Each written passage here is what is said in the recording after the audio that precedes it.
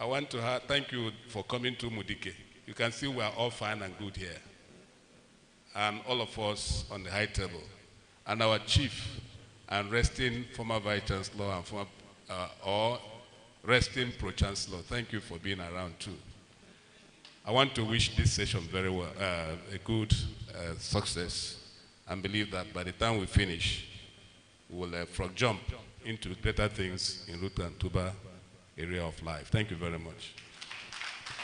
Thank you very much, Prof. Thank you for your goodwill message for Nrcri. We appreciate your presence and your friendship. We would invite Dr. Emmanuel Okugbenin to give his goodwill message. He's no visitor to this institute. He loves this institute so much. So he's flown all the way, and we'll ask him to give a goodwill message. Thank you very much, and good morning, everyone. I wish to stand on existing protocol. On behalf of the AATF management, I would like to congratulate Nrcri on this occasion of its 2024 annual review and planning workshop. And personally for me, it's an opportunity again to see many people I hadn't seen, and my apologies I couldn't be here. During your centennial celebration, I was caught in between so many international meetings within Africa and outside Africa, so I couldn't come, but again, I think I'm happy I could make this, I could be present at this annual review workshop. I would also like to congratulate Nrcri for selecting a very apt team. You know, root and tuber crops, they are big crops, and we do have strong comparative advantage cultivating these crops. And although it speaks to your mandate, linking it up with resilience will be very fundamental, especially at this time when we are dealing with many global phenomena, including climate change, and of course you have the challenges related to food security with so many problems on the continent. So I think this is a very good team, and again I congratulate you for selecting it.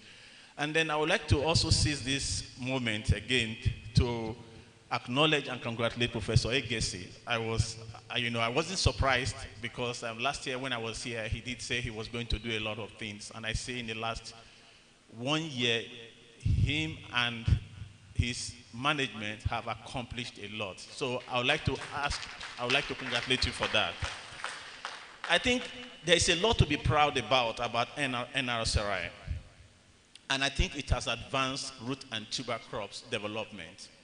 And if we can quickly link it to economic empowerment, I think not many people will be asking about the relevance of root and tuber crops.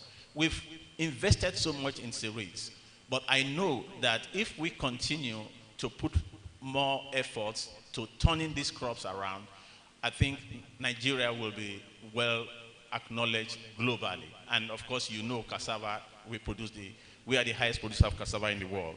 So I think Nrcri should be acknowledged for its contribution in this regard.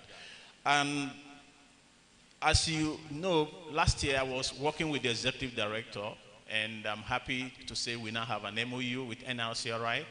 And this year, we shall be starting off with our first project with Nrcri under Dr. Egesi's, Professor Egesi's new administration. So while attending here, I will be meeting with him and some few people. We shall be starting a new project on agro-processing using a novel technology that is eco-friendly. And it will not only be addressing food needs and value addition, it will also bring in the elements of bioeconomy into cassava value chain. So I look forward to that. And with those few remarks, I would like to wish you all a very successful deliberation. And thank you again for the invitation. Thank you very much, Dr. Okogbenin. Just excited to see all these MOUs, and it shows that NRCri is going to go places with all these. They are not just coming, just gracing the occasion, but they are also investing in NRCri, and we are so grateful for AATF to have that arrangement with NRCri. So we'll take our next goodwill message from Dr. Jonah Nwanwisi of the Federal College of Agriculture, representing the VC. So yeah, the provost.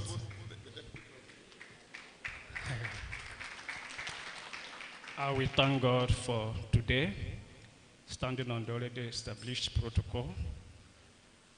I'm here to present the goodwill message from the provost of Federal College of Agriculture, Chiago, Dr. Mike Okechukwu Okoronkwo.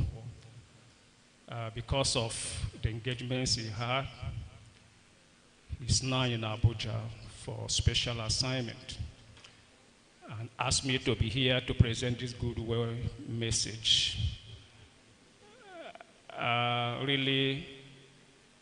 We really appreciate what is going on here, and we are impressed.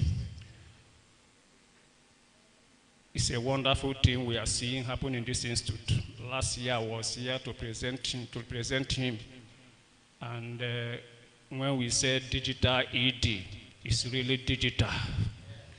And we are seeing the same digital blood injected into the staff of this institute. I was watching them last year, presentation of the research work here. I know when I was here those days, we were coming out here individually, presenting things, wasting time, questions, tasking our brain. But today, what I saw last year, only one person could stand here and do what, and handle what 15 or 20 researchers can handle at a time. Answering questions, summarizing things that you wonder what is really going on. In short, not only online, the staff have already come online. I'm just telling you what I saw, and I believe that's what is going to happen this period. I'm happy to be here to present the provost and our college associating with this noble institute and having an executive director in this magnitude. As I told you, anytime I see him on Facebook, YouTube, I become thrilled. Even seeing the staff, I see that something is happening here. I congratulate the institute. I'm believing that God will empower them to do more. Thank you, and God bless you.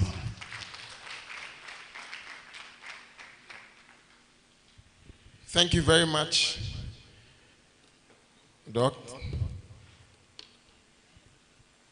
It's always nice to see this presentation. In fact, last year I was really impressed with the presentations, and I was really impressed because we've been here, and I'm sure this year we'll go a notch higher, because I know how the EG drives everybody who works under him. So we look forward to that this year as well. So we'll take our next goodwill message from Dr. Yemesi Asagbara, the Director General for the National Biosafety Management Agency, to give us her goodwill message. She's a very powerful woman. When I was telling you, this is a powerful institution in the world. These are very strong institutions that we need to be able to guard in the country, and we thank her for leading it. Thank you, Madam. Thank you very much.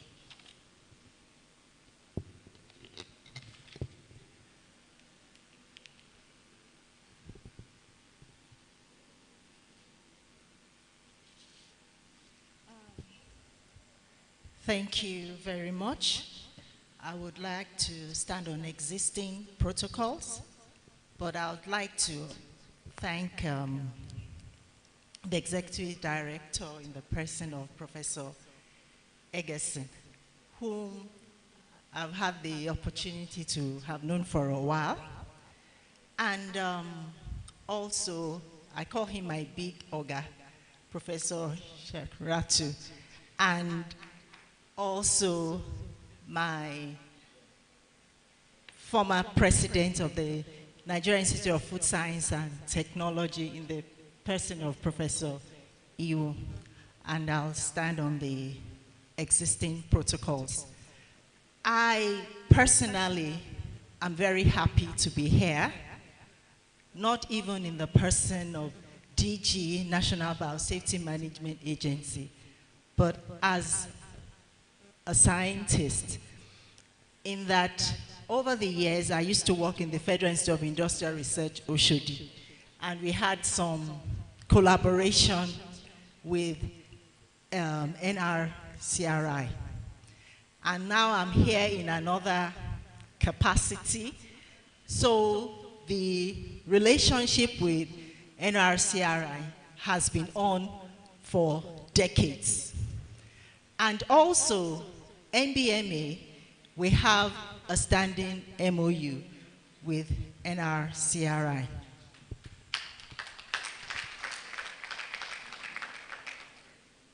So I would like to extend my warmest greetings to all the distinguished guests, researchers, scientists, and stakeholders here gathered today for this annual review and planning workshop of the National Root Crop Research Institute.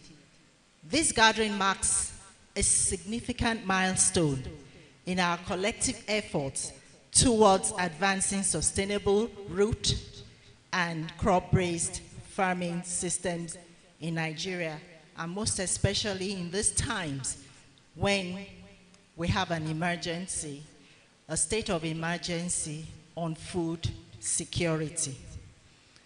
The theme of this particular review is excellent in the fact that when it says advancing sustainable root and tuber crops based farming systems in Nigeria, a pathway to resilient agri-food systems.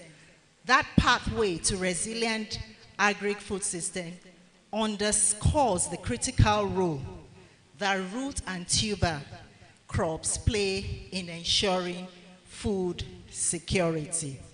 So as we will be deliberating on these strategies to enhance the productivity, sustainability, and resilience of root and tuber crops-based farming system, we must, however, recognize the interconnectedness of agriculture, environment, and biosafety.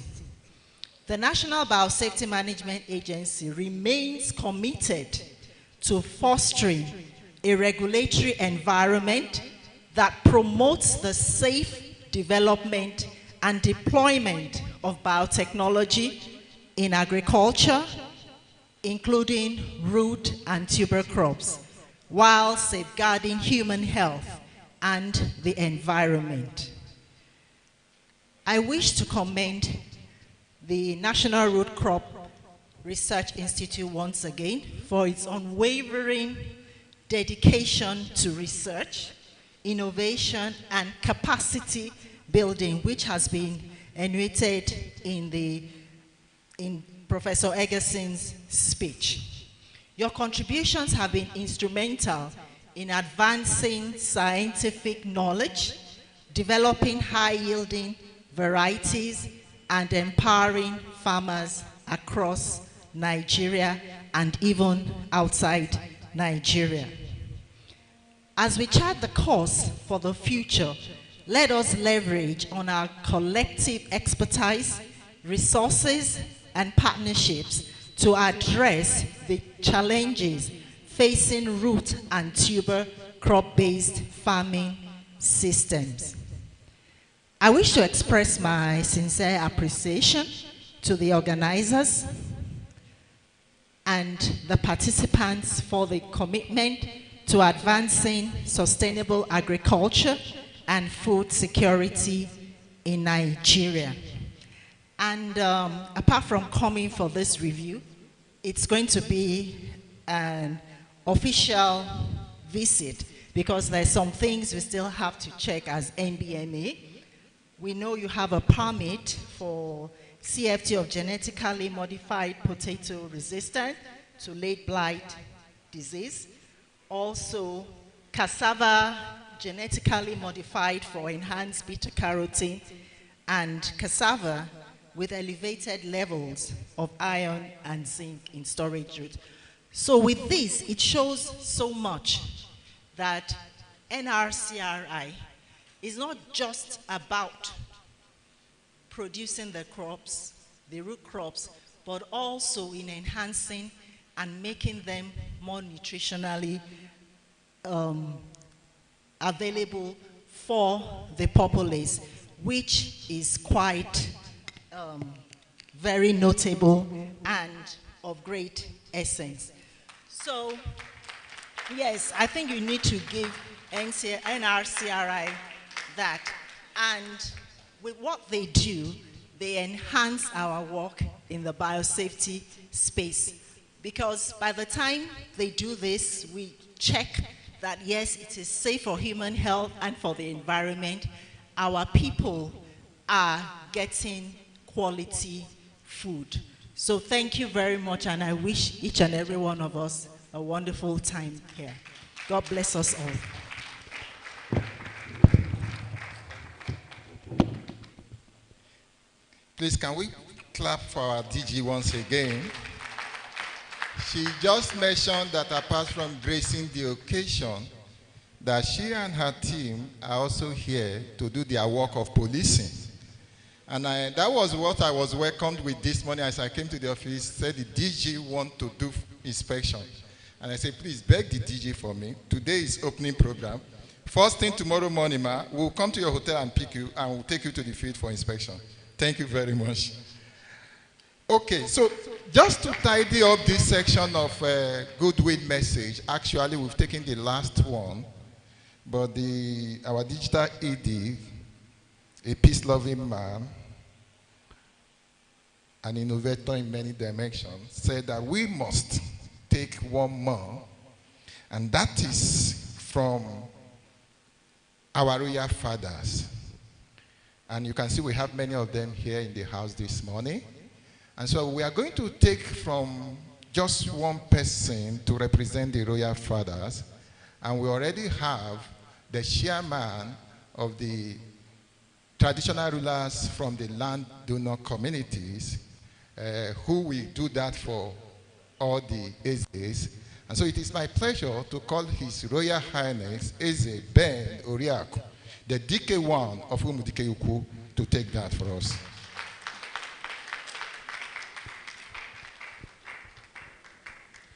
Dofenke Ndewonwo,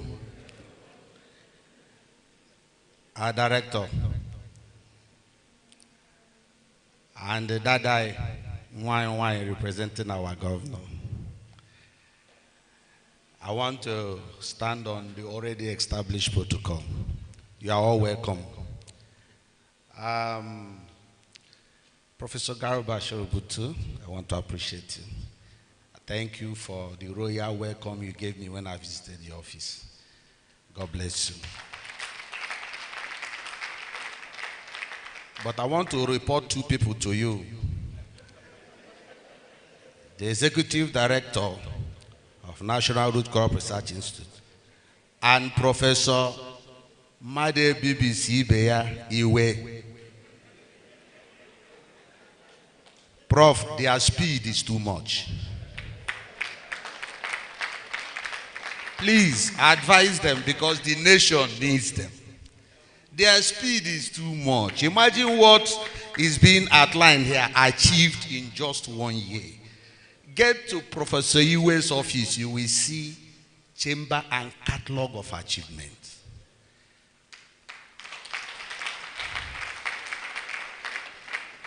You are the Executive Secretary of Nrcri Research Council. Take note of these two men.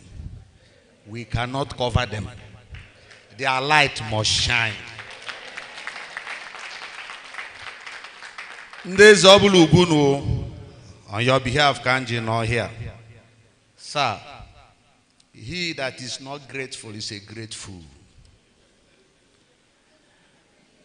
We are grateful for showcasing our communities internationally. If you Google National Record Research Institute, Umudike will come forth. There's no other thing that brings about development.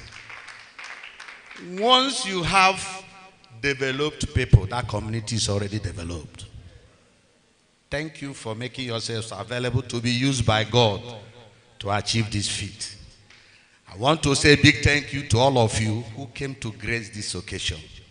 It is because of the researchers and the researches that are manifesting that engage the people. That is why when you talk of security, our area has 0%. We are the most secured area as far as Nigeria is concerned. Why? Because the people are busy, and who is engaging them? Made BBC Beofoiwe and our national director. Kudos to all the researchers here. We are seeing your manifestation. We know in less than no time, Nigeria will run out of hunger. God bless you and bless you and bless you. Thank you very much. Thank you very much, Your Royal Highness. Thanks very much for these words, because we can attest for the fact that they are internationally known. Everywhere you go to the US, they are known, and they are all the sons of this land. So thank you. We'll take. So now we get into. Now we are going one by one to the climax where we will have the opening. But before the opening, we'll have our executive secretary, Professor Garba Shaributu. He will give us his message,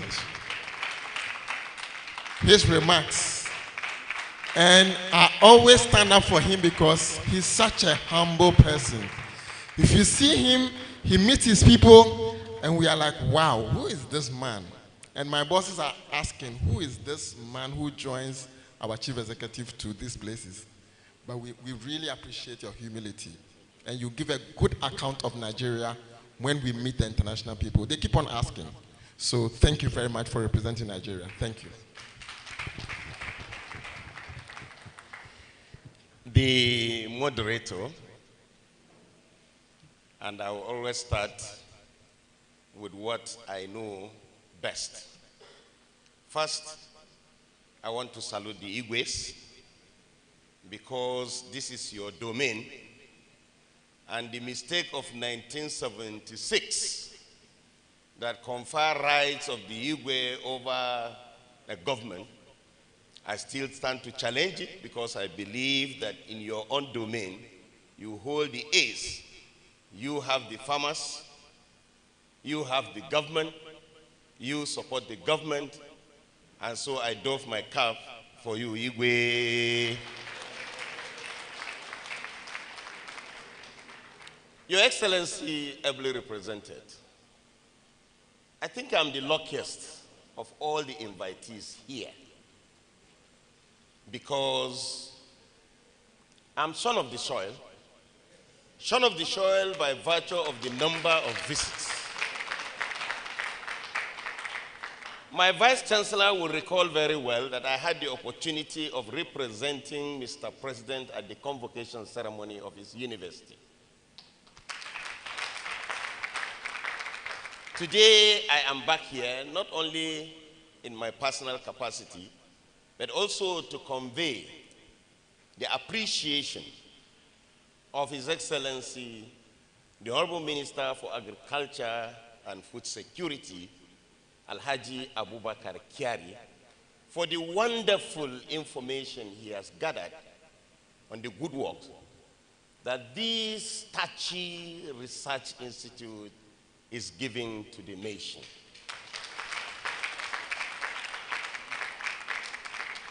Again, I am lucky that my relationship with both the Vice Chancellor and the Executive Director spanned over 15 years. First, when Makelokpara University of Agriculture was setting up a faculty of veterinary medicine, I was a dean. I was the president of the Nigerian Veterinary Medical Association, as well as a council member. I think we facilitated the coming up of that faculty. To the glory of God, that's one of the best faculties of veterinary medicine now. Again, I have the opportunity of being chairman and secretary of the screening committee of the Federal Ministry of Agriculture, then of Rural Development, mandated to select a competent and reliable executive director for the National Root Crop Research Institute. With chains and chains of intellectuals from the southeastern part of this country, very competent individuals, with the caliber of research persons we have in this institute, all of them showcasing their achievements and their productivity. I had a problem at hand of selecting who is going to run the affairs of this institute on a day-to-day basis. However, I didn't do it. I searched and searched and searched through the CV. There was no answer to it. And you know, in Nigeria, when you have problems, you first resort to our elders. I made personal phone call to the elders, the Igwes, and I said, you have to guide us. Because my minister then said, whoever you are going to bring must be friendly to the community, must involve the community, and the community, in the language of my minister, involves both the traditional council as well as the institute community and their neighbors. Now, the complex that came was because we also had people who applied from the university. They also belong to the community. We had also people who applied from here. They had the international exposure. Then after the Igwes gave me their advice, and you can see he confessed to the fact that we were discussing with him. You know, they didn't mention the name of any person because by right we were going to submit 3 names. They recommended 3 names, not in any order of priority. We got it. Then we had to go to the international community and also search. We searched from amongst members of the National Assembly, especially the House of Representative member representing this place. We also searched from the government then. We also searched from the senator representing this community. Lo and behold, when we mentioned the name of Chidozie Egesi, I had compliments and compliments and compliments.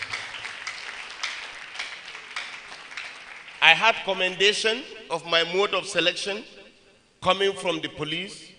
I had commendation from the ICPC. I had commendation from the DSS. I had commendation from the members of the Senate Committee on Research Institutes. I also had commendation coming from outside this country. Believe you me, AATF commended me, and good enough, it raised my status as a board member there because I was respected. I also had commendation from the African Development Bank, who also complimented the efforts of all these people. I want to say, when I entered into this campus, I can tell you before God and man, when I came for the promotion exercise, because I insisted that I have to be here during the promotion to see why these CVs are there. Were they concocted CVs, or they were CVs of people that actually merited it? I sat throughout the interrogation and the screening. What I saw was wow. And that all the 2 people, All the people that were promoted, I can tell you they merited that promotion. They proved the CVs I saw, and they proved to the fact that the productivity was actually coming from this place.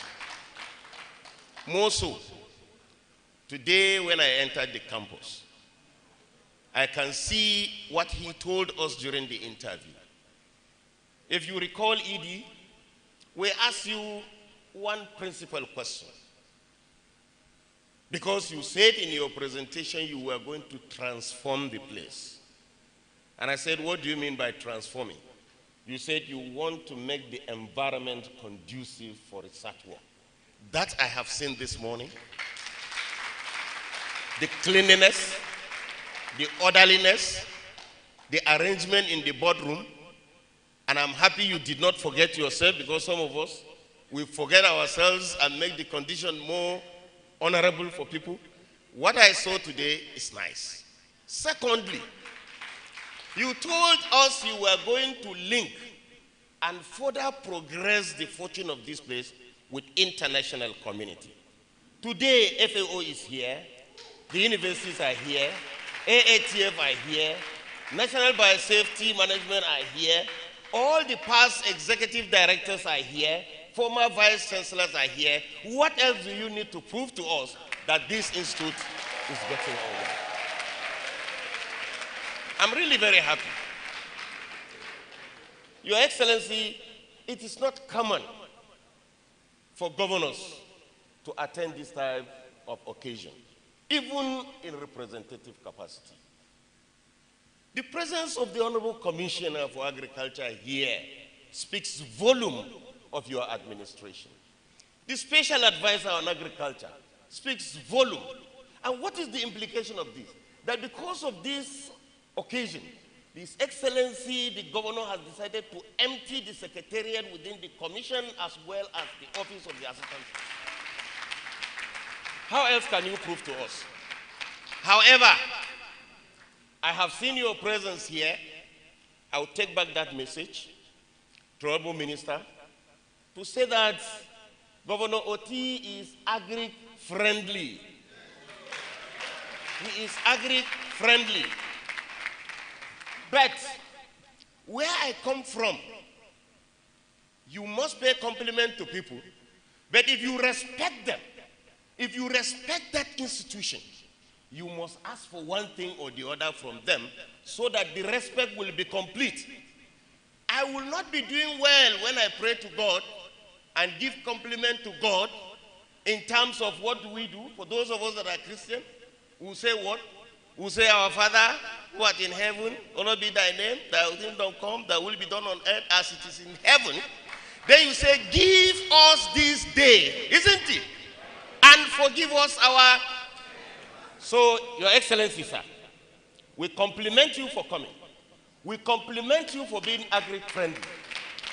But we will be doing our job when we say we need the presence of Governor Oti here on this campus. Not in person. We need his signature here. And the signature is by way of extending some of his laudable projects to this institute, so that we will continue to remember him, we will continue to honor him, we will continue to adore him.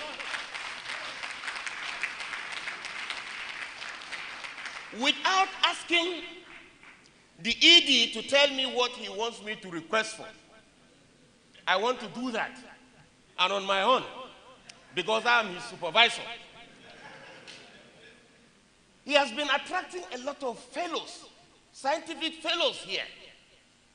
Your Excellency, I will not want him to accommodate fellows who are going to stay here for 3 months, 5 months in a hotel. I want a fellows dormitory in this place, complement of His Excellency. It's a very simple one. I'm trying to have one in the Agricultural Research Council of Nigeria. Somebody has put up one for me in order to accommodate international organizations. But here, we want you to have a dormitory that will take most of these research fellows that are coming from London, from America, from Germany, from ATF Kenya, in order to accommodate them in this place. And believe you me sincerely, I have followed your campaigns and we prayed for you. I have followed your inaugural speech, including the controversy following the election. We all followed and prayed for you at the level of the Agricultural Research Council. I am not guilty of that because I saw something good and I believe that this prayer will not fall down for nothing, just as our prayers to Almighty God does not hang in the balance. And I want to tell you thank you because that prayer is answered.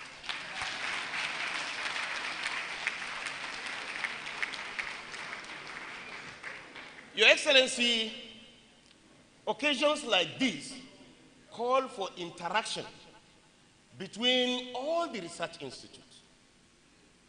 We are supposed to see the preponderance of not only those from research institutes, but from universities. Not only those from universities, we also want the involvement of your ADP, your local government agricultural department, are by right supposed to be part and parcel of this development. Over the years, monetary issues, funds have limited our consumers from the local government from being here. Money has restricted members of the ADP and agricultural staff from being here. Now that you have heard, I know that that will be a thing of the past because we want the technologies developed here to reach the farmer because that is the essence of the establishment of this institute. Remember that this is the only institute that has been charged with the responsibility of root and tuber crops. This is one of the institutes that has their power spread across the length and breadth of this country. No any other research institute has the number of commodities that is covered by this institute. Why do I say so? Because in the north, you also have root and tuber crops. In the southwest, you have root and tuber crops. In the southeast, you have root and tuber crops. People are beginning to think that Umudike should now begin, right now that they have succeeded in making dry land root and tuber, very soon will drive you into the sea to make sure that you come up with products that can survive into the sea.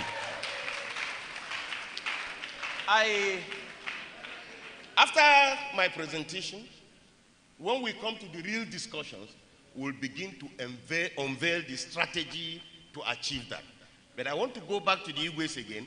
I said, I thank you very much. Last week we were together with an Igwe that is a farmer, that is a very humble person. We all discussed this as if I understand the language. Don't underrate yourself. Emmanuel will bear testimony that we exported the Igbo culture right to our meeting at AATF. And what did we do? All we did was we were speaking English and English and English. We were speaking crop and crop and crop. Yes, tuber crop was there. But we needed a symbol because Goodluck Jonathan was appointed an ambassador and he had to be with us. So we said, what is it in Nigeria that we are going to showcase? Emma, what did we do? We took kola nut there. We taught them how to break kola nut in the spirit of Nigeria. Thank you very much.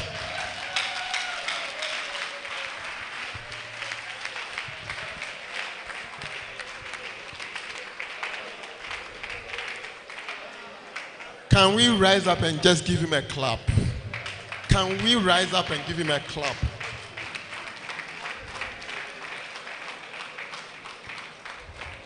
Wow. Thank you very, very much. Thank you very much. Please be seated. Wow. You know, when he was speaking, I was watching to see if he was reading because he kept on looking at the ED. So how can you look at the ED and still be reading? It means that he has everything that he has in his heart and he was pouring it out. Because you can't read your notes and still turn and be speaking, except you know what you want to say and it's within you. It's not just a written speech where you are just reading to tell people. And we are so grateful for those words. And just to hammer a bit on the accommodation, we have Those who know IITA, we have that in IITA. iHouse. That is where it was meant for students, for fellows, to come there and learn and do it. And how, I mean, you just spoke some of the things in our hearts, that if we had it in here, because some of the people want to come, but where would they stay if they come?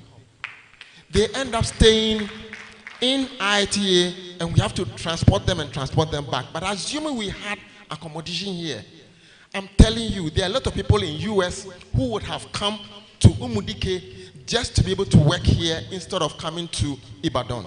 But it's because this is not here. But if this is here, they will come. And so we are so grateful for raising this.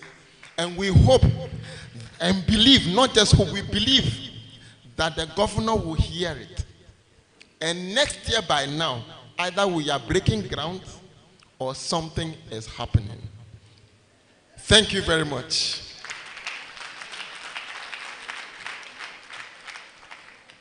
And I think this is a good time to get into the next one.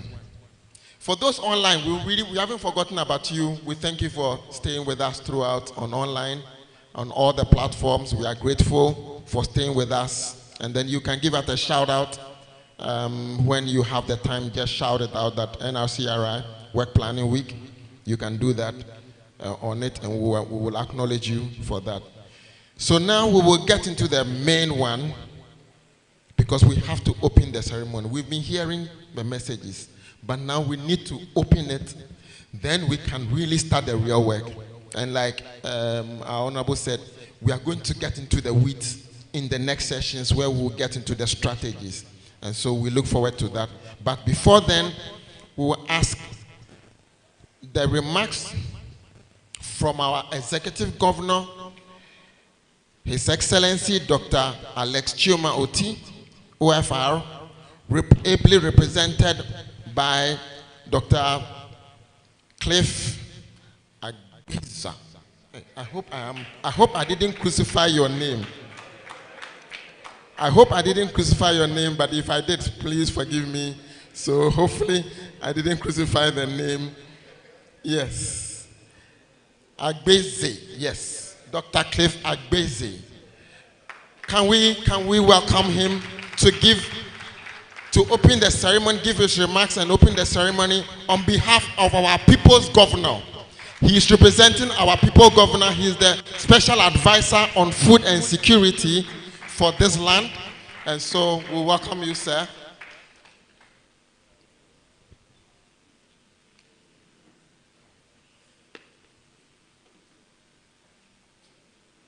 Thank you very much. Thank you very much, Mr. MC. Ndeze, Mamman, Gelewen, Abia, Mamman, Nigeria, Kwezon.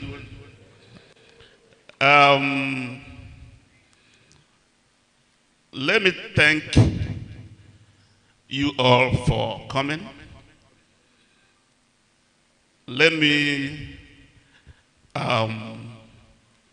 appreciate the Executive Director and Chief Executive of National Root Crops Research Institute, NRCI, Professor Chiedozie Ngozi Ekes, our dear friend. Let me also appreciate and recognize the Executive Secretary of Agricultural Research Council of Nigeria, Professor Garoba Hamidu Shaributu. I hope I got it right. Let me start by saying that the request you made to His Excellency has reached him, because His Excellency has 4 years here. It has the ears of my humble self as his representative, and of course it has reached the ears of the Honorable Commissioner for Agriculture, Professor Monica Ironkwe, who is also the chairman of this occasion. You will get a response sooner than you expect.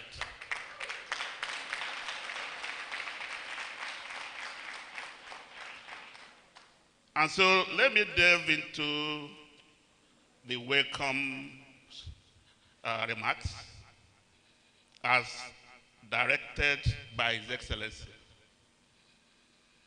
And let me do that standing on the already well-established protocols, but not before recognizing the decay of Obudike. I salute you, sir. And our dear friend, Eze Philip Ajomiwe. And I use these two Ezes to reach out to the other Ndeze here seated. Mr. Chairman, our own dear Commissioner for Agriculture, the Executive Director, distinguished ladies and gentlemen. The speech I bring here is as approved by His Excellency, and you would permit me to just read the text as approved.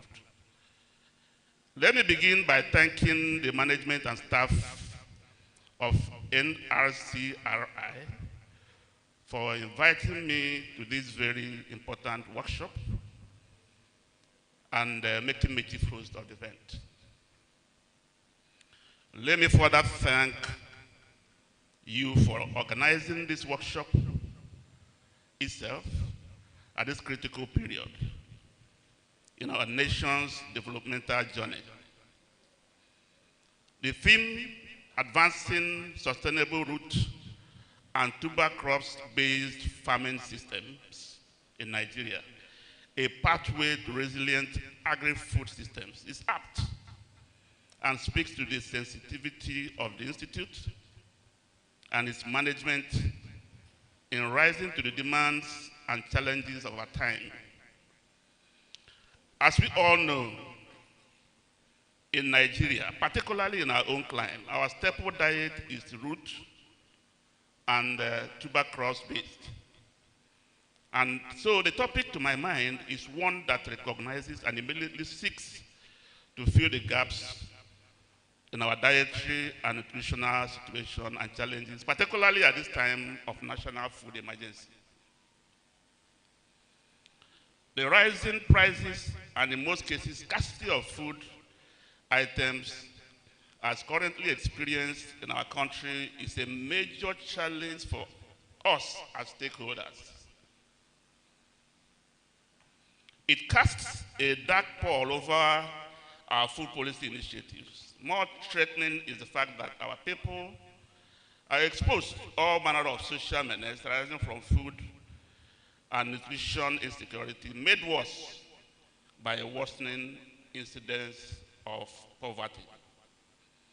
The emanating social unrest arising from hunger is a harbinger to a much wider dimension of insecurity.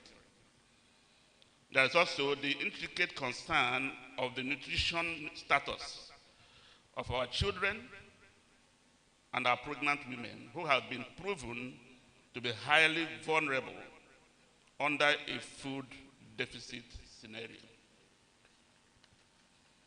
The challenge before us at this time as leaders is to quickly evolve a strategy or strategies towards migrating from a food deficit status to sufficiency in the shortest possible time.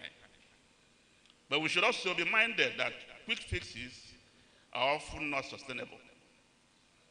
The more enduring path being in the articulation of research-driven innovation and adaptation to and replication of proven practices.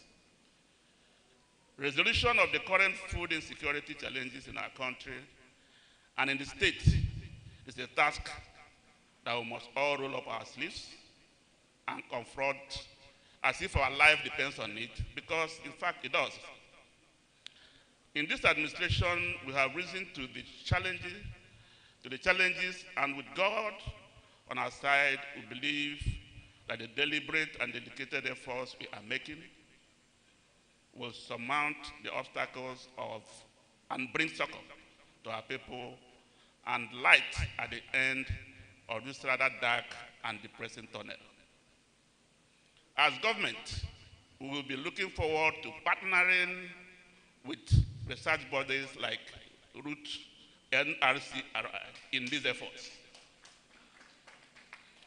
My attraction to attend this event lies in the unwavering passion and commitment of the Nrcri team to research as a driver of agricultural innovation. It is noteworthy that collaboration with all stakeholders is an important part of the Nrcri vision. This inspires hope as it points to an inclusion and bottoms-up driven development agenda, which are the social building blocks of sustainable development. We must continue to strive on a sustainable pathway in our drive to turning around the fortunes of the over 200 million people of Nigeria. The economic burden of limited and scarce resources is a production constraint faced by no other economic sector at a higher degree than the agricultural sector. Research reports have it that the frequent and marauding conflicts and carnages in our country result partly from population pressure on the fixed and in some cases depleting resources of land and water. This challenge and other related ones can be ameliorated through adapting sustainable farming systems and practices. No doubt, agricultural policy thrusts in the right direction are inevitable for our collective breakthrough from the woods. I have neither the intention to bore you with the bureaucracy of policy formulation, nor to delve into its academic treatise. We all must simply ensure that only the right and practicable things are done. For instance, in this workshop, papers that show feasible technology practices must be selected for application. It is important to create an operational guideline to accommodate views with solutions irrespective of their deviations from the norm. This is an acclaimed path to disruptive innovation, a concept that is turning around traditional practices. Agriculture must embrace disruptive innovation tenets in the areas of policy, projects, and investments. The business age of agriculture should project developmental incentives in the form of a new public good, immune from the free rider. The new public goods are many and varied, while some could be referred to as intangible institutional frameworks. Others are tangibles like rewards to farmers who maintain advised practices. These forms of incentives could be part of the required panacea for an inbuilt resilience to power agri-food system in the face of throngs of challenges from climate change, macroeconomic instability, policy somersaults, and rough products from our farms. In the annals of development, countries that depend on raw commodity exports of agriculture and minerals only get an infinitesimal proportion of the value of the exported raw goods when processed. Let there be a research option on processing. As we all know, every system is an all-encompassing unit, and entire parts must work together as a holistic to achieve the expected rules. The agri-food system is not an exception. Let me therefore conclude by saying that it's only when the agri-food system has sufficiently performed the fundamental roles of adequate supply of nutritious food, generates private and public incomes, and employment, feeds the local industries with agricultural derivatives of raw materials, and serves as a veritable source of foreign exchange that it could be adorned with the garland of resilience. Let me once again thank you for inviting me to this workshop and for allowing me to play chiefs to our esteemed participants. I welcome you most heartily to this event and to our dear state. I hereby declare this workshop open. And this is coming from our dear governor, the visionary governor, the revolutionary governor, the people-oriented governor, and the governor that says it as it is. He's not the conventional politician that talks and talks and talks and does very little. Our governor walks his talk, and the evidences abound, as we all know. And so the partnership we have talked about with the Research Institute should be taken to the bank. And our friend, Professor Gessi, knows that we're already having a handshake. And that handshake is going to be made stronger.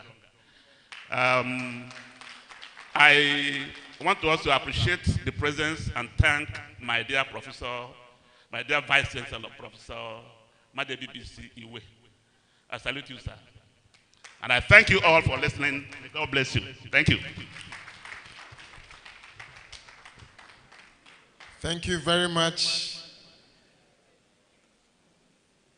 Our representative of His Excellency. No, it's. Thank you very much. Let's give him a clap. It's not easy wearing the shoes of your governor. Thank you, thank you, thank you, thank you, Dr. Cliff. We thank you very much.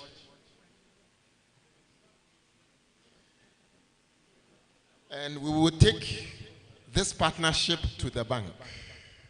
As Nrcri, we will definitely hold you to it. We will hold the governor to it. We will keep it. Because we know once he said it and he says he will do it, we know he will do it and we will follow up. Thank you for that promise. And we want to enjoy that partnership really, really, so that we can sell this state across the world. Thank you. We now get into the, so let's clap. Let's give him a clap. And then, yeah.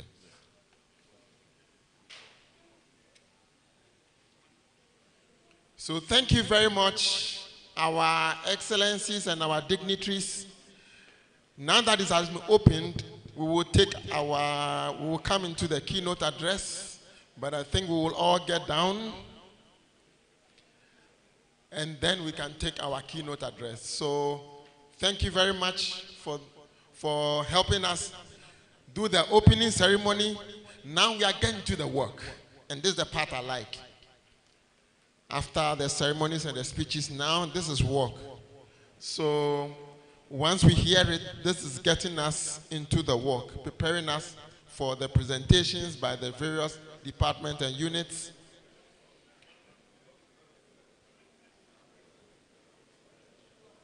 Thank you, His Excellency, for opening this workshop for us. And we know that we will give you feedback after we have finished. We will definitely report back to you of the work that has been done.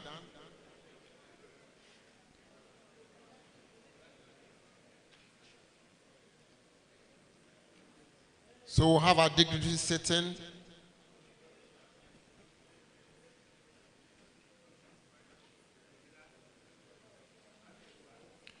Thank you very much for this session and for the Igwe sitting in and listening. We are now going to get into the main work while we are here. And I'm sure we are all ready. So there should be a forerunner to the speaker. So we'll have the forerunner giving us a bit of who we are going to listen to, because sometimes it's good to hear who are you going to listen to.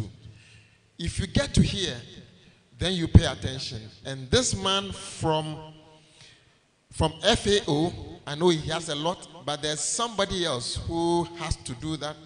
And we'll ask Dr. Joe to just introduce our main speaker for this occasion. So, Dr. Joe. Thank you, Richard. We are just about to listen to the keynote address, and permit me to invite our keynote speaker to come forward, sir.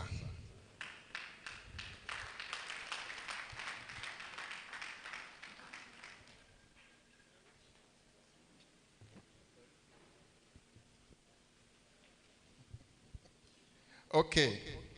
Our keynote speaker today is Dr. Kent Nnadozie. He's currently the secretary of the FAO International Treaty on Plant Genetic Resources for Food and Agriculture. He is a seasoned lawyer by training. Dr. Nnadozie holds a Doctor of Civil Law degree from McGill University, Montreal, Canada, with a focus on international relations and the international legal issues related to genetic resources. Dr. Nnadozie also holds a Master's of Business Administration degree from the Lagos Business School, and of course, a bachelor's degree in law. For over 15 years, he had extensive experience working for the United Nations FAO on legal and policy matters and intergovernmental processes with both the International Treaty and the Commission for Genetic Resources for Food and Agriculture, overseeing various technical areas and promoting closer cooperation and synergies with other international organizations. Before joining FAO, Dr. Nnadozie has been in private legal practices, academic research, and also consulted for various international organizations, governments, non-governmental organizations, and other institutions on environmental and natural resources law, as well as policy and legal issues in agriculture. Today we are going to listen to experience of several decades of working on legal issues on genetic resources and international treaties. So it is my pleasure to present to you Dr. Kent Nnadozie, our keynote speaker for today.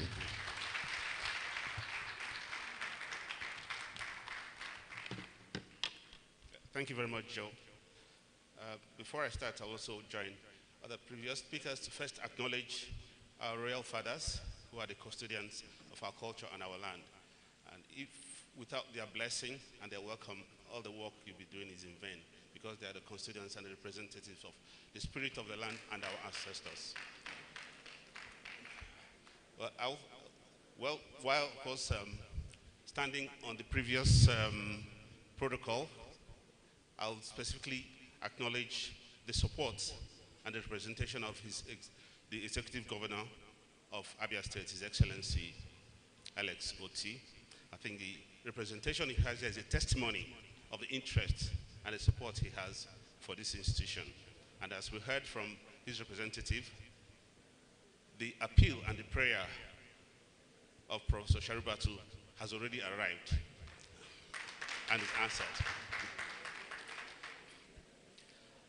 I will acknowledge the Honorable Commissioner, who essentially had to rush off to other engagements, Professor Monica Ironkwe, whose support is very, very fundamental to the work that you're doing. Professor Sharibatu, in the legal profession, I would have said, after your speech, I concur totally, and I rest my case, and I would have escaped. But somehow I have to still justify my presence here by making a speech, as it were. Professor Gessi, yes, all the commendations that Professor Roberts had said, it is true in total, in all respects, at all levels.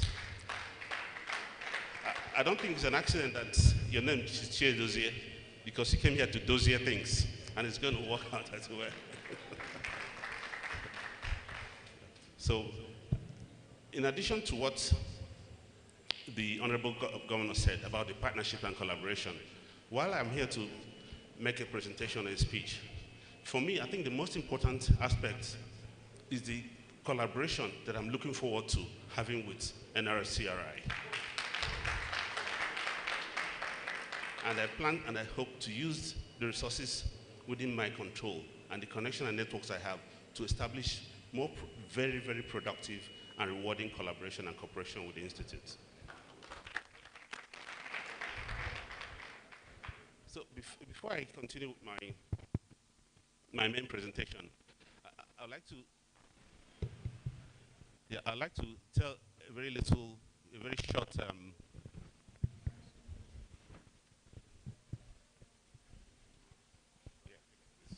oh, this is better, okay. Yes, so in order to continue with my presentation, I'd like to tell a very short anecdote. It's a very short story which you may have heard some version of it or the other. But I think it's symbolic of the work that you do and some of the points I want to make with regard to what is the expectations of your institution, of your team, of the researchers, but also of the community and your constituency at large. There was this man who was employed in a factory. The factory also does woodwork and things like that. So one day, after the closure of the day of the work, he was, pushing a wheelbarrow with a carton inside it. So on reaching the checkpoint on the gate, the security man stopped him and asked him what he was carrying. He said, I'm just carrying some sawdust. That, when we finish with work, the company normally burns the sawdust or throws them away. But I just want to take some of it home so that we can use it to cook our food. He said, okay, go. He does that another time and does that several times. So the security man one day stopped him. Look, that matters, but what you see. And as a scientific institution and a research institution, it's a matter of having a different way of looking at old problems, the key issues you're dealing with. Because if you keep looking at the same thing, you will not create novel solutions or approaches to deal with existing problems and imagine challenges, both from the environment and from other systems around us. So it's a matter of you having a different look. I know that people are fond of saying, think outside the box. I think that's wrong. Think without the box. Throw away the box and think openly and broadly as much as you can. So once you have a box, whether you're inside it or around you, you have restrictions, you have limitations mentally, but also in the surrounding environment. So you have to throw away any sign of box or constraints and think widely and broadly in dealing with issues and defining problems and addressing them and finding solutions to those problems that you deal with. So Professor Gessi, in the medical profession, some of the best surgeons that we have are those who have operated in war zones because they've seen it all. And they're able to do miracles with very little resources. No fancy equipment, no fancy anything. So the way I see Nrcri is that you are on the front line of the fight against hunger and poverty. That despite the limited resources that you have, the obstacles, even sometimes I believe, deliberate undermining and deliberate sabotage you might face, but you are in the front line of this battle we're facing against hunger and food security. And I have full confidence, as expressed by other speakers, that you are capable. And with the wonderful team that you have in this institution, they're going to make an impact, make a dent in hunger and food security issues as livelihoods as well that we're facing in this country. And that brings me to my formal presentation, because the issues that you're facing go beyond just the immediate challenges that you have. They are also global in nature, but also have local implications for you and the work that you do. So the problems and the challenges that we're facing currently are multifaceted, multiple, and they come in stacks and in packages. So many years ago, we used to have problems. They come one after the other, or sometimes you have a drought this year, and next year then it goes down. And then you have locust infestation, or you have one pest infestation or virus coming up. But these days, they come in numbers. They come in groups. One comes, they bring their family along, their brothers and sisters, and sometimes they bring their in-laws too. So it comes in great stacks. So that is why you have to have different approaches and different ways of addressing problems. And the way they are immediate and they are facing out now, you cannot say, let me deal with this issue today so that tomorrow I'll deal with the other one. You have to find a very holistic approach of addressing all of them, that one solution you provide could address different aspects and different problems that we have. In terms of genetic erosion that we are experiencing now, so I'm sure many of your scientists have also experienced it. We are losing diversity at a great pace. Some of the varieties and crops that we used to plant and eat in olden days are no longer available. They are nutritious quality food. They are also resilient and they are adapted to the local conditions. But we are losing them. In addition to losing varieties, we're also losing crops, whole genera of crop that would have contributed to our food security in Nigeria and globally as well. And unfortunately, the more we lose our ability to address the problems that we have, in addition to facing the ones that we don't know yet that are going to come in the future. We lose that capability and capacity. As an example, based on current research, we have identified over 400,000 plant species. And over the years, over the millennia, human beings have utilized over 6,000 crops for food, either by cultivating them or otherwise by gathering them from field. But the problem we have now is that all over the world, even from regionally important crops, at a reasonably large scale production, only about 150 of those are being cultivated at a reasonable level. But that's dangerous for us, and that's very risky. It reduces our ability for resilience, but also exposes our vulnerability. And when you come in closer, only 9 crops all over provide about 66% of the production. And then in nutritional terms, we have only about 5 crops that provide over 60 or almost 70% of our calorie intake. When you count them, rice, potato, wheat, and others, it has huge implications, both on the health system, but also on our ability to withstand shocks. That if you have a major problem of virus infestation that decimates a crop production for any particular year, the impact is going to be on a very, very large scale. Okay.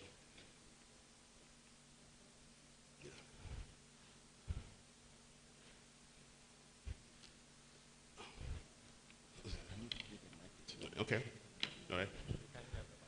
All right, and I have to speak. I wish I had a stand here. It would have made it easier for me to say. I like to have my hands free. Okay.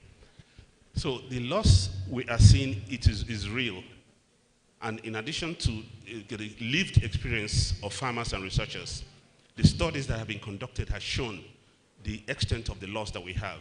That over 100 years ago, if you look at some of the crops and the varieties that are on top, the band shows the range and the wideness or the width of the varieties that were being cultivated and used. But when you come down to the root side underneath, today, this is how far it has narrowed. And in many cases, we have completely lost varieties that are no longer available anywhere else and lost forever to humanity.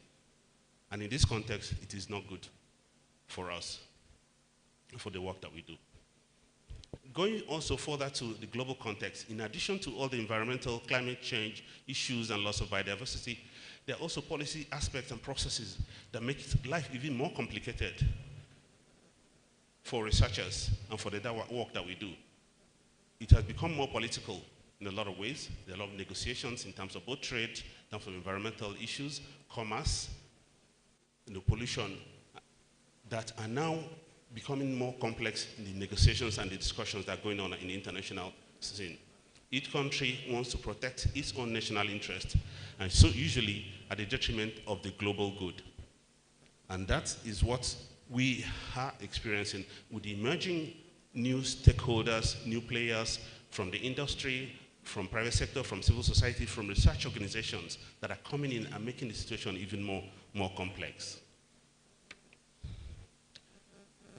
So while this is continuously evolving, proliferating, but it's also becoming fragmented, so that we have issues. We are discussing one issue in one forum in WTO in Geneva, you're discussing another issue on biodiversity in Montreal, and then you have another, you're discussing agricultural biodiversity in Rome. So it's fragmented, there's no consistency across the board, which makes it extremely difficult for countries to be able to adopt policies that will address all this multiplicity of problems that I have identified initially. Because at the end of the day, you find that there are, in the same government, in the same countries, they'll go to Geneva and talk something different. They'll come to Rome and say something different. Because the different ministries are not coordinating, are not exchanging, are not communicating with each other. So the people in the environment sector will say something from a different perspective because of their, their orientation, and the people in agriculture, being a productive sector, would say something different in another international forum. So when you look at that, try to do a very simple representation of some of the places where these things have been discussed. You see how confusing and how complex it has become over the years. And somehow at the national level, that's where it is all supposed to be all settled and resolved. Okay.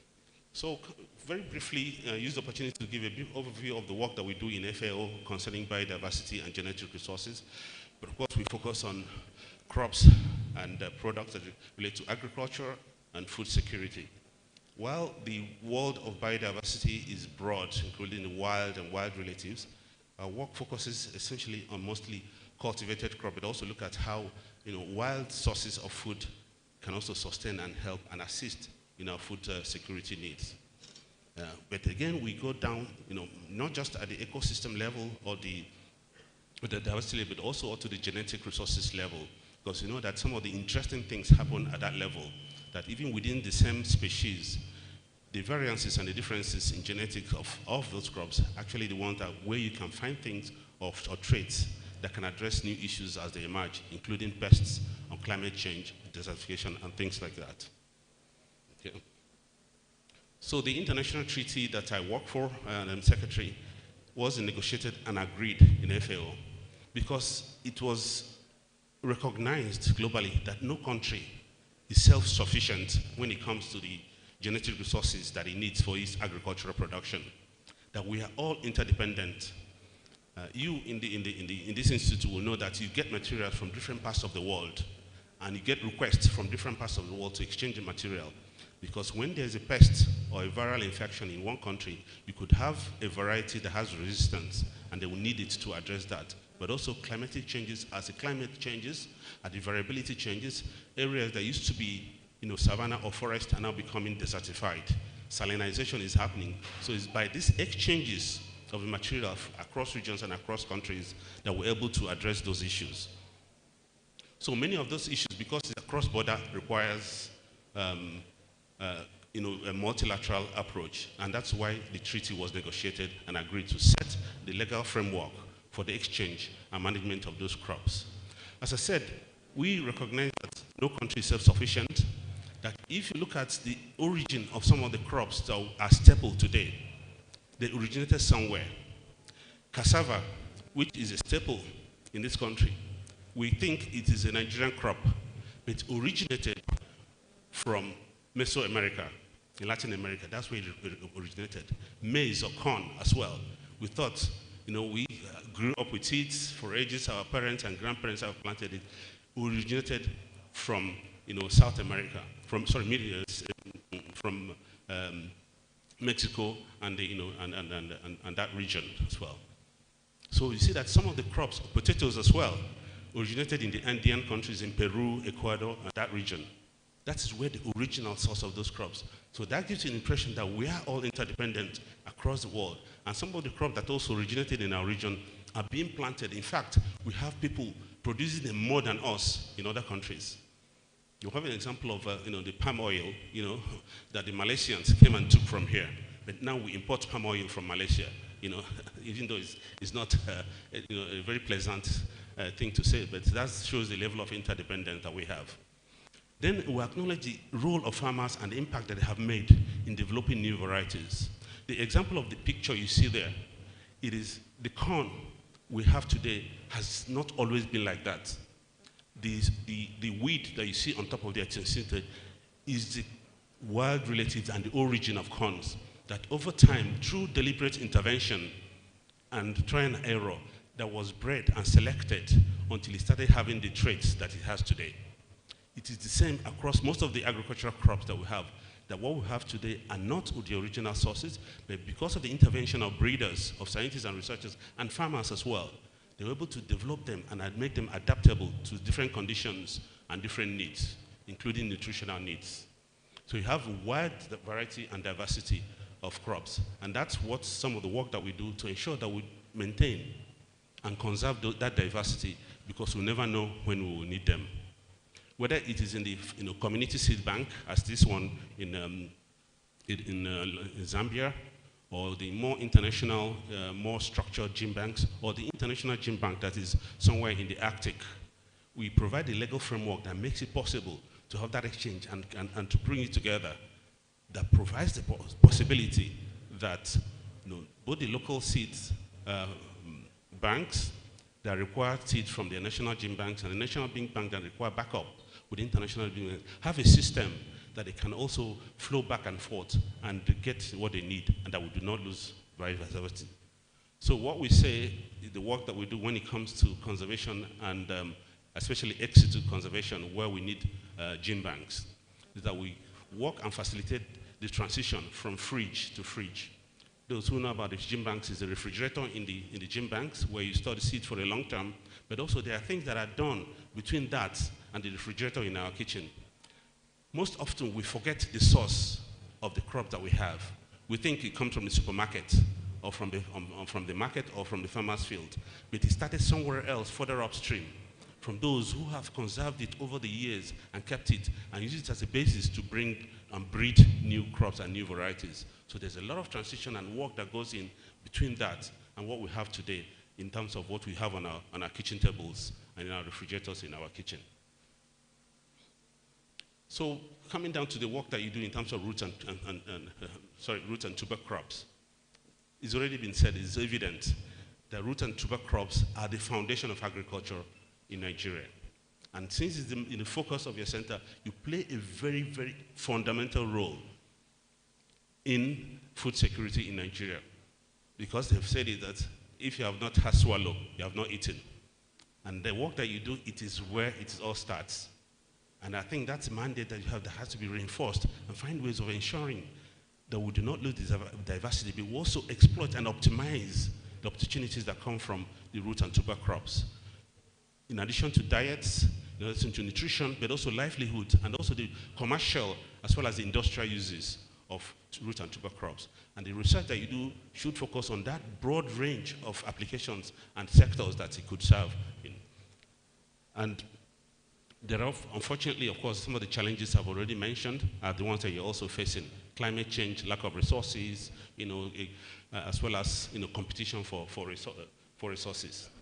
So in this context, some of the questions I've tried to pose, which provided a few pointers to, but also hopefully the panelists will also address, are this: that in the context of where we are, the challenges that we face, which are increasing by the day, food security, climate change, hunger, poverty, how do we, in that context, conserve the diversity that we have, that we do not lose it? Putting systems where we can use it, we conserve it, but also make it and bring it to the service of farmers. How do we increase collaboration across, not across countries alone, but across disciplines? Because it's from the partnerships and the collaboration that you have that you're able to get new ideas and new processes and resources and capacities to address existing problems in new ways. And most importantly, how do we translate science into policy action? To have scientific research inform policy decisions that the governments make, not based on other considerations, but on facts, on objective facts. That when they put a policy in place, it is based on those considerations, not just, of course, the government must have other responsibilities and constituencies to serve, but it's important that they take into account scientific research and scientific outputs in making those discussions.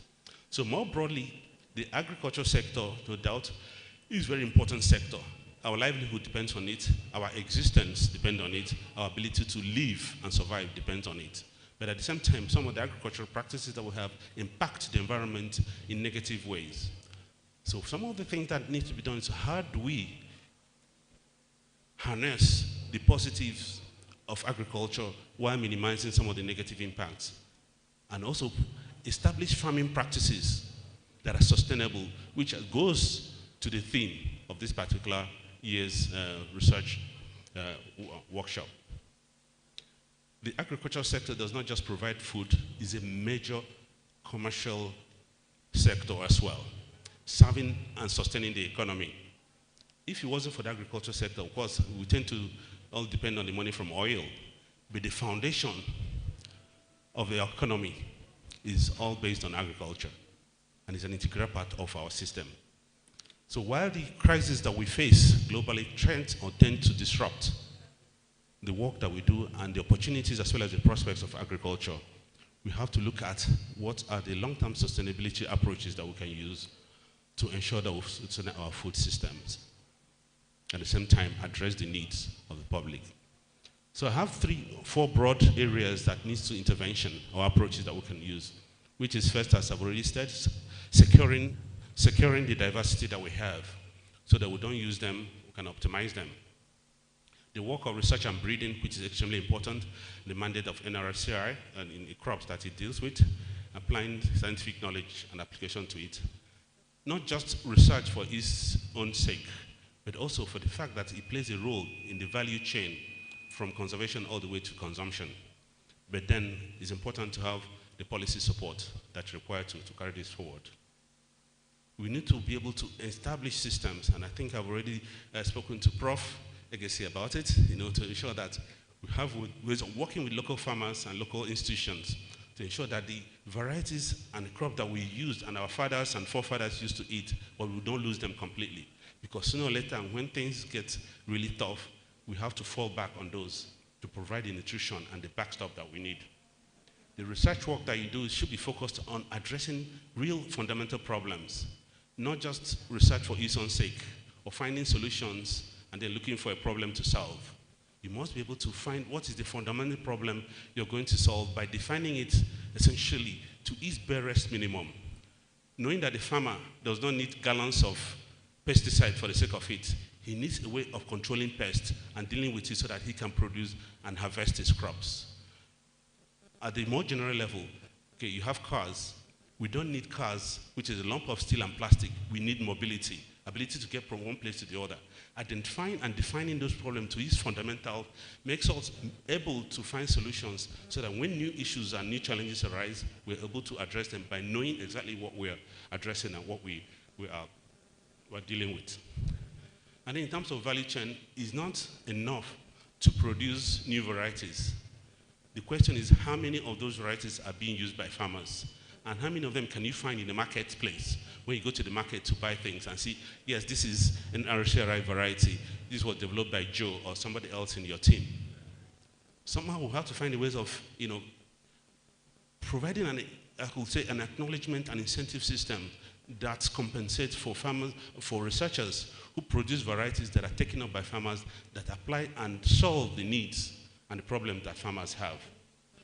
So by way of looking at the full value chain, you're able to know what is needed and research accordingly and address the problem that is faced down the line.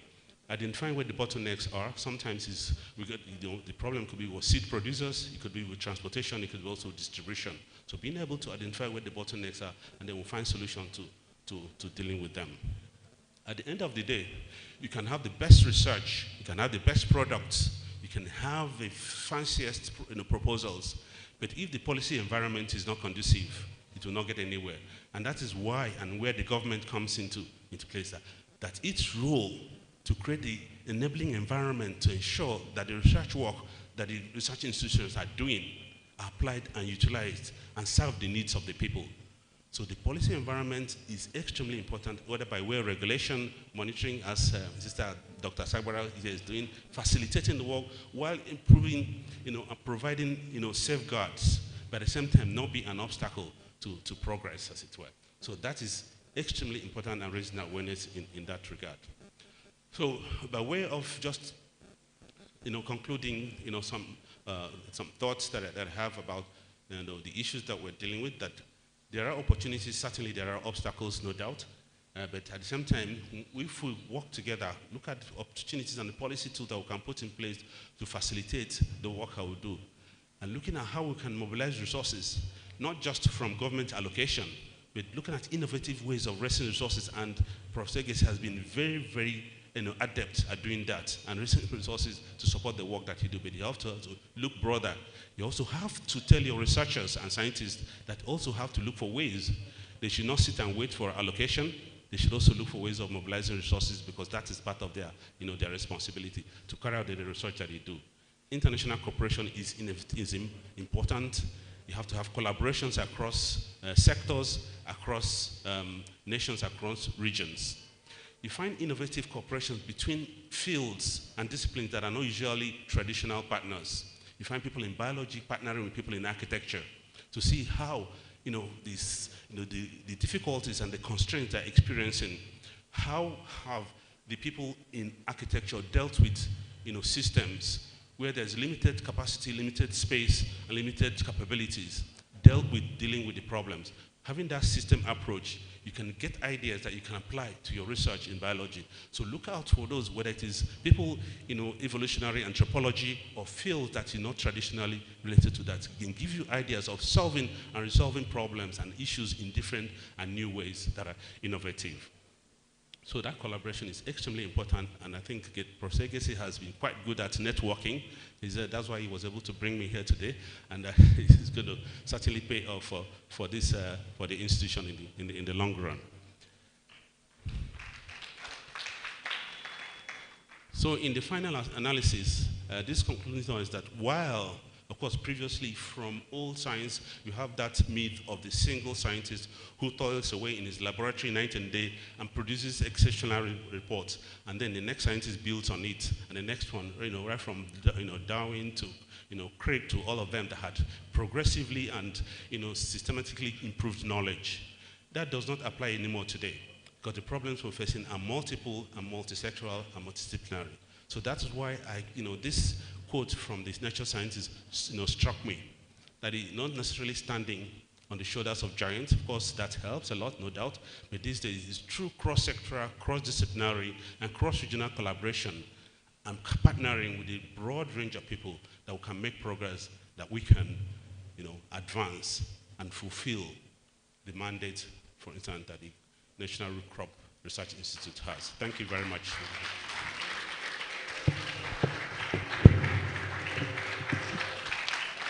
Thank you, thank you, thank you, thank you. Wow.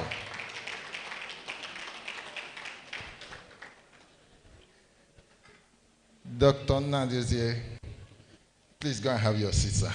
Can we put our hands together once again for him?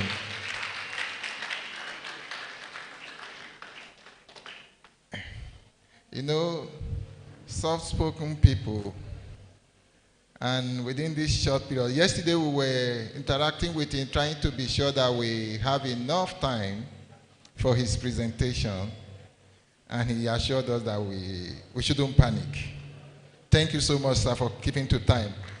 We will not be able to take questions now. Of course, this keynote talk, but we are going to still have a panel discussion where few of the big heads here will be able to participate in diving deep into this. So, without wasting time, I want us to proceed to the next thing on the agenda, and that is actually the group photograph and the tour of the exhibition stand and a tea break. So we are combining three things together: group photograph, media team, please make sure the place is set, arrange chairs for that. We will quickly take a tour of the exhibition site, and then we will combine it with our tea break, and then we will quickly come back here for the what I call the executive panel discussion. So please, can we stand as we go for the group photograph? The ED, the ES, the high dignitaries, we will proceed for the group photograph right now before we come back for the panel discussion. The AZs, please, media, make sure you are ready for them as they are coming. Let all the seats be set.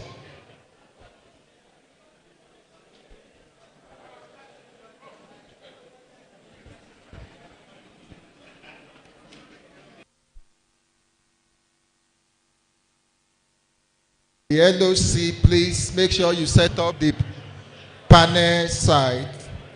Director PME.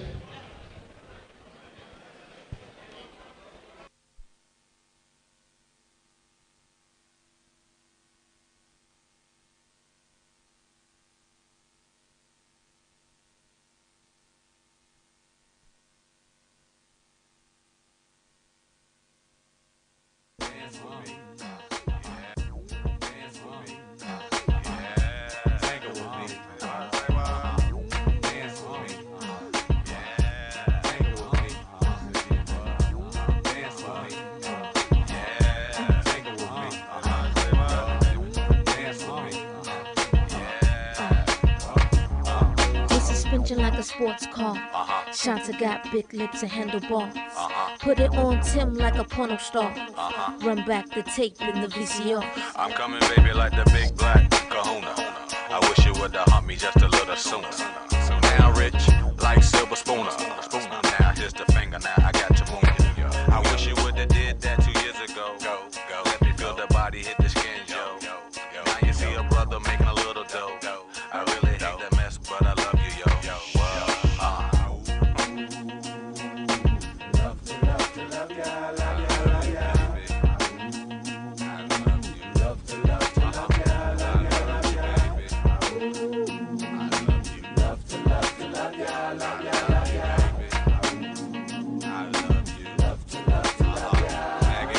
Dream about Neolongo, make all the Luciano and girls with condo, Chanel with Gaetano.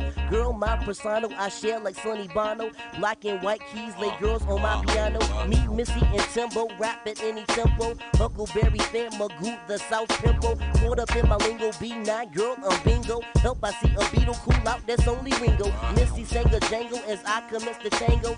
Genuine riding on a pony, put money in the middle. Check the riddle, got your girl pants hot a little. Thinking that she died when you only just a nickel. Take a tickle, cause your man pickle green and ridiculous. Mag and 2-0 from down south and Hickle.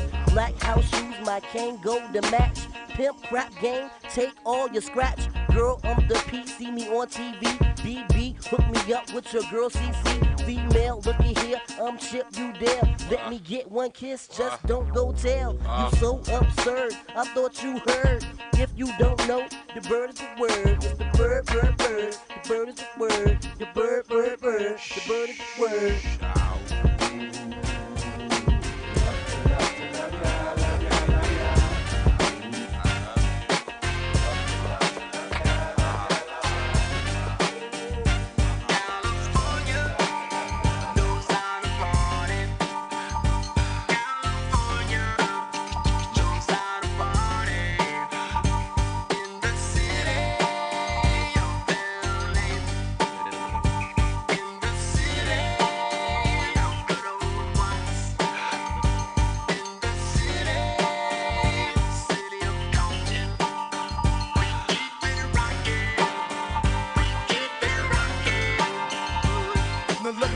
Everybody to the Wild Wild West, a state that's untouchable like Elliot finesse. The track hits your eardrum like a slug to your chest. Like a vest for your Jimmy in the city of sex. We in that sunshine state where the bomb ass him be. The state where you never find a dance floor empty and pimp speed. On a mission for them greens. Lean, mean, money making machines serving fiends. I've been in the game for 10 years making rap tunes.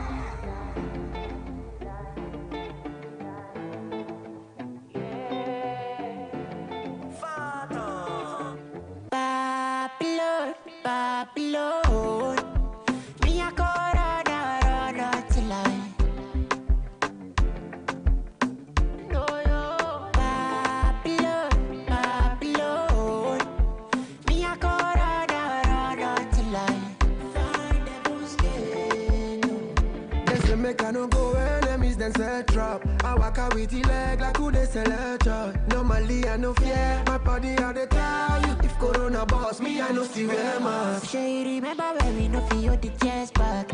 When we see the pushy, I no scoot to first talk.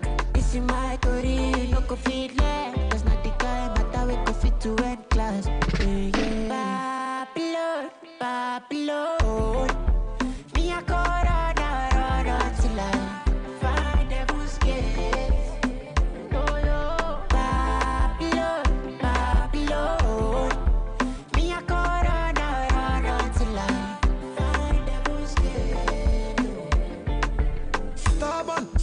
Stubborn for you go. Blood like an aku for your face like Okoro. Leader, lion, yes I be idolo. Fight and face my fears, no ojoro. Fire burn Babylon, Jesus. Man I move like a stallion, Jesus. Meeting strong in a Dagaland, Jesus. What best are the champion? Big Tony Carrion. You be the shake me, say I no be mad bow. I got his setback, if I easy my setback. She ain't I get the ticket, and I stop for basketball from me to your 3 to 8 hours.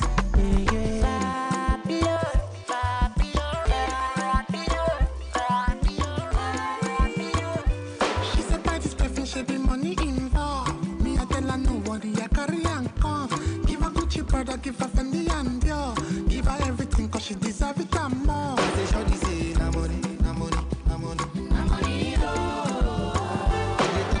A body, a body, a body, na money. I say shorty say na money, na money, na money, na money.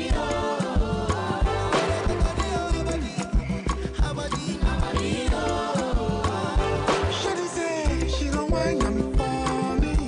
If I go dash am money, shorty say she go roll am for me. If I go dash am money, and now you dey make my heart tremble. Me like mommy, water why you fine like this? Oh.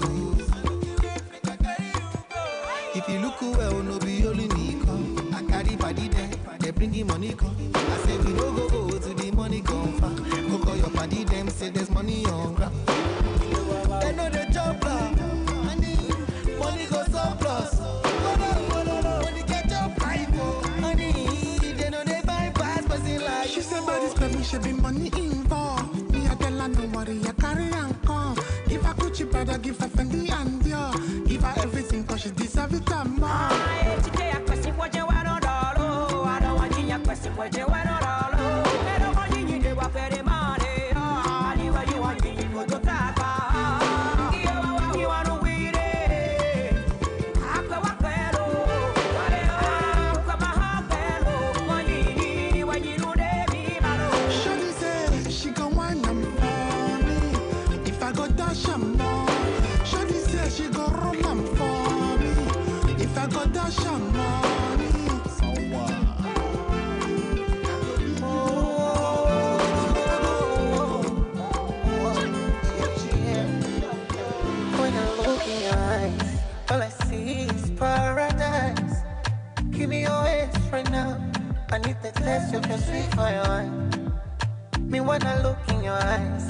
say nakupenda.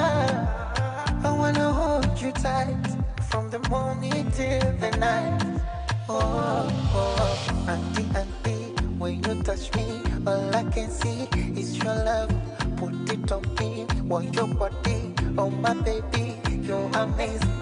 Auntie, auntie, when you touch me, all I can see is your love.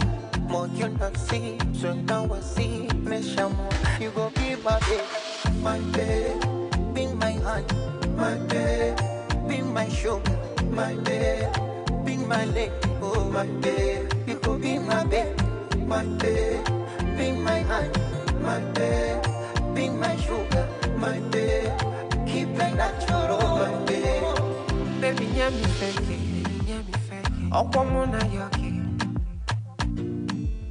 All I want you to because you want it now, okay? It is show. I wanna be the only one that you call it darling. Oh, what a man got to do to call you my baby? But for a million years, I go to when you move, when you move, when you move. I like it, baby, the way you move, when you move, when you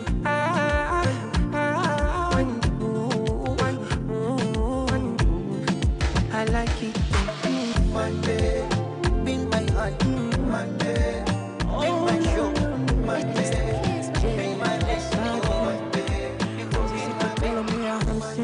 Vile napata yote na mimi, kuna muda kama siambi, na kuna muda nikana penda na jini, mana penzi lako legeti, niko bato ya josha tu ya mimi.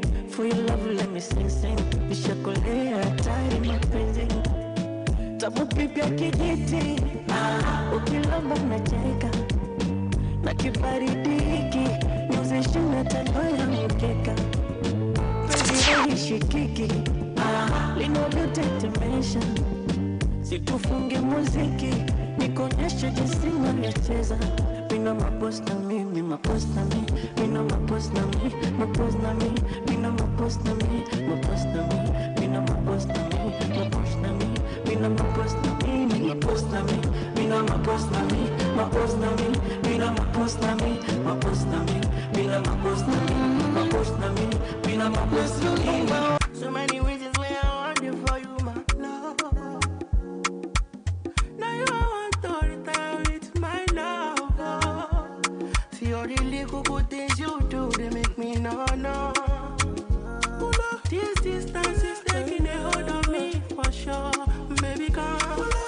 I want to make me there. Oh, girl, I want to make you low. I feel like make you low. Oh, no. I want to make me there. Oh, no. Girl, I want to make you low. Oh, no. I feel like make you pull over. Come on, pull over. Should be not this kind of things where they make man see ya. And me, I understand. Say your dad know like me, see me, I won't make you know. Say me there for you, cara. And if not the price be that, I feel like to see ya. I never traded you for nothing. This love will make me the jack machine. Without you, I don't fit to nothing. Without you, I'm a good time with this hopping. I never traded you, baby. This love will make me the starting. No. I'm a good time with me what's hopping. I'm a to take me there. I'm a girl, I want to make you. Baby, I feel like making you. Oh, baby, oh, no.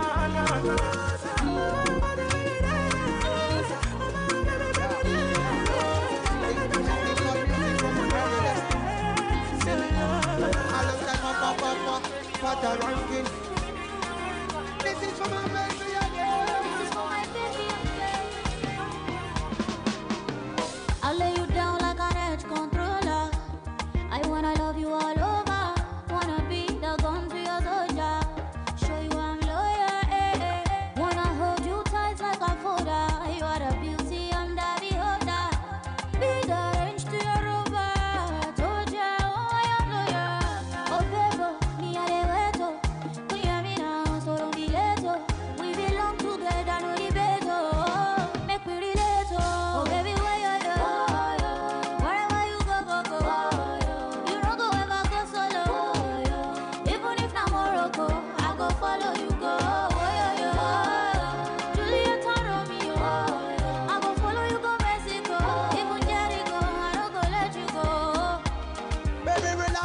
Our love got the best remarks. You light up me world and you bring out enough sparks. Relax, woo. Make them do the mass. Yeah, you are the dread deep down in a melody. Cook you some lobster, salmon and pasta. Love is a medication like a rasta. Take you to Alaska, Jamaica is after. Don't you just show up for your love, mother boxer. Only Gucci, yeah. I'll be your lover and your fire. Say nobody can fix when this fire. My baby never take you higher. Oh, baby, why you go? You don't go ever go solo. Even if na Morocco, I go follow you go. Juliet and Romeo, I go follow you go Mexico. Even Jericho, I don't go let you go. I know I tell you before, but I tell you one more time. With you, I belong. If they want Congo Goliath, I be David for life. Oluwade my side. Over them all. If they want on Goliath, I be David for life. Oluwade my side. Over them all. Over them all. Over them all. Over them all. Over them all. Over them all. Over them all. Over them. I dey sit my mattel. I've been down with my cartel. Number one, no forget. If you dey vex, make you go kick your bucket. Oh no, I love it, fake it too. I swear to God, they love it, change me. Them go come back for my mess, you. But them won't play me like Messi. Them me they call my phone. Them me they come my home. That feel like slow, but I fly over them like drone. Oh no, over them all. If they want Congo Goliath, I be David for life. Oluwade my side. Yeah, over them all. If they want Congo Goliath, I be David for life. Oluwade my side. Over them all. Over them all. Over them all. I'm making it up. This one, actually, this one we are seeing. Someone just came for the army, brought them from Gombe. They profit in Gombe, they profit all over the country. So that is Mother's Delight. And that's because it has entered the value chain is so strong, and both season and off season, it is being produced. And they are using it for so many value additions, bread, cake, and so many other things. So this is what this has. This is the purple flesh, which is, it has anti-cancer properties. That is documented. In Japan, it's a very big crop, and for its nutritional and medicinal qualities. I'm a cancer patient. I'm a cancer patient. I'm serious about it. Sir, I'm a cancer patient. eating these helps, exactly, which is anthocyanin, to be precise. And it helps, it's a very powerful antioxidant. All antioxidants, they have they deal with the circulating oxygen, radical oxygen, which our body produces. Now, and that is how they which help. one favors my environment? All of them. This one is cropped all over the country. In fact, is the doing of sweet potato in Nigeria right now. That is Mother's Delight. That is Mother's Delight, which is the one we are seeing. And this is the purple flesh, to purple. That is Delight. No, this is Mother's Delight, which is the one we have just processed. This is to purple. So this is the one we are working on right now, and it's not yet released, but we are working towards it coming tomorrow. This year. Quickly. Now, you have not matched the vegetative part with the top. Yeah, so yes. You need to match it for me. Yeah, we are going to put them here. My idea there is that this gives this, this gives this, this gives this, so that the vines are well labeled. So we want people to see the roots very well. What about? Oh, those are the planting materials. For which one? This goes for this. And these are the roots. This is okay, this one. Yes. This one, the root is not yet available. Is it the white potato? No, it's not the white. Where is the white? Where is the van for the white potato? Do you have it? You need the white one? I will need it, and I will need this. What of Dr. Miss Sokonis? That is my Second year sim, I was demanding to agree to your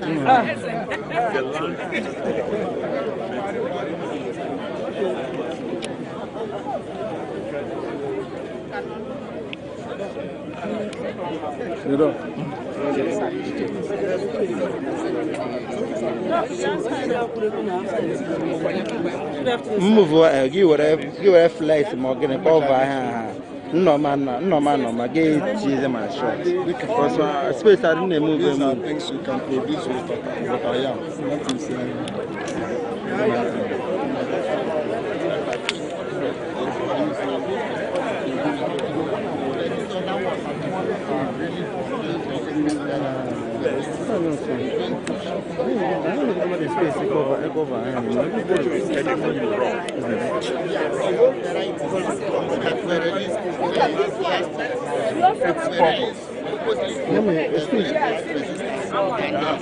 is. That is very good. It saved the farmers from so much losses. That's very good. It saved the farmers from so much losses. Yeah. Just seriously, because the late blight has been the most serious disease, and this particular variety has that the highest penetrable success late blight. Even though this other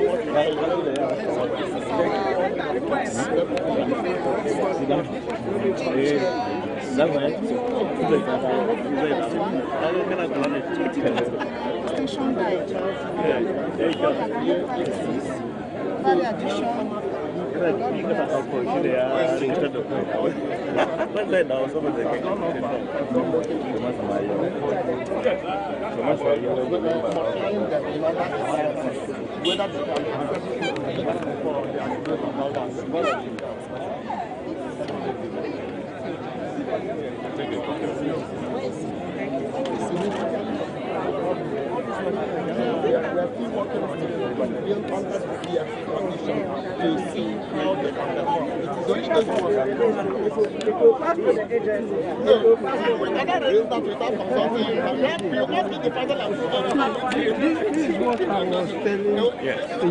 Like you can commercialize it.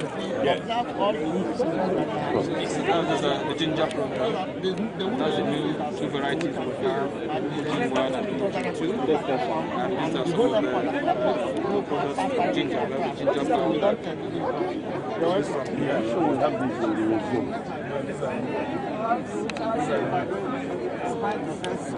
We need, you know, I did talk from my palace, and we ran a test, a market test in US, and the opinion was that our ginger, particularly from Nigeria, has strong pungency, better than the one from India and Mexico. So that's an export advantage I think we have. True. Yeah. Well, the message from the minister is that you open up your land and provide plenty material. So we're going to how many hectares? That's the message. I hope you are not talking about the Abuja. No, here, right here, Abuja. this compound. You have to do something about it. It's not about land. You have to populate. If you have too many of them, you use them to other institutions. And a special species from what is in the market. What of there's one called turmeric. That's This one, so there's a powder. Yeah, it has high export potential. Excuse me, sir. We talked about the one with a high pungency. Yes. In particular, it's called the yellow ginger. Yellow ginger. This is the one you described now. Yeah. These are all the things, all the recipes that can be used for breakfast, all from root and tuber crops. You know what we use for breakfast in my place? You have what you said. Okay, yeah, okay. Well, it is something that is dependent on choice. So we have custard from orange sweet potato. We have prawn crackers from orange sweet potato. We have bread rolls from cassava. And we have chips from both the Irish and the orange sweet potato. We have We have meat pie. We have the turmeric moi moi. This can go with this. And we have our ginger tea and turmeric tea, which can accompany all this. We also have croissants that are made from the OFS. So we have an array of things that. Now you can make custard. Yes, that's from that. For So for lunch, custard, I'm saying. for lunch, for dinner, sir. Orange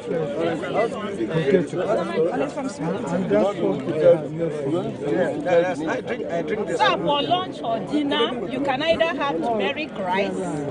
You can do it alongside with the OFS beef coleslaw. We have mayonnaise from cassava and from sweet potato. These are different. Those swallow, both eba and fufu from the newly released varieties and our older varieties. I want to show you something. This is stew from orange flesh sweet potato, no tomatoes. From orange flesh sweet potato, no sweet potato, no tomato, not one plump of tomato.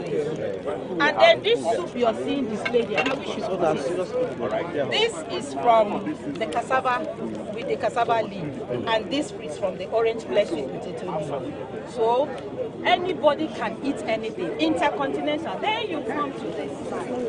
We have our desserts. Remember, we started from the breakfast, the lunch, our orange flesh.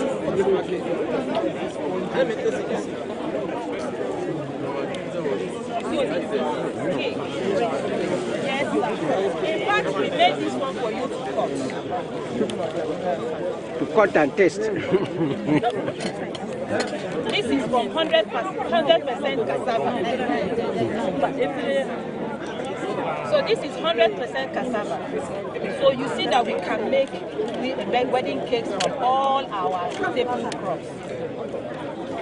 Which species of cassava did you use to make that cake? So we use 419. 419. All right. This cake represents the expert work that has been done by National Red Cross Research is a reflection of the competence that we have built. We use this opportunity to cut this cake to the glory of God. Amen.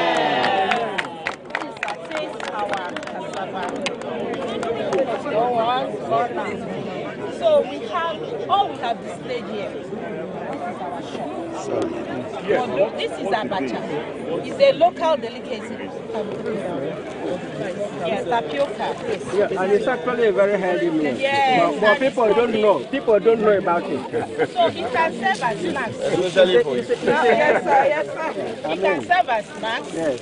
In the afternoon when kids come back. And this is from the yellow root. This is also, this is very important in Igbo land. So it's called abacha.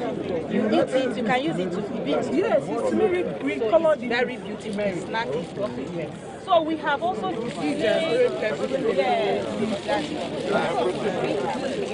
we are also telling the fact that outside using it in the family, it can be showcased in the supermarket and it can be packaged.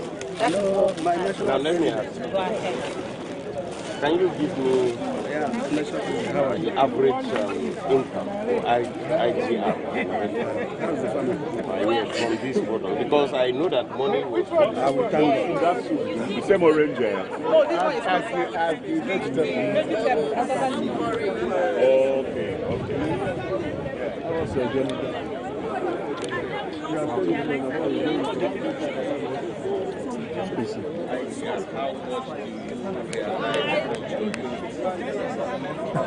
Cost of production. Cost of production per unit. How much is it as you are holding it? About 300 naira. So, average.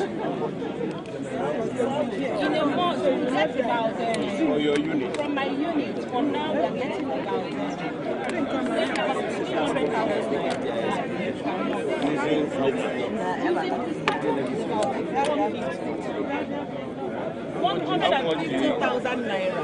We started with about 150,000 naira, just mostly. And this one, and to them to get our 50%. Yes, Yes, we'll use this to pay your salary. Because it's going to be a big part of my business. So this industrialist to come and upscale. So sir, this is another one that we're test running. This is soap from Tulare. Both the liquid soap and the tablets.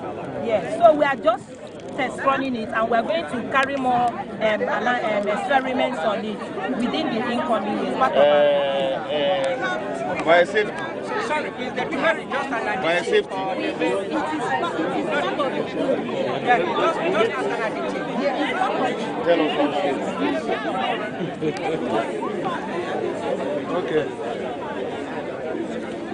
This is our technology program. We have the plastic material.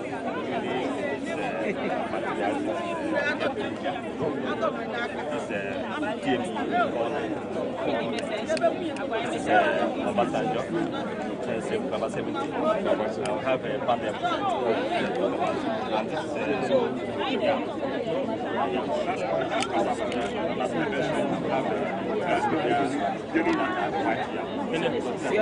Almost now. Yes. Everything comes from the community. Seed. We farmers are becoming confused. We don't even know what planting is. Planting material. So many planting materials.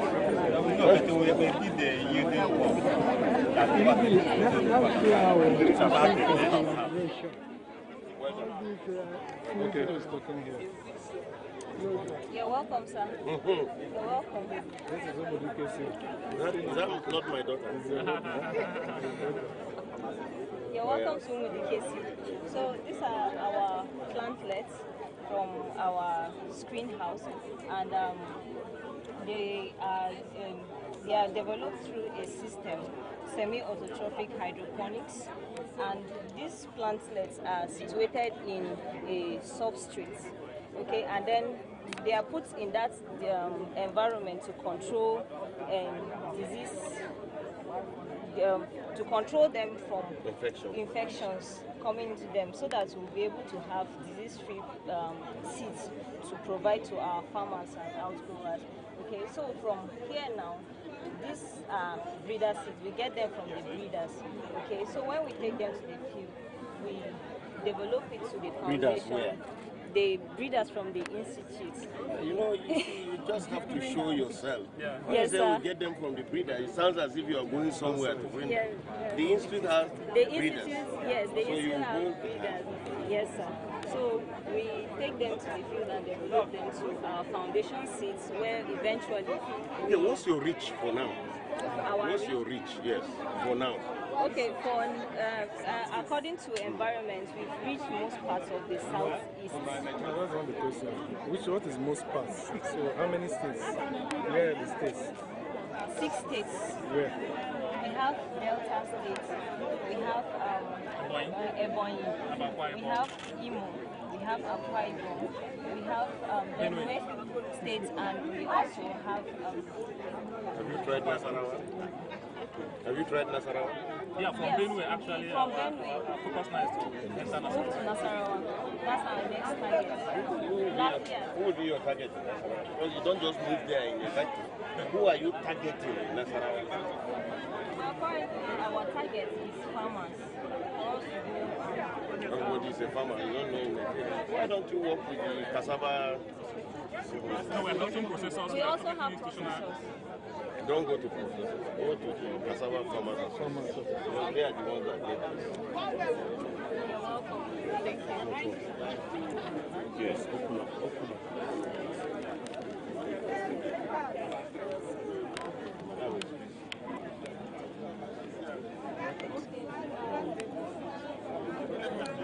This is biotechnology. Are you coming from NABDA or? No, we are from And you work with offer? Organic is life. Organic is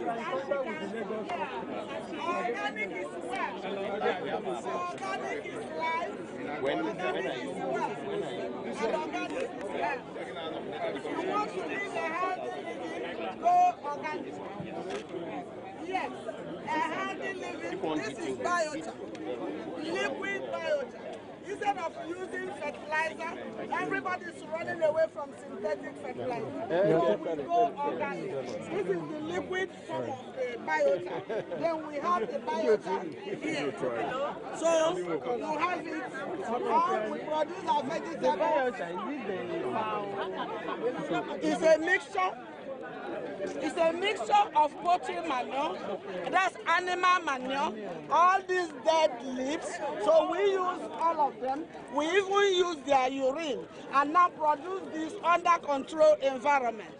Composting. Yes, sir. So by so doing, we run away from synthetic life. Yeah. We run away from synthetic organic. We will get organic vegetable, organic cucumber, organic everything we see here. Like this one now. What's your production capacity? Okay, sir. So because of paucity of fund, we are. The way they do it, they don't tell anybody in government. That's why you are expected to even go to the extent of manufacturing the money. Everybody is telling you funds. You have the capacity, and your ED has the capacity to invite investors. Because what you are doing here, you are not supposed to be producing them. I think the next story we want to hear is your reach out. Who are you really contacting? The organic fertilizer producers have an association. And this is what we expect, that look, we have brought this to this level, we are looking for market, this is it. So we cannot continue to be recycling. Okay, we move to the next Talk one. to him. Let him get investors. Thank you. From this is the standard. We want to see. They had a workshop with us last.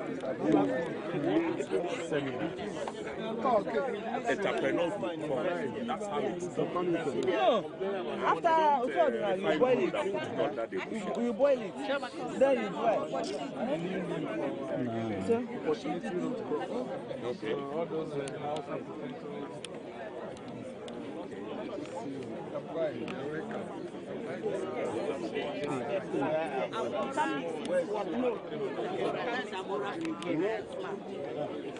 We have been looking for whether you call them seed.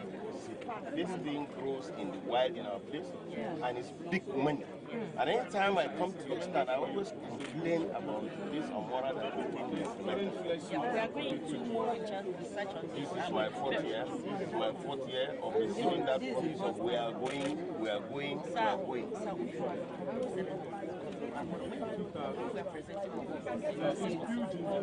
No, I want to seed and seedlings. We want to plant this. I want them in quantity. Production. Yes. Production. If we have grants and money to we can sit here alone. We need We are producing for multiplication for so you have to do multiplication. Use my home crop. Let's not move and this is the fourth year I kept on There can be a request, just a formal request. Yes. Make a request. It should be a request, and then the request will be responded. I mean, definitely. We are still selling this. We are selling this one. So yes, sir.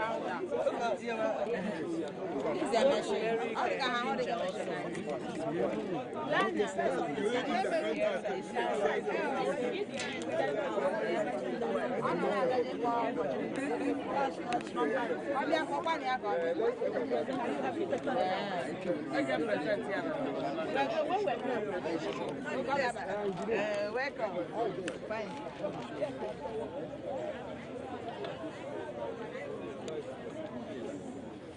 So from betting materials to the wax to the bees.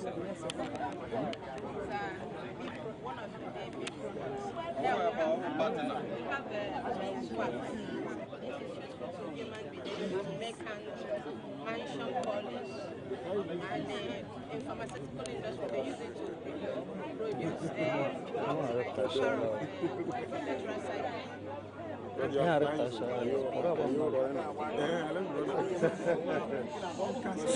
But they're flying. It's not that they are in the cage. Human beings and bees as well. The bees they use it to impart anything. Then human beings they use it to treat ailments like toothache, and it has an anti-bacterial agent and other things. Then this is the bees. They help in pollinating crops, and any crop that is being pollinated by bees will have greater yield. Innocent. Farming systems. Yes, the in thing now is how to control farmers, others, clash. We are even doing it, but we can't expose it. We have a project on that. Just tell me No, we have a project on that in which we plant prey crops. Then we use the animal dungs, the cattle dung as the manure. We plant potato, we plant maize, we plant cassava. So we use the maize to produce silage. Then feed the. We are doing it in collaboration with Michael Bryan University of Agriculture. That's animal science department. So then after that, we now use the potato leaves and feed them. After that, we now use the cassava leaves. So what we are doing, we now use the cow dung at least to improve the soil fertility instead of using ordinary fertilizer. So the farmers we get from the headers we get from the farmers. So you will see that at the end of the day, it will reduce that farmer headers clash. You know, the problem of farmer header is climate change. You see that, throughout those days, we have what we call brutal. The root through which they move. It's a root. Brutary. Okay, brutary. It's a grazing route that they move from the north. But now, because of industrialization, because of population, you see them. Let me tell you one problem with the farming system. The farming system is the lack of protection of farmland, agricultural land. That is the major problem. If you protect that land, no problem. Today you sell your farmland for the purpose of erecting high building. That's just the problem. Until we are able to bring a law that will protect agricultural land, all these things we are doing is just that. You can imagine what happens from Oman here to this place. All the land has been taken for building houses. Yet land is a fixed asset. And nobody is staying there. So if you need to come up under your farming system. You need to come up with a proposal on how to protect that land. Once you don't protect it, it's a problem. Go to Enugu, for example. The whole place has become mechanic village. All the grazing reserve, all the farmland. In China, it doesn't happen like that. In most civilized countries, once it's agri, it's agri. Okay. I think they don't even respect last week.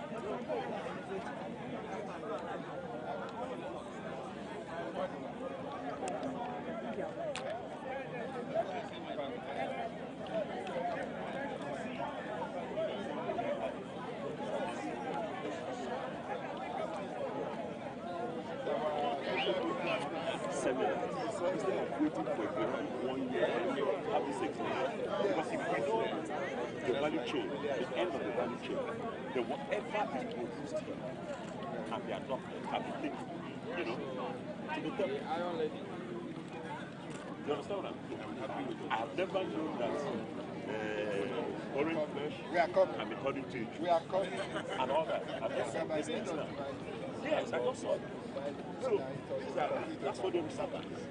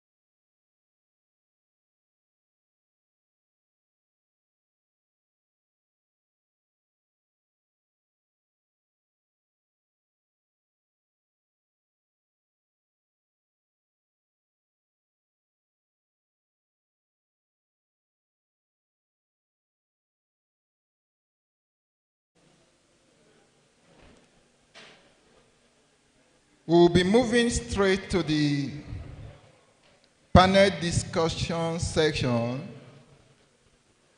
and taking it forward from here now is our own Barrister Richard Mbaram. Barrister Richard, please can you come forward while I step aside? Thank you, Doctor. Distinguished ladies and gentlemen, the ES Agricultural Research Council of Nigeria, our very own Professor Sharabatu, and our guest speaker, I think. I met your presentation just at the tail end, but judging by the rousing, momentous, response you got, I know that you would have made, a very resounding demonstration of your capacity before all and sundry. I am going to first of all register my apologies to the Executive Director, CEO of the National Root Crop Research Institute, Tumudike, Professor Chedozie Gessi. I had some challenges getting in here.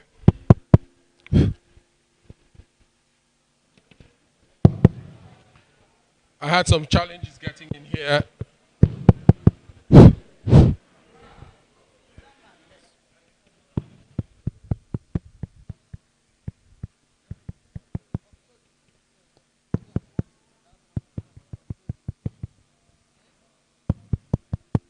Hello, two. Hello. Can I get another one? Hello, two. Hello, two. Hello, two. Hello, two.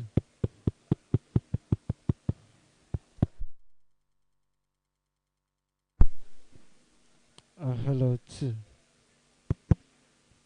Hello, two.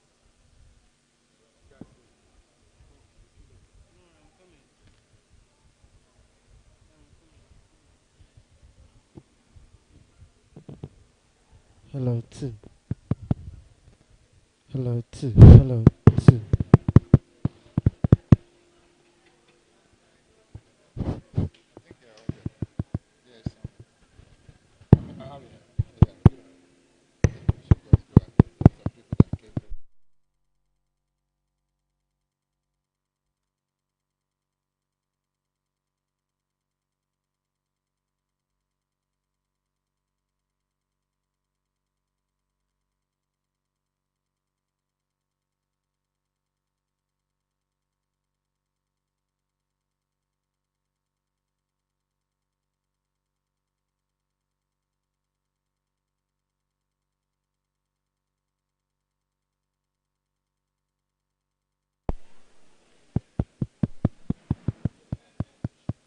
I think I should attempt to project from here. Can you hear me? You can? No. Hello, two. Hello, two. Hello, two. Hello, two. Hello, two. What's wrong now? Hello. Hello, two. Hello. Hello, two. Two. Hello, two. Two, sure. It's not from here. I don't know. This thing is just working now. Hello, two. Hello, two. Hello, two. And Providence decides we should do a little bit more.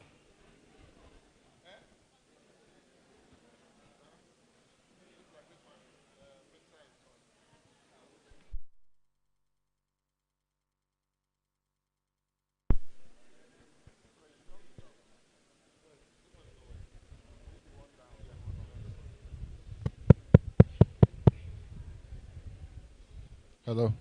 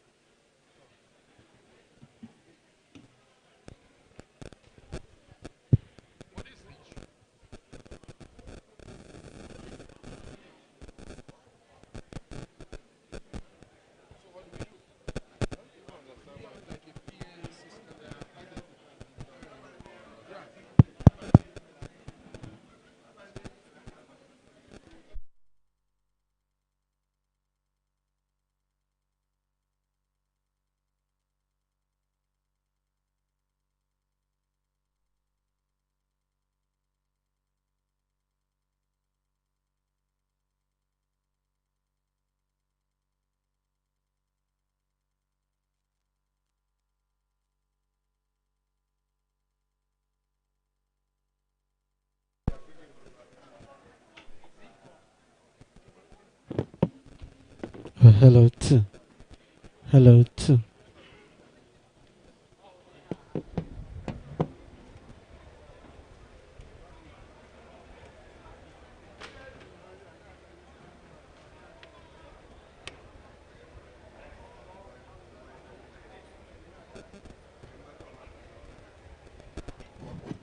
Hello, two.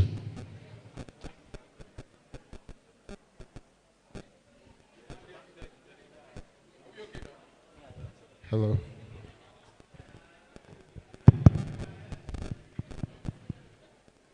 Hello. Hello.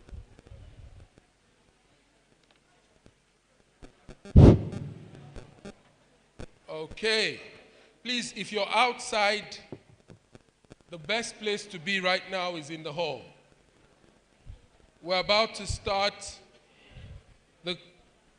I think the concluding session for this afternoon. If you're outside, please come into the hall. Let's commence this session.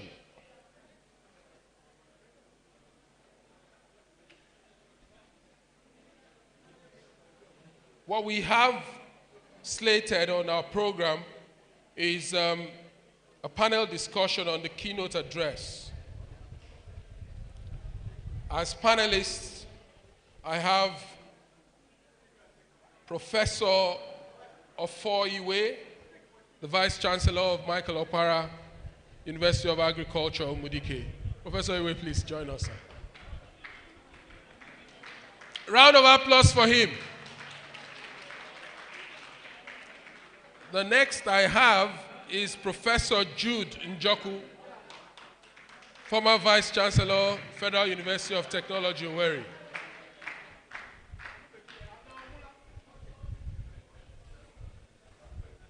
To join them is Professor Chinedu Nwajuba, former VC of FUNAI.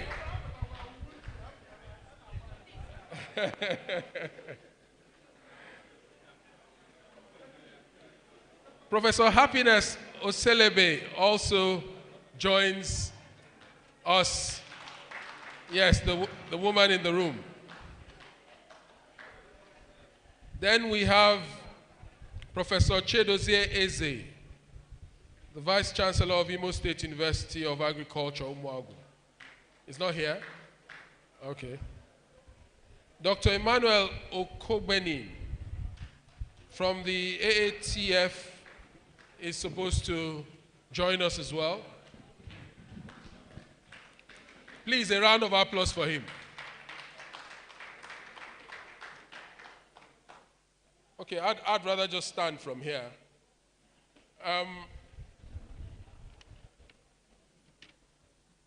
Like I said, I had first of all to apologize for sneaking in belatedly. It's a very interesting thing to, move around this country in recent times. But from what I have as updates, I'd like to just get us to give a sense of what we consider to be the realities in the biodiversity ecosystem and how we think that this is impacting on our realities in Nigeria and in Africa around food security. Given the work I do, which much of the support coming from Professor Sharabutu's shop, we have to provide support to farmers to be able to increase productivity across specific commodity value chains. But I see a key area that the keynote presenter harped on to be that we're actually feeding on few varieties or few, plant and crop options across board as a human race. And how does that tie into Africa's realities? How does it also tie into Nigeria's realities? Is the kind of conversation I think we need to have this afternoon, albeit very briefly. So, let me start with you, Dr. Emmanuel Okobeni, since we're talking from a continental into a national standpoint. Where do you see, biodiversity, or what do you see biodiversity's role to be in our cause to ensure that we have, food security on the continent and indeed in Nigeria?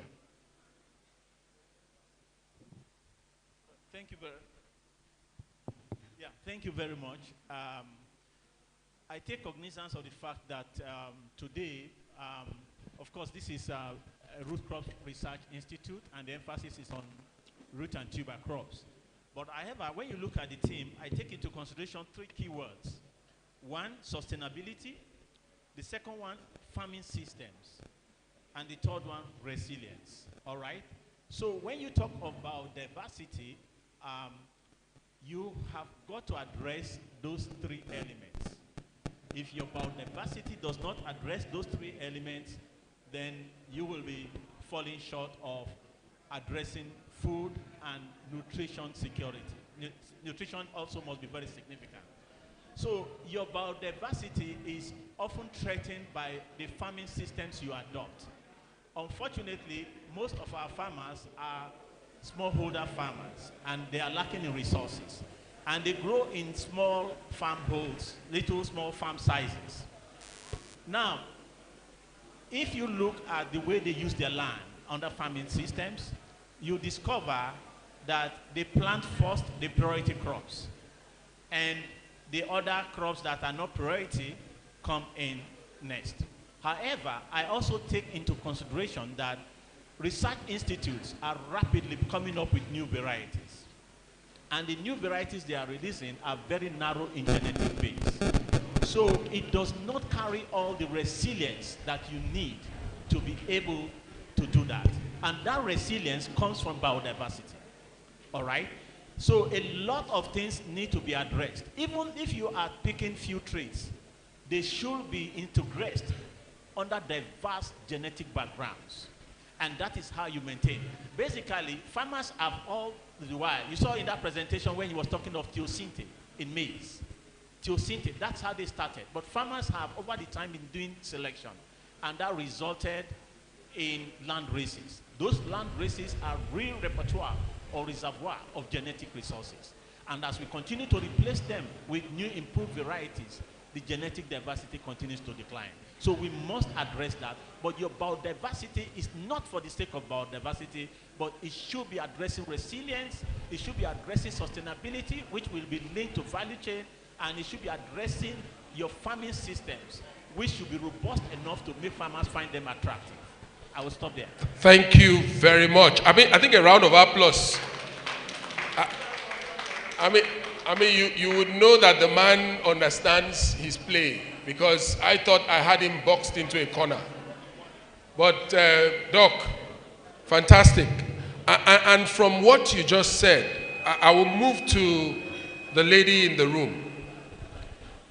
Because my concern now comes to nutrition and how we can, in the light of our realities, the realities we're facing, harp on good agronomic practices, confer those on our farmers, and get them to focus on those crops that have nutritional value. So, Prof, if you were to advise us on how to get out of jail free in this regard, what would be your advice? Okay, thank you. I hope you did not take it that because I'm the lady in the house, I should talk about nutrition. Because I am a plant breeder, and I know that the new varieties we are generating are good. They have potentials. They have those traits that make them desirable. And we also have them in the biodiversity out there in the wild, or in what we call opportunity crops. So whenever these new varieties are generated, the need for them to get to the farmers at the grassroots is very important. And that's when we bring in to focus seed systems that will enable the multiplication of the new varieties and ensure that they get down to the people that really need them, our smallholder farmers, so that it can be utilized at the family level for improved nutrition and income for everyone that is concerned. So very importantly, we need to enhance or develop the seed systems of the crops that are resilient, crops that are nutritious, and ensure that whenever they are turned out from the research institutes, through the seed system, through the seed companies, they are multiplied to the extent that it can be distributed to the people that need them. When this is done, the benefits of those new varieties or those new crops for the future can reach to the grassroots because they are available. If they are not available, nobody can utilize them. But if they are multiplied and made available to the farmers, they can utilize them for the benefit of their families. Thank you very much. Thank you very much, Prof. I appreciate that. That's well rendered. Professor Wajubasa, the concern that you will be called upon to help us resolve is that of policy support. How do you see, first and foremost, you can use mine, sir, when I'm done. First and foremost, where do you see the largest gap? And how best can we, intervene to ensure that that gap and all others, if need be, are closed? Thank you very much. In answering your question, I will go straight to the presentation by Dr. Naduzie. amongst things he said included such things as how do we conserve biodiversity, how do we manage and enhance sustainable use, and then how does that translate to policy? Now, clearly, one thing that for me stood out is that there's an obvious loss of biodiversity. While we are in an era of a narrowing of the species that are used food systems. Now, if we who are elites, because I see this as an elite concern, because the majority of our people are much more interested in the urgency of feeding. So biodiversity conservation is an elite concern. And if that is so, there are two things that are important. One, and that's about the policy, the need to urgently strengthen policies that ensure biodiversity. And how is that relevant to a place like the National Root Crops, who we are attending their events and their review? I want to believe that the National Root Crops has a gene bank and a program for trying to rescue what can still be rescued and trying to create some kind of bank for threatened species. Now, how do you go about a policy for that? You know, very often we talk about too many policies in Nigeria. My personal position about that is that I don't see too many policies in Nigeria either. Because many of the things we are likely to list as policies are usually things people have been asked to write up. They're not usually rigorously evidence-based things. So I don't share that belief there are too many policies. Like I said, it's an elite concern, and if the National Root Crop finds value and needs as an outcome of this review, is an action that should follow this meeting, is to try to do something, and luckily the Safety Secretary of the Agricultural Research Council of Nigeria is present. If we share that concern and there's a need to do something, then there has to be a mechanism for proper evidence-based policy that we all buy into and all concerned respect that and be committed to that, including the need to create gene banks in all our research institutes for species that are clearly under threat by biodiversity loss. Thank you very much. Please give him a round of applause. I appreciate that intervention, Prof. Wajuba. I think a key point you raised that is a bit of a rude, will I call it a rude shock for me, is that biodiversity conservation is an elite concern. I mean, if you look at it critically, there's so much truth in that statement. Who cares about whether, you know, what will I call it, pomegranates are being threatened, you know, elsewhere, when in actual fact, cassava is the one that I'm looking at right before me, and it's what I have to fend for my family. But then if you transcend, you know, the basic immediate concerns and you begin to look more holistically at issues, then you realize that mankind as a species needs to have, you know, a mechanism for conserving the biodiversity that is available to him. So as policy, from a standpoint of policy, Professor Wajuba is saying, and I think I agree with him, that we need to think through and not just foist on ourselves, you know, threshold concerns that had been put together in documentations over time, really put them through some stress thought processes and evolve. Prof, I believe I'm speaking for you. Thank you, sir. You know, that at the end of the day are tailored to addressing the concerns we have. Having said that, I think the next area we're to look at is food systems.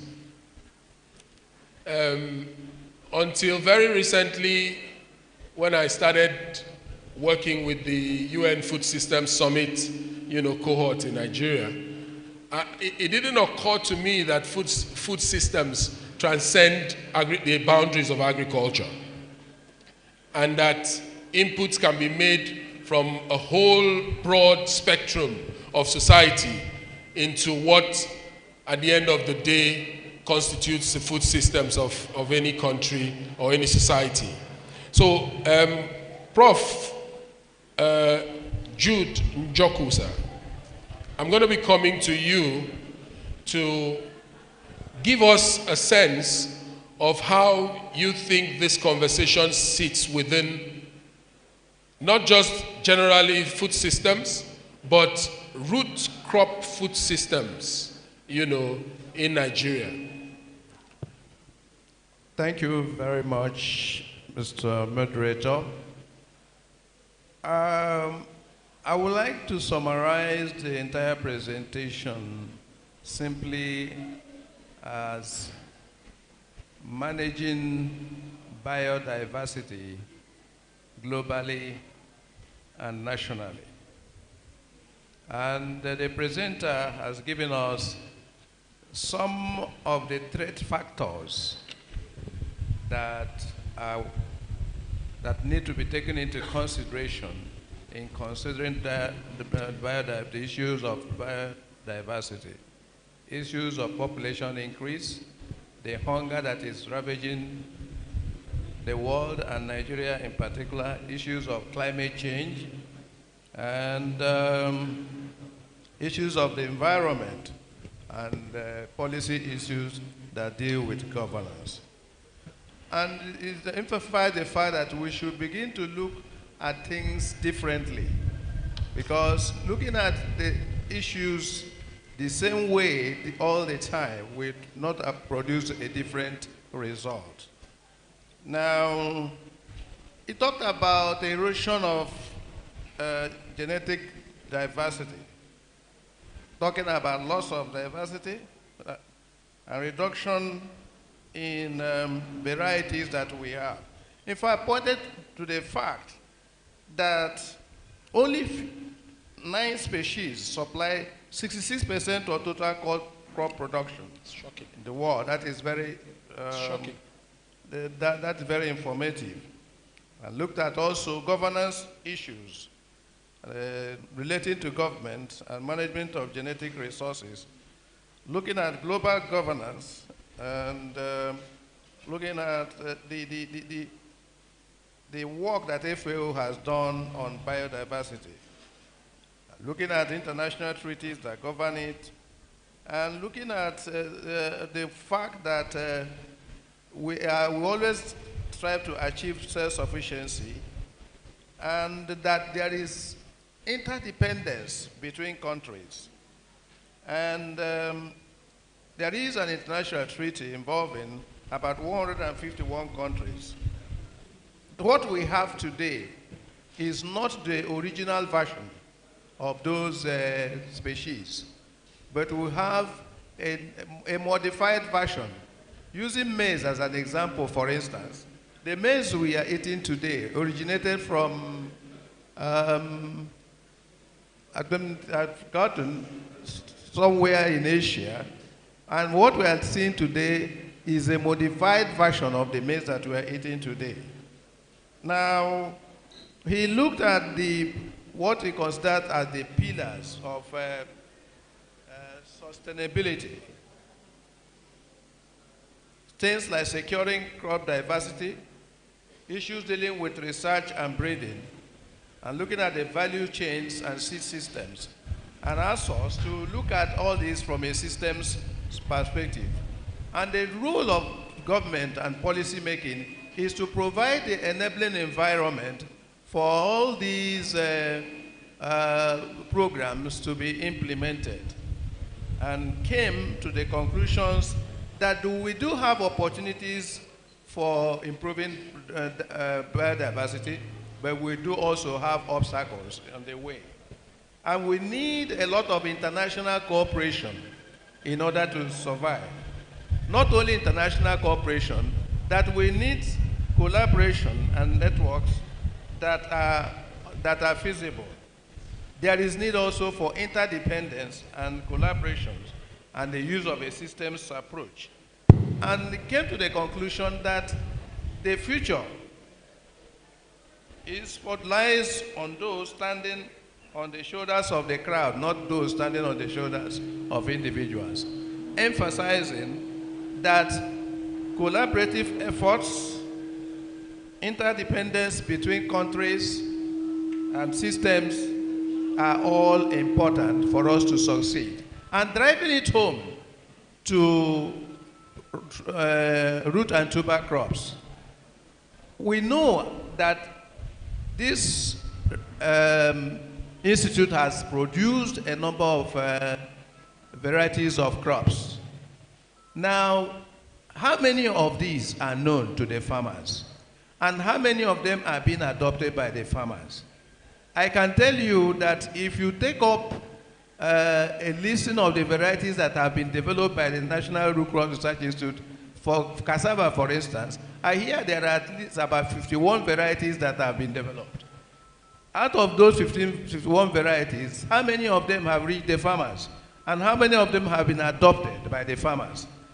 The true test of the success of developing these varieties is in their adoption of the farmers' adoption of those varieties in a way that makes them commercially profitable, so that they have the right incentives to be able to continue to produce, and in a way that there is a general increase in agricultural production that yields income and improves the standard of living of the people. So on that note, one would say that managing biodiversity is a function of policy, environment, is a function of the ability to cooperate. We've talked about partnerships with government. We have talked about partnerships with international organizations and so on and so forth. So for us to succeed in our biodiversity efforts, we need international cooperation, local cooperation, interagency cooperation, not only cooperation, interaction and collaboration. Thank you very much. Thank you, Prof. That really, for me, sums it up.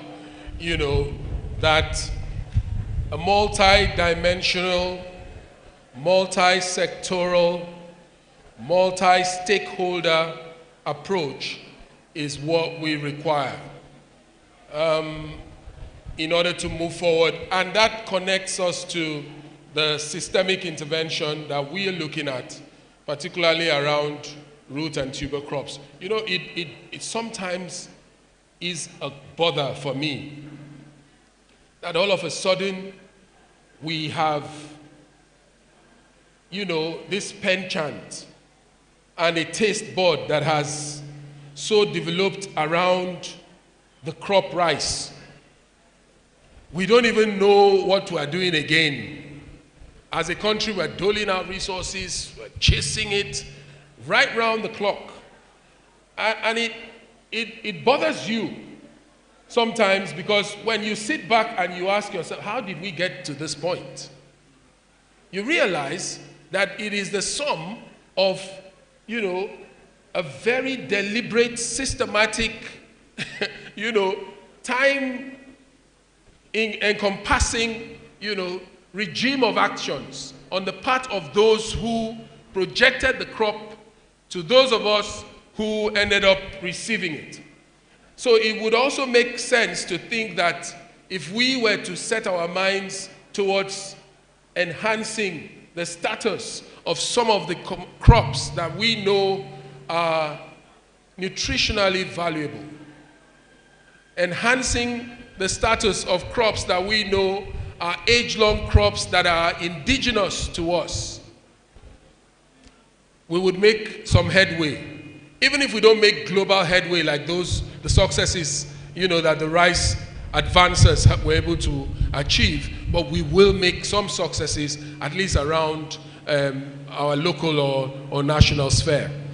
Having said that, let me come now to Professor Iwe and ask you, sir, how, in terms of brass tacks, can research or the research and development community, how can you help us, help government, help the society, to advance the cause of biodiversity, to protect what we have, to advance what we have, and ensure that the threats that we are facing at present, as highlighted by our keynote speaker, those threats are pushed back. I ask that because collaboration, we can start from right here. We see there is a lot of handshake between Michael Okpara University and the Institute. Across board, we want to see also how the ARCN family can also weigh in before we begin to think about scaling it up, to development partners and the whole 9 yards. So where does research and development stand in this? I will ask you a follow-up question afterwards, sir, but at least let's start from that point first.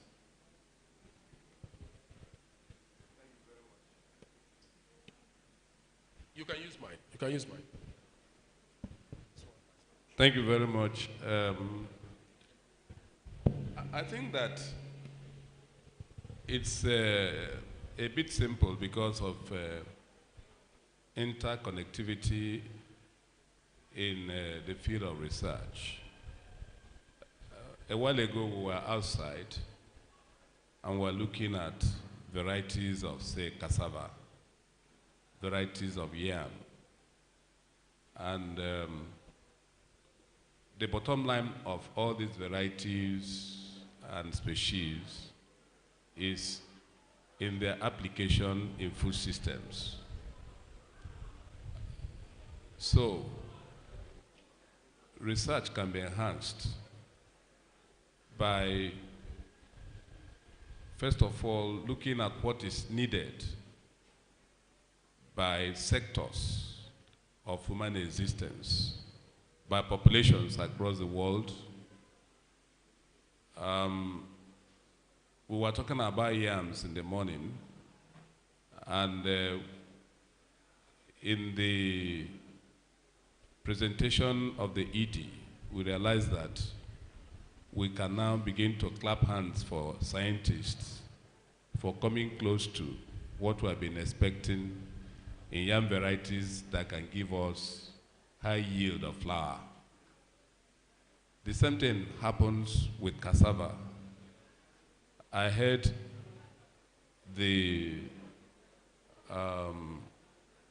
somebody asking question of application of varieties of cassava that were displayed outside there.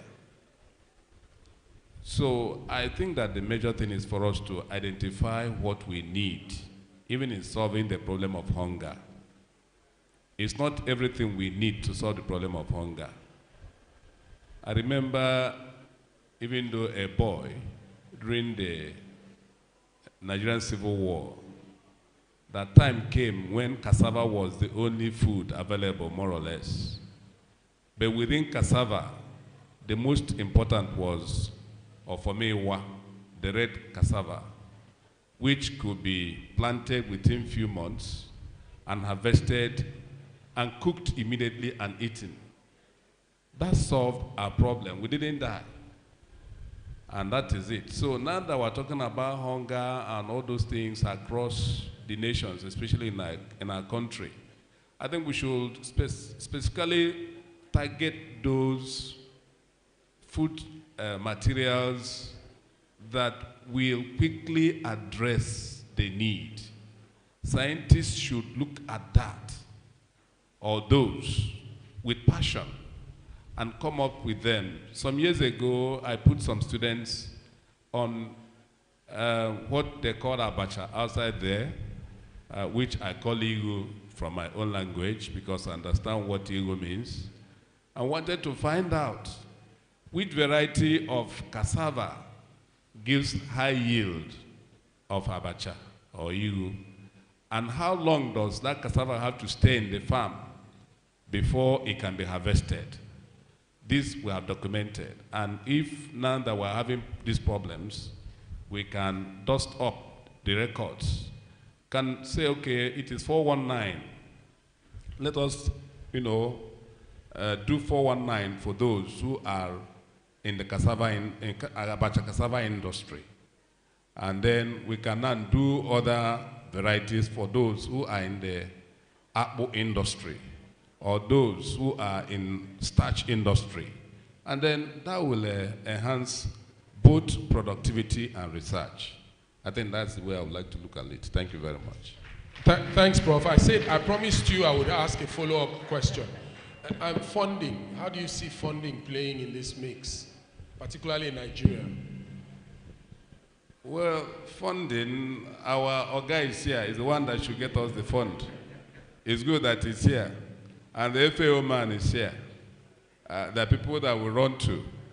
I remember that in much of what we have done, especially at a point in cassava, when we were looking at the cassava bread and things like that, IFAD and all that contributed funds that were used for research.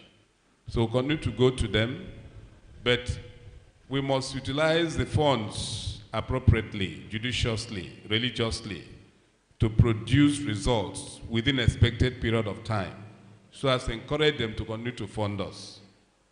I think that there should be fund for research, so long as we are prepared to produce results, timely results, and results that are solving the problems that of the time and of the future. Thank you very much. A round of applause for him.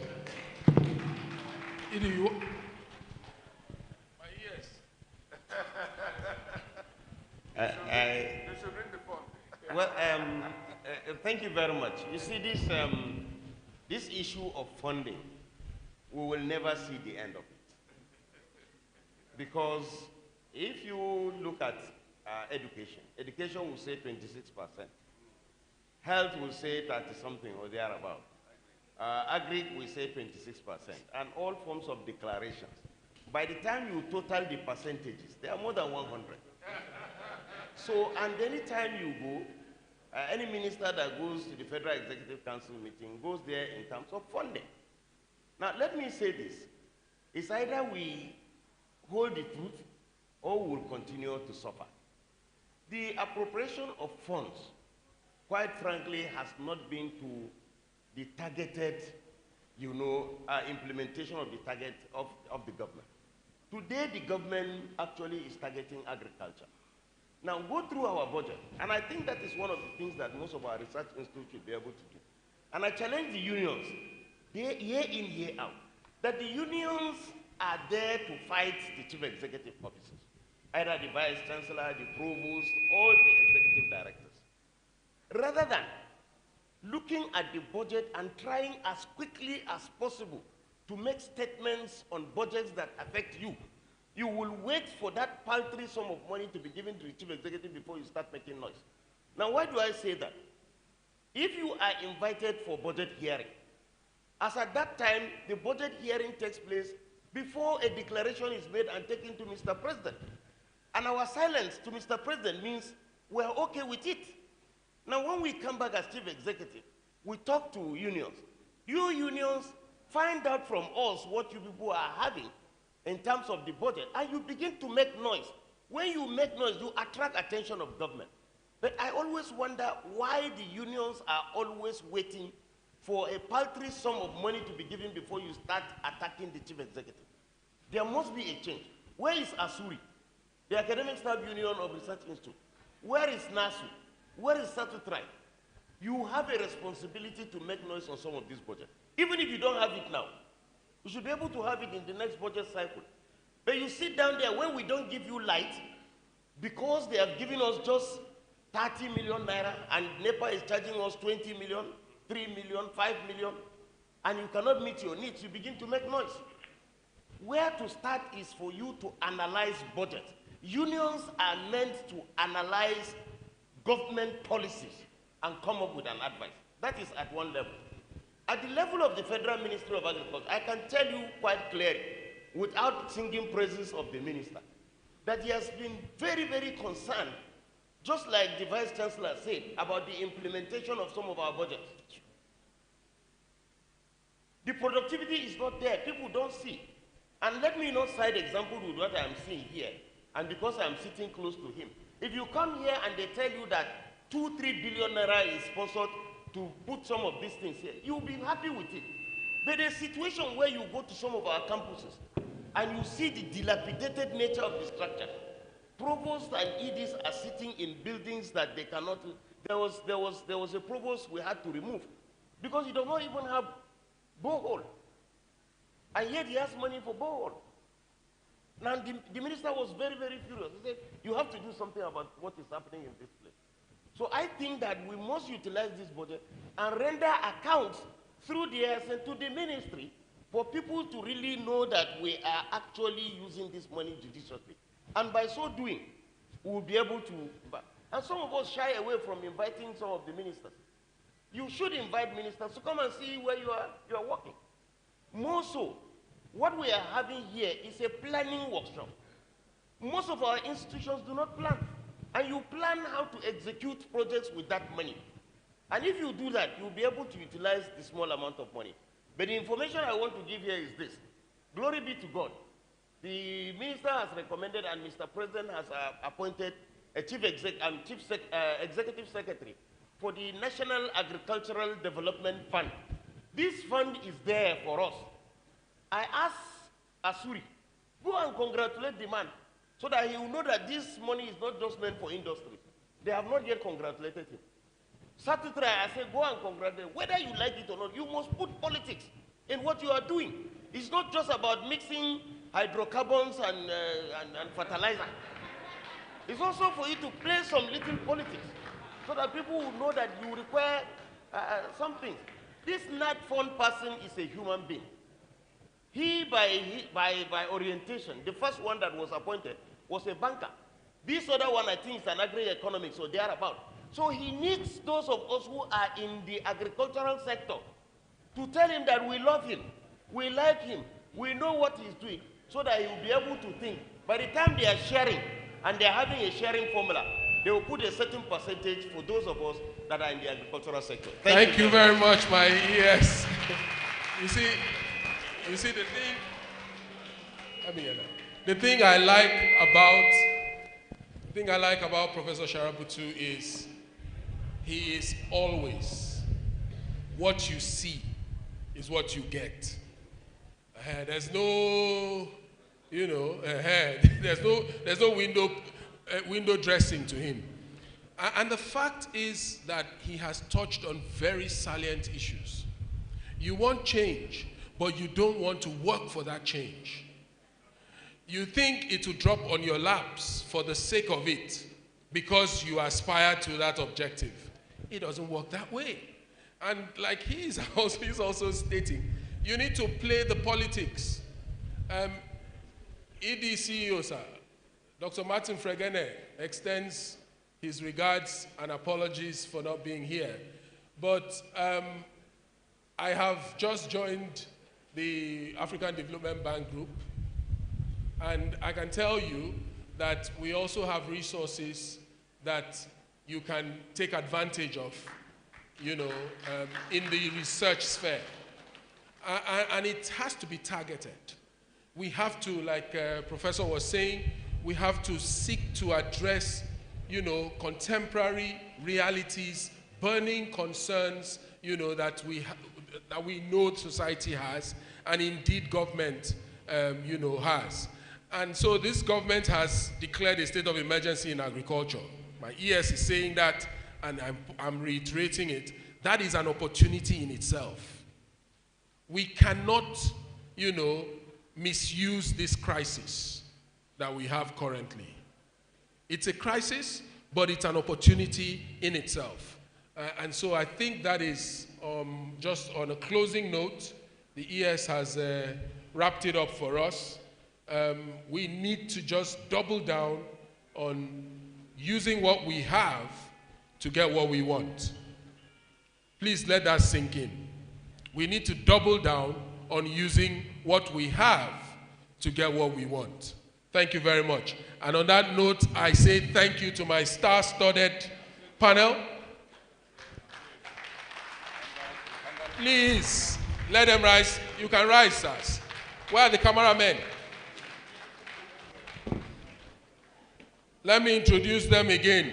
No, don't go, please. Hold on, sirs. Where are the cameramen? We don't have a hair. Group photograph. Yes, please join them here. Our keynote presenter. Edie, what are you doing there now? You're our host. Somewhere in the middle. Edie.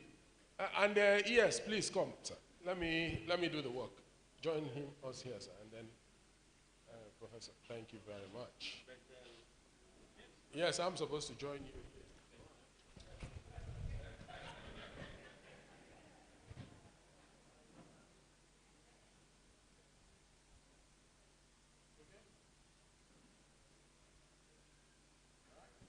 Thank you very much.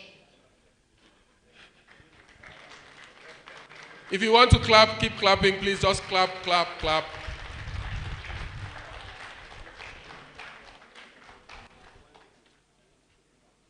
So,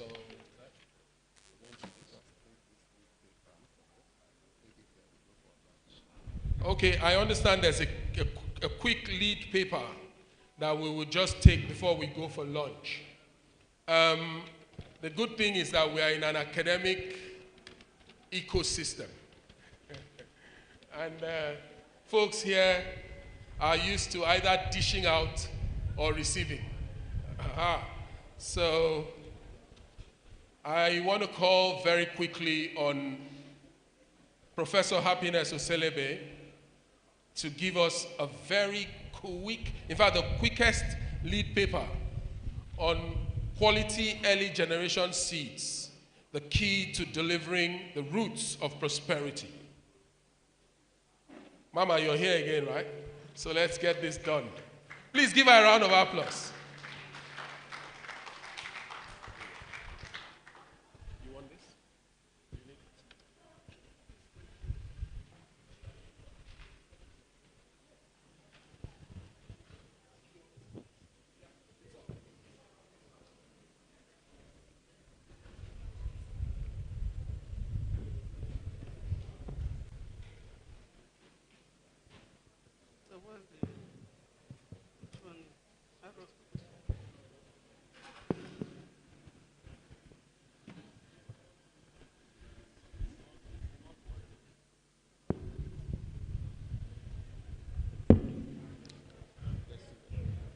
Okay.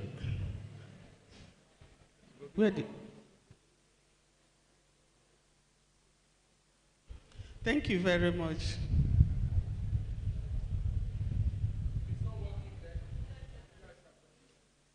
Okay, backed right. Quality early generation seeds, key to delivering roots of prosperity. How many minutes do I have when you said it's the quickest one? How many? 20? Okay. So, I will discuss this topic following an outline. Please, the person controlling this should be quick about it. Following the outline that will be shown, right? Okay, go on. From all that we have been discussing since morning, we know that the world, and especially Nigeria, is in a very grievous position. The population is increasing. The food available is no longer enough to feed the people. And in Nigeria, a state of emergency has been declared. And there are so many problems that are challenging food security. So the problem is always how to increase adequate food supply within the same land area, and as well not affecting our environment to a detrimental level. And to achieve this, a lot of things have to be put in place, most especially in delivering seeds, quality seeds to farmers for them to plant in order to produce the food that we need to feed the population. Seed is the major issue for my presentation, and we are going to deliberate on quality early generation seed. And as we go on, we'll see that strengthening the quality of early generation seed that is made available to farmers is the key. Somebody made a statement while we were discussing that a lot of varieties have been generated, but how many of them are in the hands of the farmers? How many are they utilizing today and getting the potentials that are embedded in that seed? And looking at the slide that was just shared, I want just to remind us of what a seed is.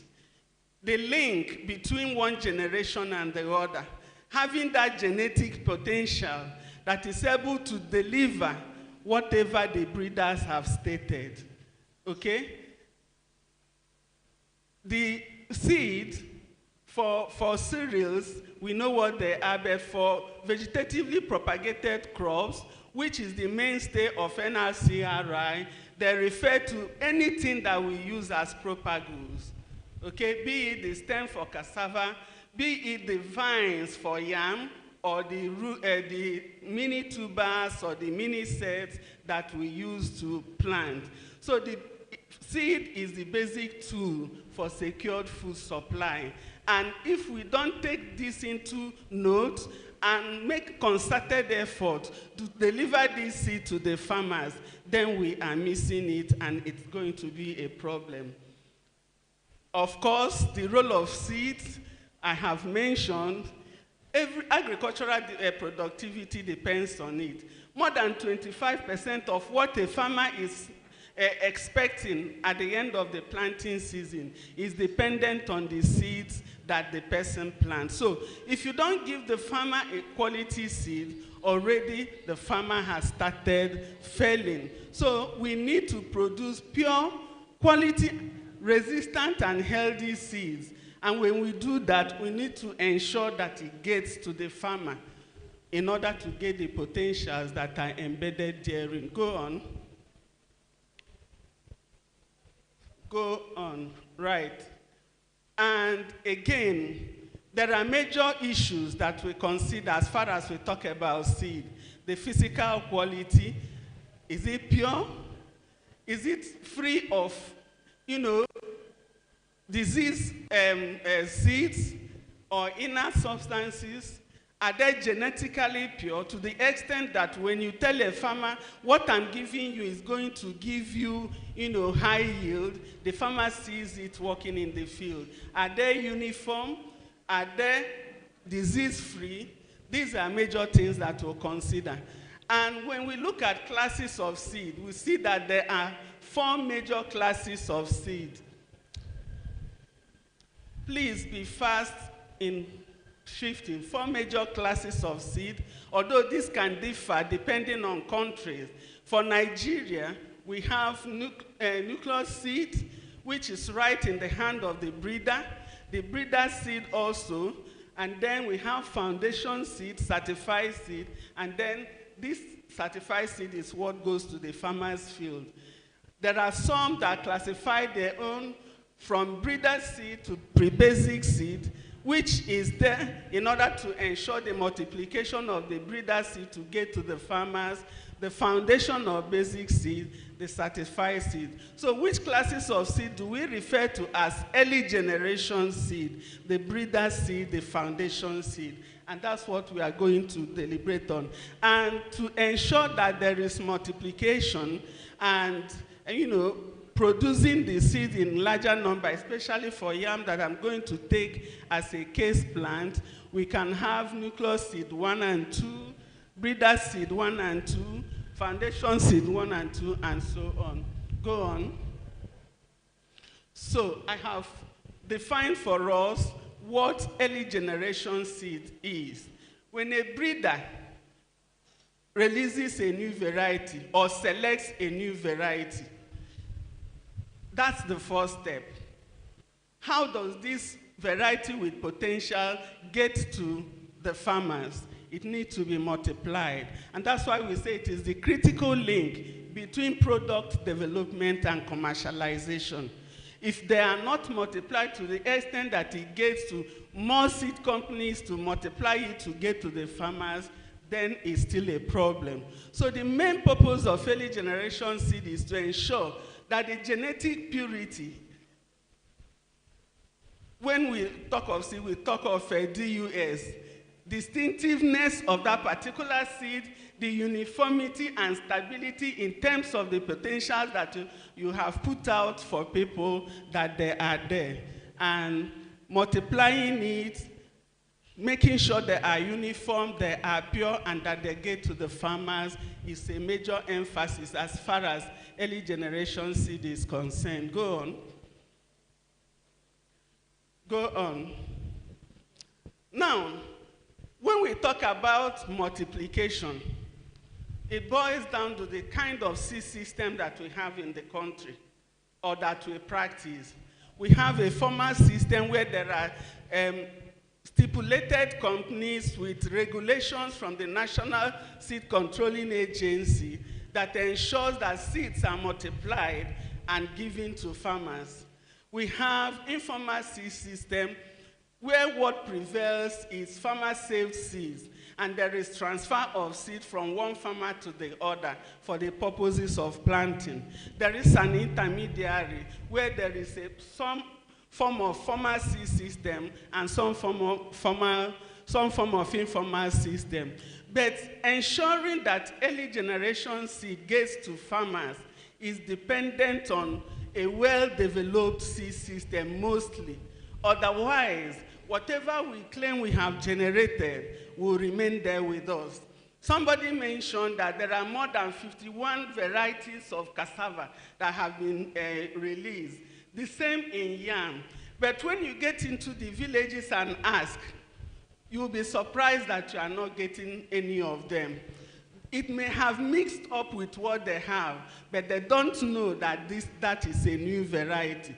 So it is important that in developing sustainable early generation seed, we should look at these key issues: the enabling environment that will enable the development of the seed value chain and the actors that will ensure that this EGS gets to the expected users, the business model that will ensure that the actors, especially those that are in it for making money, they still make their money and the farmers still get the value out of what they get, and then the production technology that is used to generate them.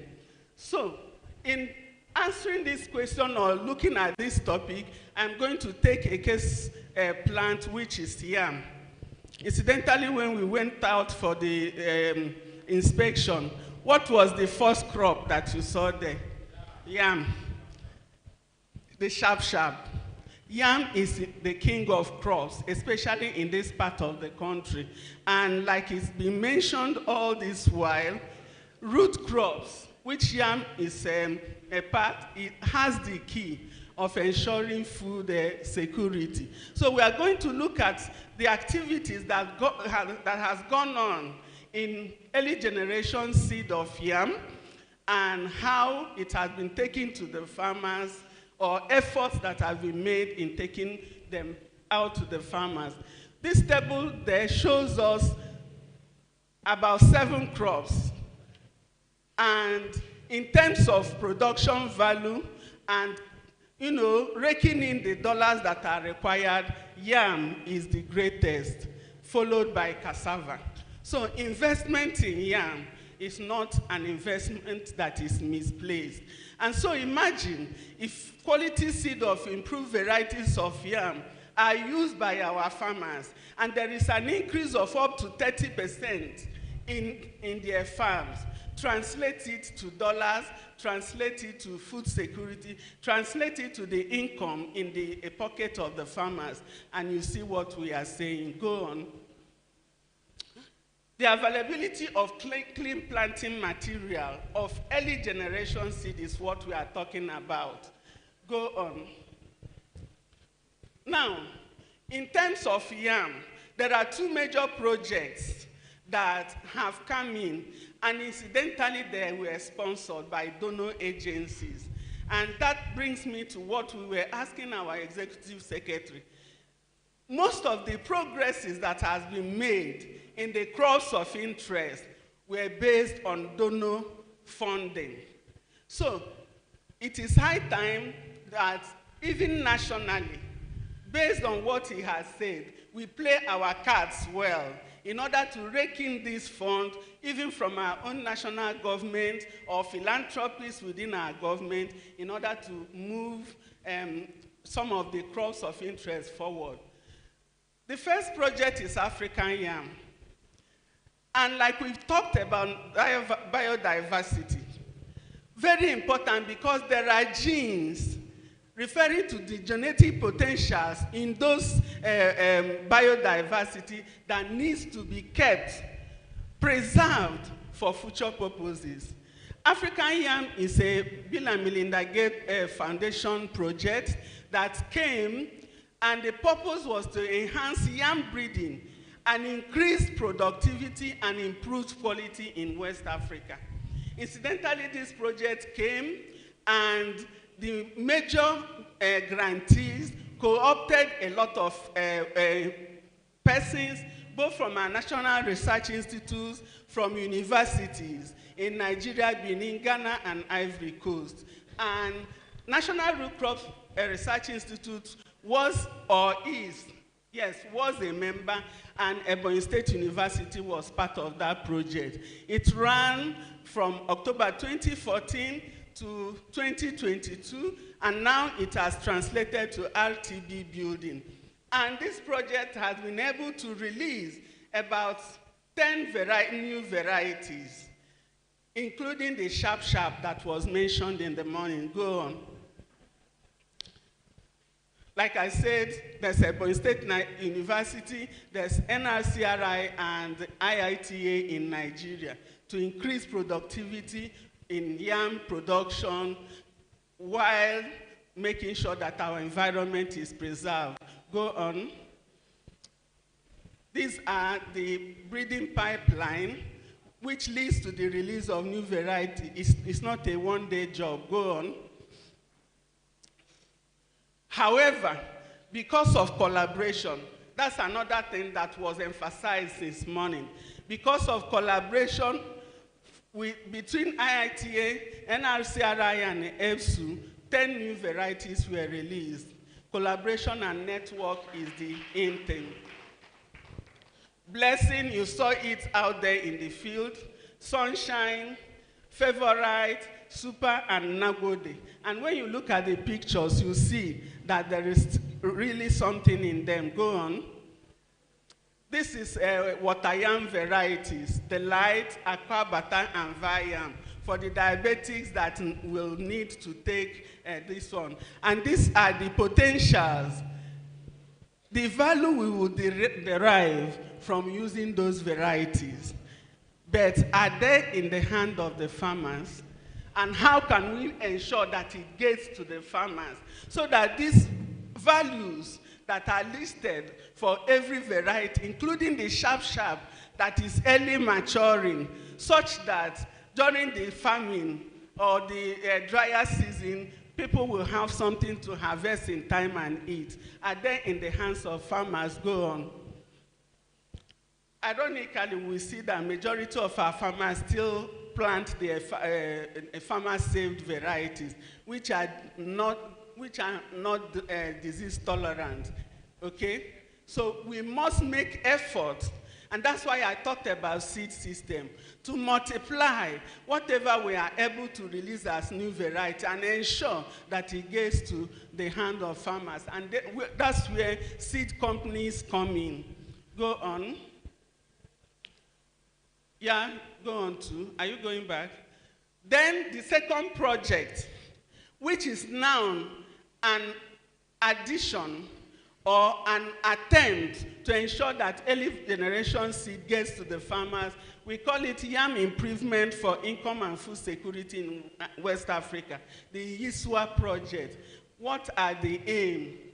Go on, please, quickly. The YISWA project was also a donor-funded project, and again, IITA, NCRI, and EPSU was part of it. They were,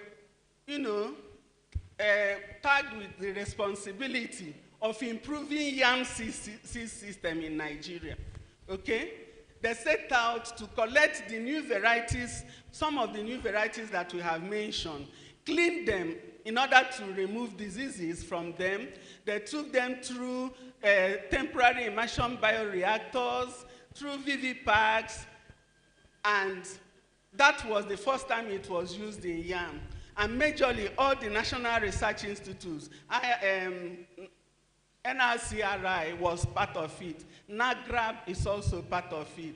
The essence was to enhance, the generation of breeder seeds. Then, after the breeder seed, what next? That project had to bring on board 5 seed companies in Nigeria. Okay? 5 seed companies in Nigeria, and tag them with the responsibility of producing foundation seeds. It's not only that they were given that responsibility, they were equipped in order to produce foundation seed. Incidentally, our company was part of it, Strategic Seeds Nigeria Limited. We had an MOU as a sub-awardee of IITA to work very closely with Nrcri. My colleagues are all seated in this house. And the essence or the objectives was to empower smallholder yam farmers, to have seed varieties to use that are high yielding, disease tolerant, and with good qualities. High starch content, as Professor Iwe will say. Develop functional and sustainable seed system in Nigeria, because they know that this is the gap to get these seeds to the farmers, and to raise awareness about the economic impact of being a yam entrepreneur, and then to empower women. This time they were conscious to empower women to be part of seed entrepreneurs. Go on. So many things were given to seed companies: screen houses, aeroponic system, tips, a hydroponic system, and that led to generation of vine cuttings, to produce foundation seed. Now, it is no longer only the National Research Institute. These companies were given the capacity to produce foundation seed using breeder seed. Go on. And then to translate or transfer this to the farmers by production of certified seed. This is what happens at Strategic Seeds Nigeria Limited. Using the vine, we cut and root, and we have our plants both in the greenhouse and in the field, and eventually produce both our mini tubers. Go on, please.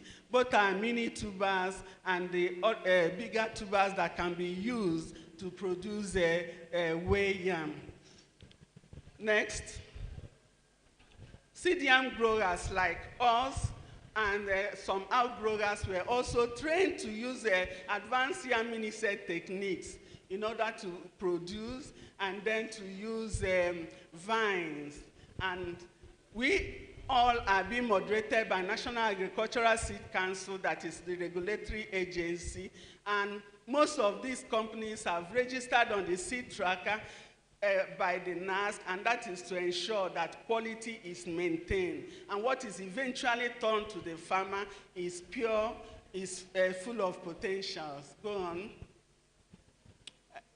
Okay, this is just by way of a little information. This is the seed of palm, one of the new varieties that is available at the company and is ready for pickup by farmers for 2024 farming season. Go on. We also interface with farmers through demonstration plots, through field days, because this interface with farmers is important. Awareness creation is important. The Bible will say, how will they know if nobody told them, okay? So we are the agents that interface with the smallholder farmers to bring this early generation seed to them, in order and certify seeds in order for them to produce and get up to 30% yield increase. So what were the key lessons from these two projects? Number one, if you want a program, an institute, or a breeding program to really deliver the gains of plant breeding, they need sponsorship. We have been told of ways to get this sponsorship. Apart from donor agencies that give us grants, our government are ready, but we need to play the politics that is therein. We cannot sit down in our office or our labs and the money will come. We don't know how to do it very well, but I think we need to start learning, okay? Now, increased sensitization is important. And we need to design and implement effective seed program to all the crops of interest. I want to say this because of an experience I had. For taro, that is cocoyam.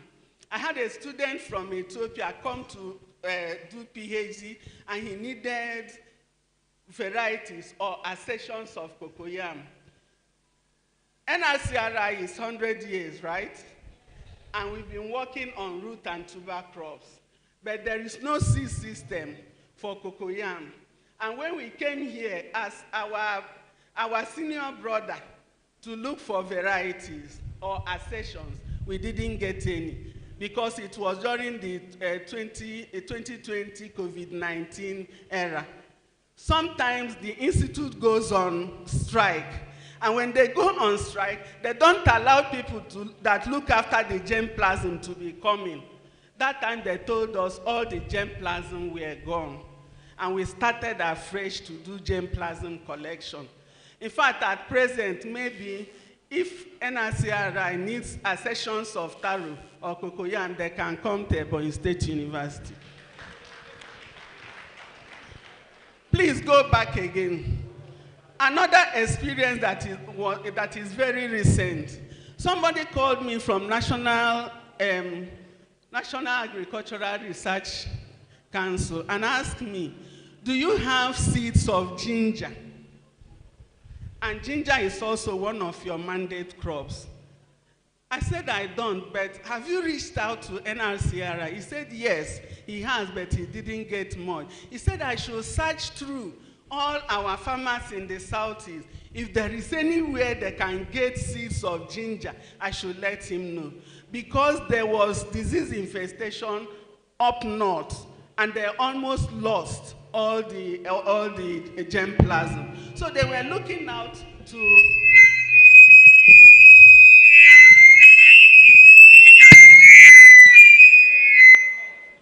Is that a way of stopping me? Okay, I'm rounding up. So why is it that there is the seed of what is our mandate crop, we don't have it, and it's difficult to be gotten in Nigeria? We need to be very, very conscious of that. Finally, please, there are some emerging issues that we need to consider going forward. Breeder seed is being produced by national research institutes, but they are not always readily available. How can we plan to ensure that seed companies get this? How can we get more funding for maintenance of germplasm, just like our first keynote speaker said? Success lies in planning. Success lies in collaboration. So we need to do more in doing that. One major problem that we still have in yam is storage. Sometimes we produce and before we use it, more than 40% is lost during storage. How do we do that? And so on. There are so many points. Creation of awareness is very important. Go on. So in conclusion, the YISWA project has come and gone. Now it is ProSiva. African Yam Project is come and gone. Now it is RTB Yam. Thank God we are still all part of it. Somebody said the high ratio propagation technology was for YISWA 1. Seed system upscaling was for YISWA 2. Now we are in ProSiva project, consolidating the gains of those two projects. Finally, the last slide. At the end of the first phase of the project, the rural poverty was reduced by 10% in Ghana and Nigeria. There are statistical evidence to that. More than 96 million people are expected to benefit from yam technologies in yam producing countries come, I think he mentioned 2037. This is a sure evidence of increase in productivity and income in smallholder farmers and overall food security. This could be replicated for other Nrcri mandate crops, and I charge us when we go into our planning to be sure we do that. This is, go back please. This is one of your scientists, Dr. Jude, and these are the new varieties and what came out of it when the variety release team were walking around. So what we are saying, they are not fables. There are things that can be achieved by your institute and their collaborators. Finally, I want to acknowledge all these people, IITA, Nrcri, the African Yam team, Strategic Seeds Nigeria Limited, which is my company, and so on, and say that collaboration, no one person can achieve all these. We need to keep collaborating, and we will make a difference in our country. Thank you.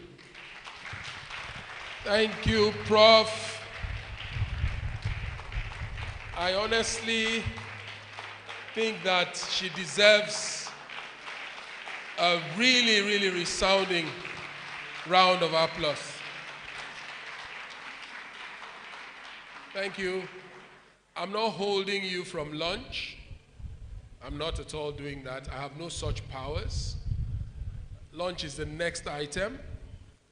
But I'd just like to cue into Prof's, rendition to underscore the fact that we really, really need to do a whole lot more in the research ecosystem to ensure that we are able to support,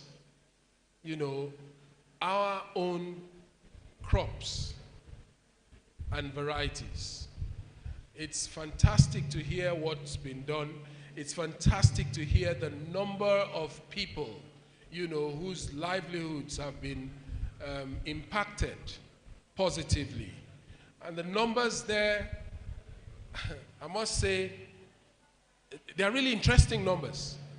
So it means that we would need to do a whole lot more about communicating these successes and gains, and also looking forward to expanding the frontiers of our capacity to impact. It's a good thing that we are having a review and planning workshop for Nrcri, and I think that we need to make the very most of it. Having said that, I have the permission, or is it the mandate, of the ESARCN and the Executive Director, CEO, to announce to us that lunch is served. We're back here. Oh, good. Yeah. Hello. Wow. How are we? How are we doing? Do you think we are doing well? Okay, make some noise. Make some noise. Can I have you clap your hands? Thank you so much. Thank you, Richard. Thank you. This is food o'clock now. We have distributed some coupons, lunch coupons to some people. We expect them to go up there and have lunch. And the very distinguished guest we have, we stationed a vehicle out there to take you for a chat with our executive director in his office. So the rest, please be seated here. Lunch is for everybody. We're prepared for this lunch. So if you have a coupon, please go up. Then the rest stay here. The very distinguished guest, please a chat with the executive director in his office. Thank you. Yes, lunch is for 45 minutes. Lunch starts now.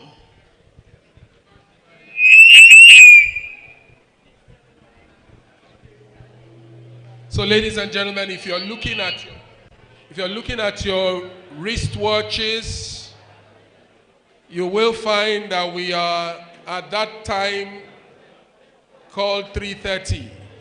So we will be back here by 4:15 on the dot. 4:15. Please keep that time on your mind. 4:15. How you're going to do it, I don't know. But please get to lunch and come back by 4:15.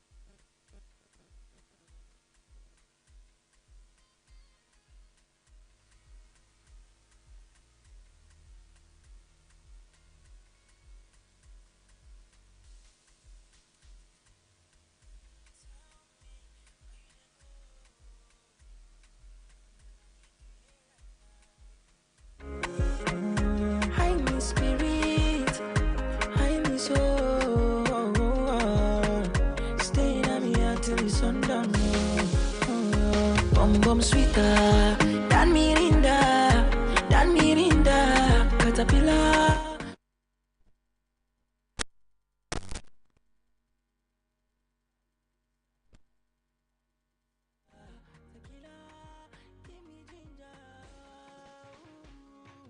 Fresh like bread, what they do today. Oh my, no defeat.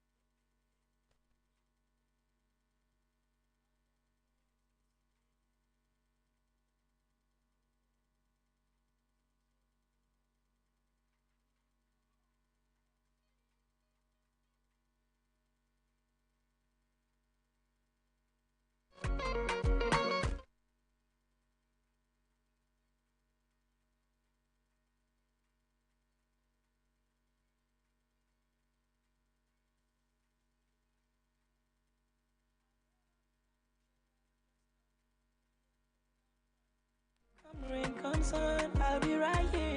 Be anywhere, right there.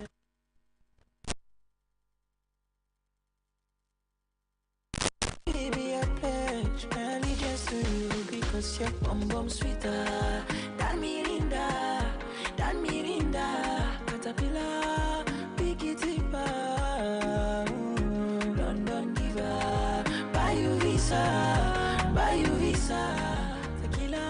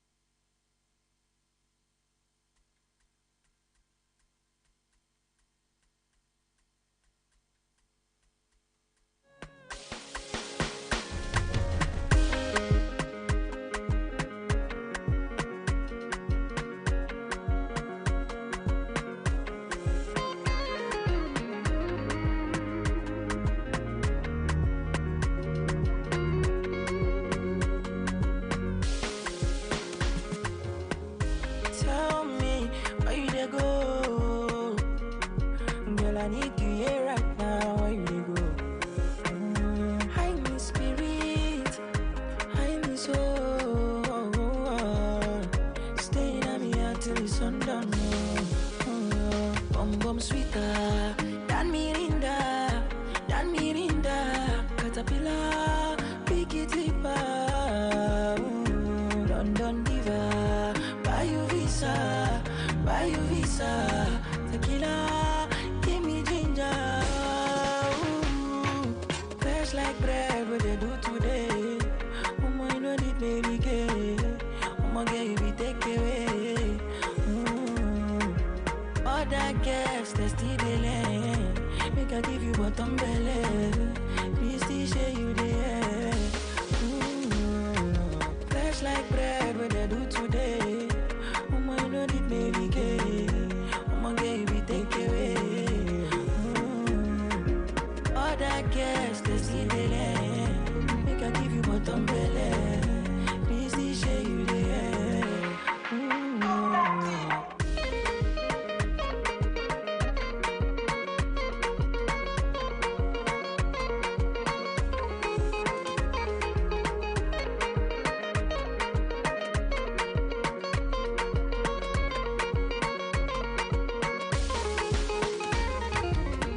I'll never be done with your love, just know I'll be here for the long run. Come rain, come sun, I'll be right here. Be anywhere, right there. You living right free in my heart, right here, the left side of my chest. Baby, I pledge my allegiance to you because you're bum sweeter than Mirinda, caterpillar, pick it deeper. London diva, buy you visa, tequila, give me ginger. Fresh like bread, what I do today. You know need me gay. Girl, you be take away. Other girls, they still delay. Make I give you bottom belly. Easy share you there. Fresh like bread, what I do today. You know need me gay. Girl, you be take away. Other girls, they still delay. Make I give you bottom belly. Easy share you there.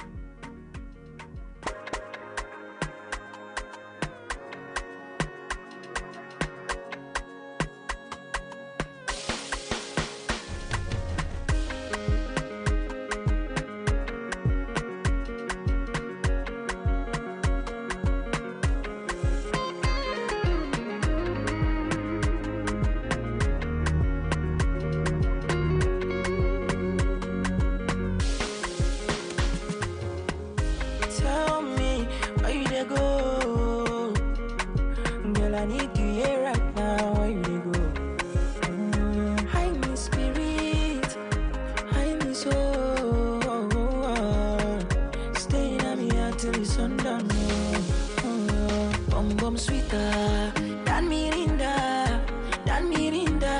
caterpillar, pick it deeper. London diva, buy you visa, tequila, give me ginger. Fresh like bread, what they do today. You know need baby gay. Girl, you be take away. I guess they still delay. Make I give you bottom belly. Please still share you there. Fresh like bread, what they do today. You know need baby gay. Girl, you be take away. Other girls, they still delay. Make I give you bottom belly.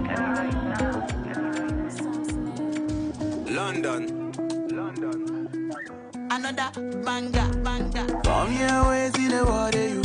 Green body make I rock, yeah. I know you senior me. I get the money pass your papa. Wait till you want way I know feel do for you. Why you want the boogan one? Share you be kiss than any. You better drop your body and move sucker. Suffer with this body. Make we run, I'm on a low key.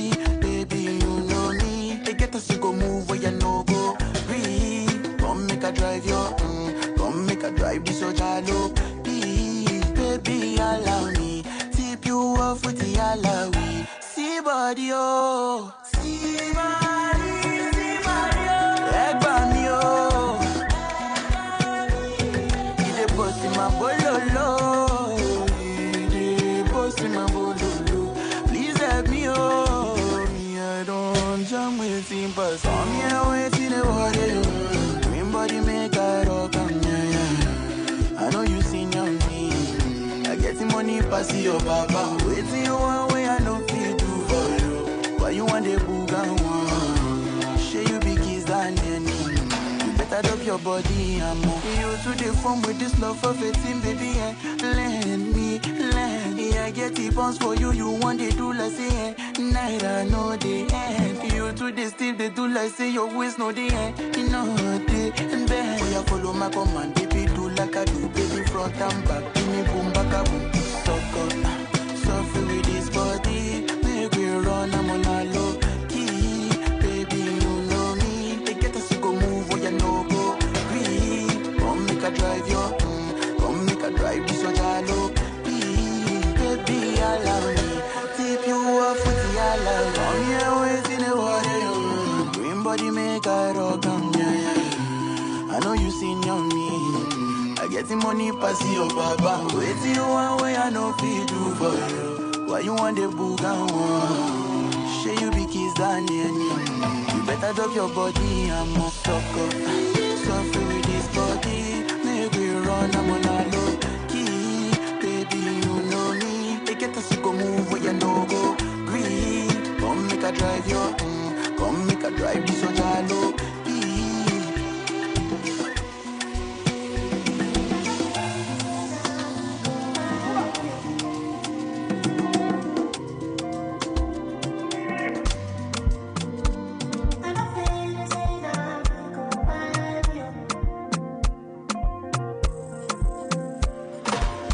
My brother, I know fi calculate, stick calculate, see plenty go.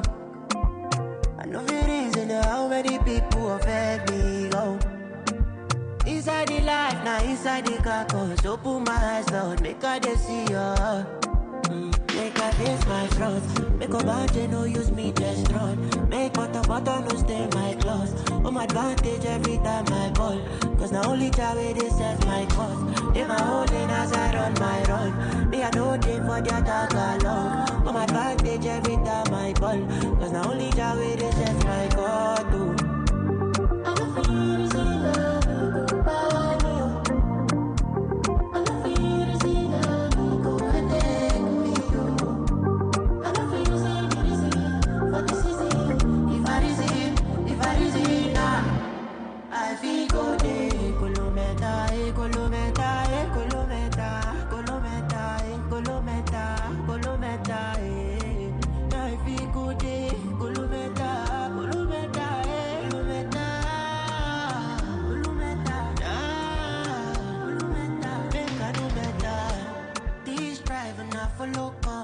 Still dreaming, but I no sleep.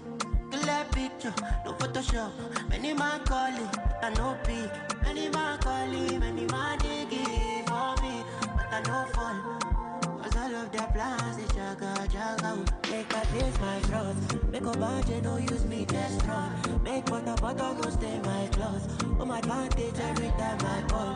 Cause the only time where they set my cause. They my holding as I run my run. Me I know they for the attack alone. On my advantage every time I call. Cause the only time where they set my cause.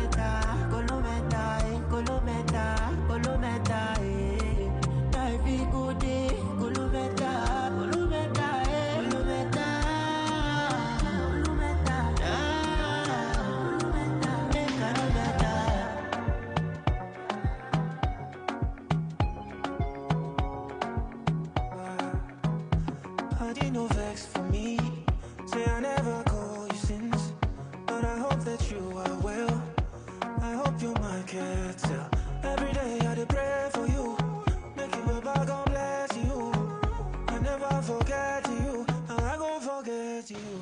See my shoulder, make you rest up on me. You know I got you, let me be your friend indeed. Money don't show now, I don't keep some for you. You know go so far, cause anything I get now for me and you. Yeah. How are you, my friend? How do you do, my friend? I know sometimes it be like say nobody sent you. That's when I did for you, my friend. How are you, my friend? How do you do, my friend? I know sometimes it be like say nobody sent you. That's when I did for you, my friend.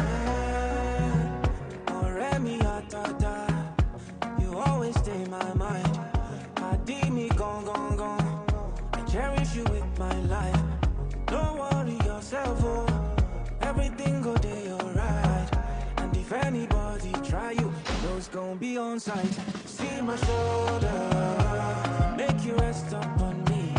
You know I got you, let me be your friend indeed. I'm on the money don't show now, I don't keep some for you. You know go so far, cause anything I get now for me and you. Yeah. How are you, my friend? How do you do, my friend? I know sometimes it be like say nobody sent you. That's when I get for you, my friend. How are you, my friend? How do you do, my friend? I know sometimes it be like say nobody sent you. That's when I get for you, my friend. I know sometimes it be like say what have you done to me? I don't know, yeah. What have you done to me? I don't know. Believe me, believe me, believe me. It has to be you. I need you, I need you for my family. Believe me, believe me. It has to be you. I need you, I need you for my family. It must be you, it must be you. I need you, I need you for my family. It must be you, it must be you. I need you, I need you for my family. Oh baby, oh, been in love with you for days. Done day with you for so long. Show more. I'm crazy, oh, girl, I'm crazy over you. Now waiting man go do to make you know. Waiting you won't believe if you don't believe me. I will not deceive, do not deceive me. And my love go past the love you give me. If I follow your hand, I bet you leave. Waiting you won't believe if you don't believe me. I will not deceive, do not deceive me. And my love go past the love you give me. If I follow your hand, I bet you leave me. What have you done to me? I don't know. What have you done to me? I don't know. Believe me, believe me, believe me. It has to be you. I need you,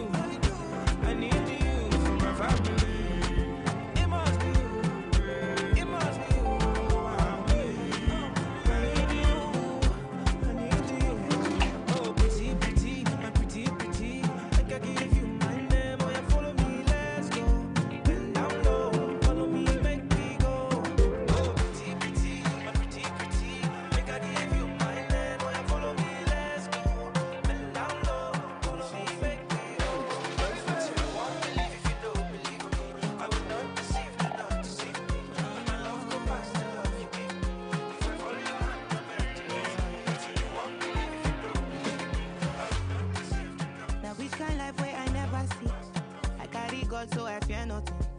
Steady increase in the commas. Comma. Original no be parody. You know fit clear for your memory. Whether now winter or summer, I did Papa just Savannah. Living life, see my fire burning bright within the inside me.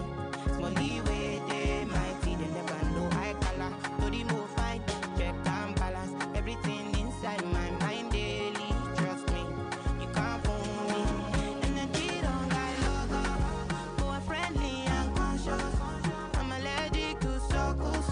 I'm not ready for confusion. They're telling me make I show love. Stability on bono. Everything a connection. I'm not ready for confusion. Things happen inside life. Brother to make I live my life. Dreams come true. It's not fine. By the fight make you no go tired. They go. Fire they go. You need to put your body and soul. Living life, see my fire burning bright within the inside me. Smally way they mighty, they never know I color. To remove fine, check and balance everything inside my mind daily. Trust me, you can't fool me. Energy don't got logo, more friendly and conscious. I'm allergic to so. I'm not ready for confusion. They're telling me make I show love. Stability on bono. Everything a connection. I'm not ready for confusion. Now which kind of way I never see. Sabi girl carry to like dog. Animals they in human form. Body man nobody like work, but you must hustle if you want job. You no finish they won't fight us. If them they run them no fit catch up. I know they form say I too righteous. No con they form say you too like us. Me no get the time for the hate and the bad energy. Got my mind on my money. Make you dance like broccoli. Steady green like broccoli. Steady on my grind, no yeah what they want telling me. Good enough my fantasy. They want to check if my tap be no wrong. But it rush, well, it be much. Now gotta make my tap be the rush. The kind money we touch. Yeah, it rush, well, it be much. No be hype, everybody be crush. Okay, thank you, Mr. DJ. We are all welcome back. Please, if you are still outside, please kindly come in. We are starting immediately. If you are standing outside, please come in the next 3 minutes. We are starting.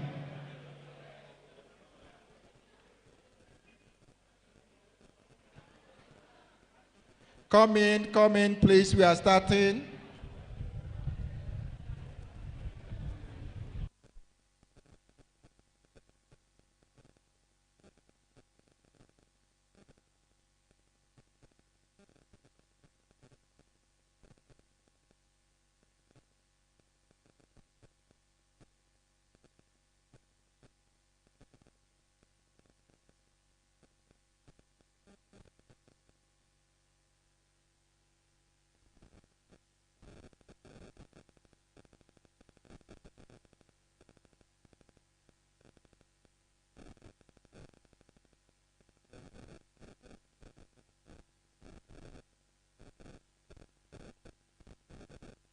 Okay.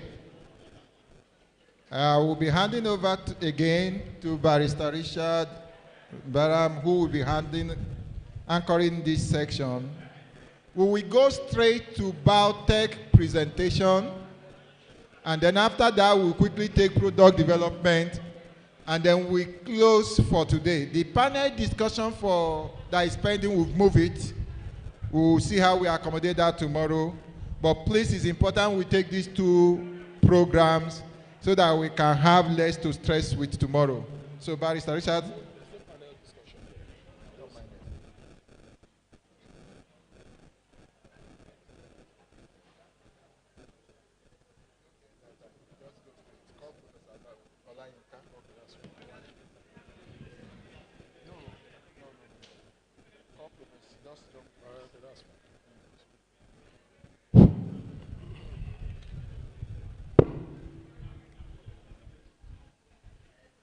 So what we have as our afternoon session, ladies and gentlemen, is an appraisal of the biotechnology research program. To chair this session is Professor Olayinka Nwachukwu.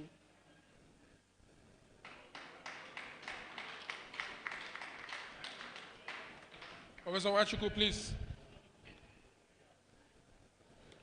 I don't envy you. You're having to speak fresh from lunch. Let's see how you can manage all of the realities or the challenges that a full stomach, brings to bear.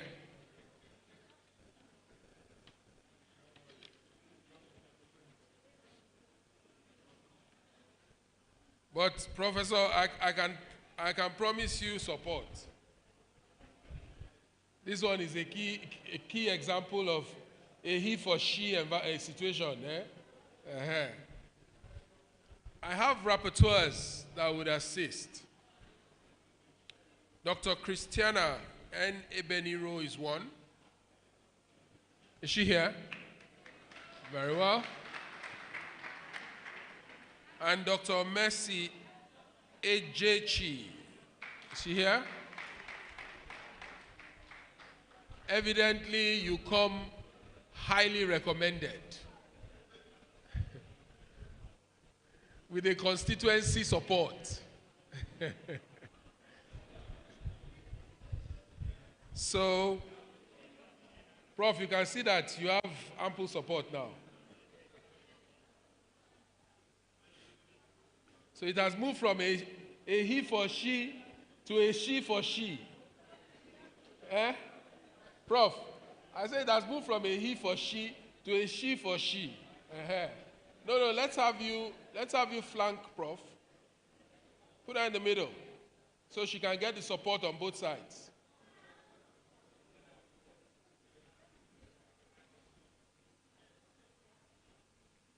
So there's a report presentation actually. Is that report ready? The report is ready. Dr. Okwonu are here. Okay. Yeah, sorry. Thank you. So we will invite the coordinator for biotech program to present the report.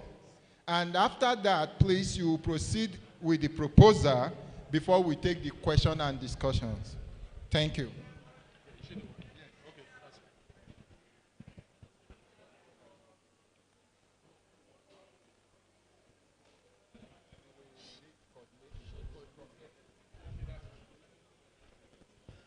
So, Prof, from here on, your show, you coordinate and let me know when So, Chairman Ma, do I continue? Okay, so good afternoon and distinguished guests.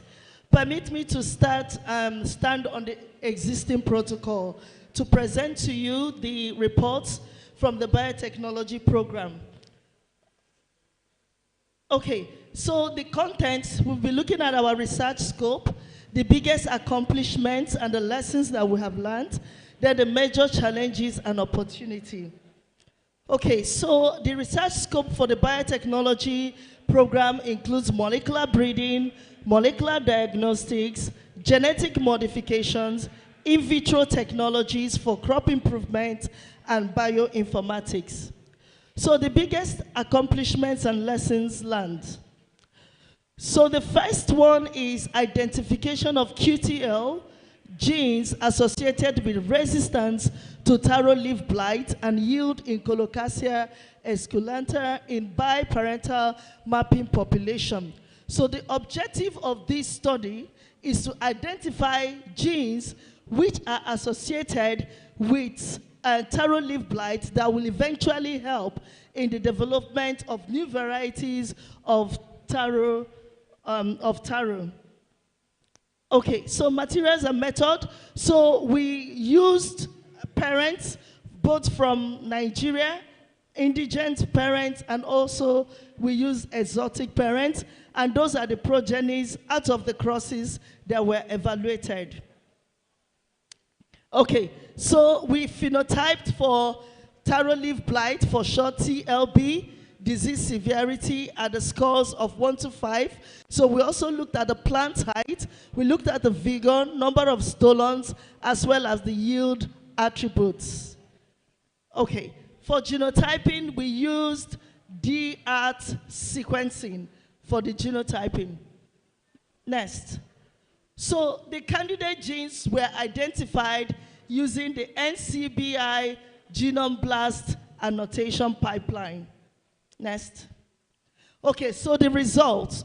So the heritability estimate of the traits, remember we looked at taro leaf blight severity, we looked at the vigor, the plant height, the biomass, and the corn weight, and other attributes. So the heritability estimate shows that among the population that was evaluated for each particular trait, those are the percentage of the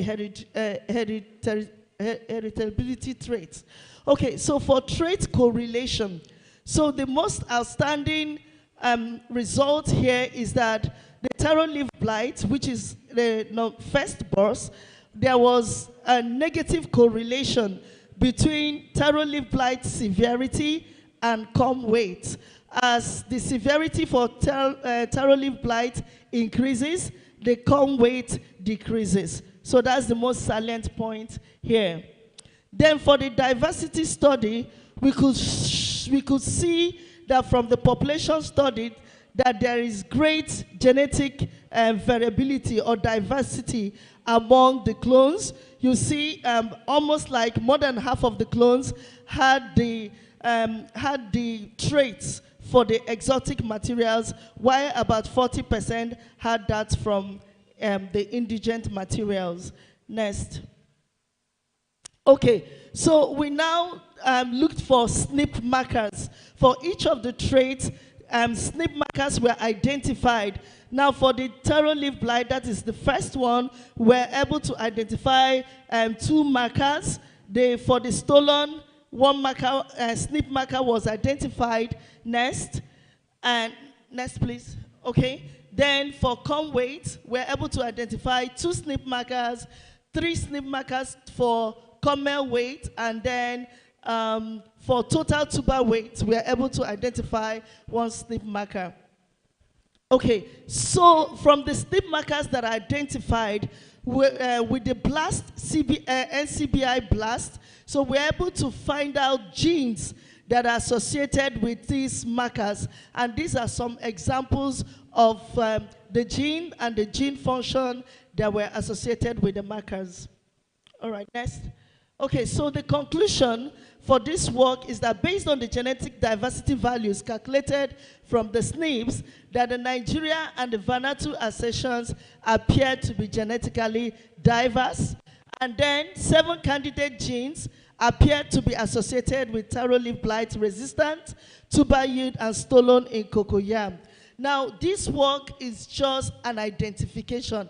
The next step will be validation. So after the validation, the genes, the novel genes that have been validated could be used for other downstream processes like marker-assisted selection, genome editing, and genetic manipulation.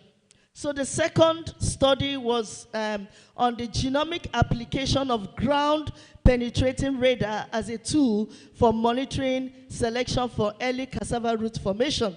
So the objective was to assess the genomic region for early bucking traits using GPR phenotype information. No, the truth is that in previous time, what you normally do to determine early bulking is that you can use destructive method. But in this, we are trying to see, can we use GPR instead of the destructive method? So there is a comparison of using GPR and then using the destructive method. So then 212 clones were used for GWAS analysis, and then the design was alpha lattice. So you could see the principle. You could see the principle. So this is the principle. As you're passing your... Can you go back? Okay, so as you're passing your GPR machine, so this is what the machine is actually reading on the ground, and the readout is like what you see below. Okay, next. Okay, so the data collection, we collected data on root system biomass, root storage length, root storage diameter, root system volume, and root storage numbers at different months after planting, 6, 3, 6, 9, 12, and 15 months after planting. Okay, so the correlation analysis. So the take-home message on this slide is that if you look at the last two columns, okay, my pointer is not showing. So you could see that there is a positive correlation between the GPR and the destructive method. So what it tells us is that the result that you get using the destructive method was exactly the same result that you got using the GPR method. Okay, so now we tried to find out, GWAS analysis was carried out to find out the SNPs associated with traits like the storage root volume, storage root biomass, and storage root diameter. And that is what is shown on the screen. The A shows us that there are SNP markers at about the 10 chromosome. And then there are also for storage root biomass, we were able to find 3 markers. And then for storage root diameter, we're able to find 1 marker at respective chromosomes. Okay, so also, the SNP markers that were identified, their position was also determined. And, okay, so we were able to find also functional genes that are associated with the SNPs. For the storage root volume, we found 2 SNPs, and we found 8 genes that are associated with the 2 SNPs. For the storage root biomass, we found 3 SNPs, and we're able to find 20 genes associated with the 3 SNPs. And for the storage root diameter, 1 SNP was found, and 7 genes were associated with the 1 SNP. So in total, 6 SNPs were discovered, and 35 genes were associated with the 6 SNPs. Okay, so the conclusion here, there was a strong relationship between the GPR system and the real-time measurements. So eventually, we could replace the destructive method by just using the GPR. So the GWAS result indicated 6 significant SNP markers on chromosomes 5, 8, 10, and 13, which are linked to 35 functional genes. And some of these genes are associated with the following. They're associated with phytohormonal biosynthesis, cellular growth and development, biosynthesis of secondary metabolites for accumulation of starch and defense. Okay, so the third study that we did was stability analysis of cassava genotype using univariate stability models in 3 ecological zones. 3 agroecological zones in Nigeria. So the objective for this work is to actually obtain information about the yield potentials, the adaptability and stability of newly improved cassava varieties that are tried in 3 different agroecological zones. And then to use 3 different univariate stability models to determine those varieties that are stable across the environment. Okay, so 12 cassava genotypes were used. 2 were used as checks, and then RCBD design was used, and the locations were Ibariam, Otobi, and Umudike. Okay, so the models that were tested were the stability by superiority index, with linear regression coefficient, and stability by Rick equivalence.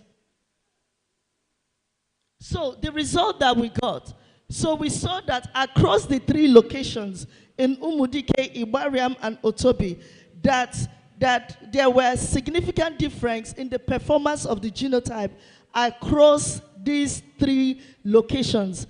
As well also within the locations, that there was also a significant difference in the performance of the genotype. There was also significant difference in the environment. There was an interaction between the environment and the genotype in the evaluation. So the stability analysis, now, what the stability model that we evaluated, so we used the linear regression method and the other methods that were used. So for each of these methods, they have their own salient conditions. For example, for the linear regression method, the closer the value is to 1, the more stable the genotypes. While the more they are far from 1, they are more sensitive to the environment. Like if you look at the one that has 0.16, that is highly sensitive to the environment and thereby denotes that it is not stable. Whereas the one that you have about 0.97, 1.15 and the rest shows to be stable across the environment. Now for the other stability models, we could also see that the ones that are marked in red, according to the conditions of the models, shows that those are the materials that are said to be stable using that particular stability model. Now from the result, we could see that the 3 stability models actually did not select a particular genotype, but at least we have about 2 genotypes that corresponded in the 2 stability models. Therefore saying that these 2 genotypes could be identified as the genotypes that are stable across the environment. Okay, so the conclusion is that, okay, I've already said it, there is gene and genotype and environment interaction, and as well as now that the genotype that showed stability using the different stability models. Okay, so that's the end of our report. Chairman Ma, I can go into the proposals.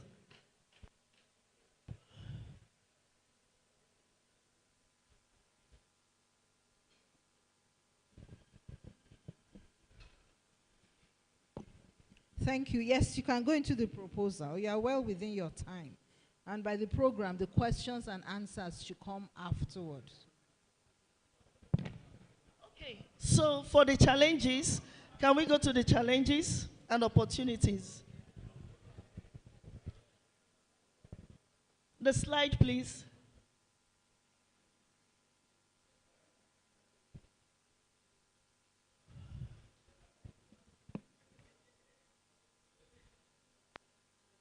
Slide. Okay.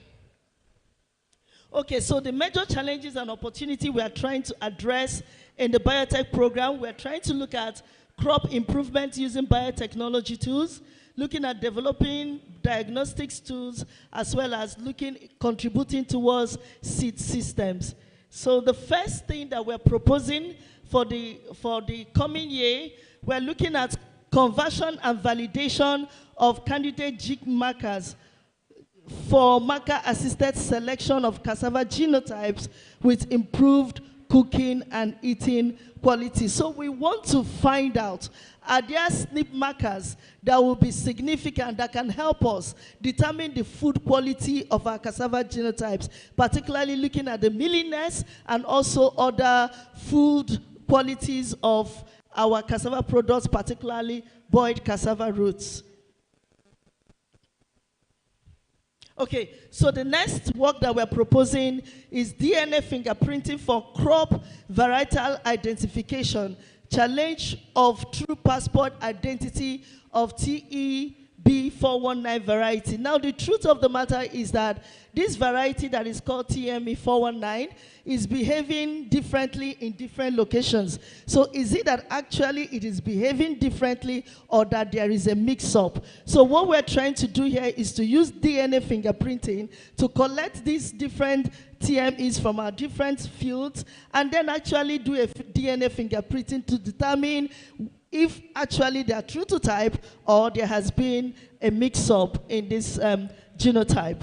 So the next thing we want to look at is validation of SNP markers associated with taro leaf blight resistant and tuber. You remember in our reports, I mentioned that we discovered some SNP markers that are associated with taro leaf blight. So the next work going forward is to now validate these genes.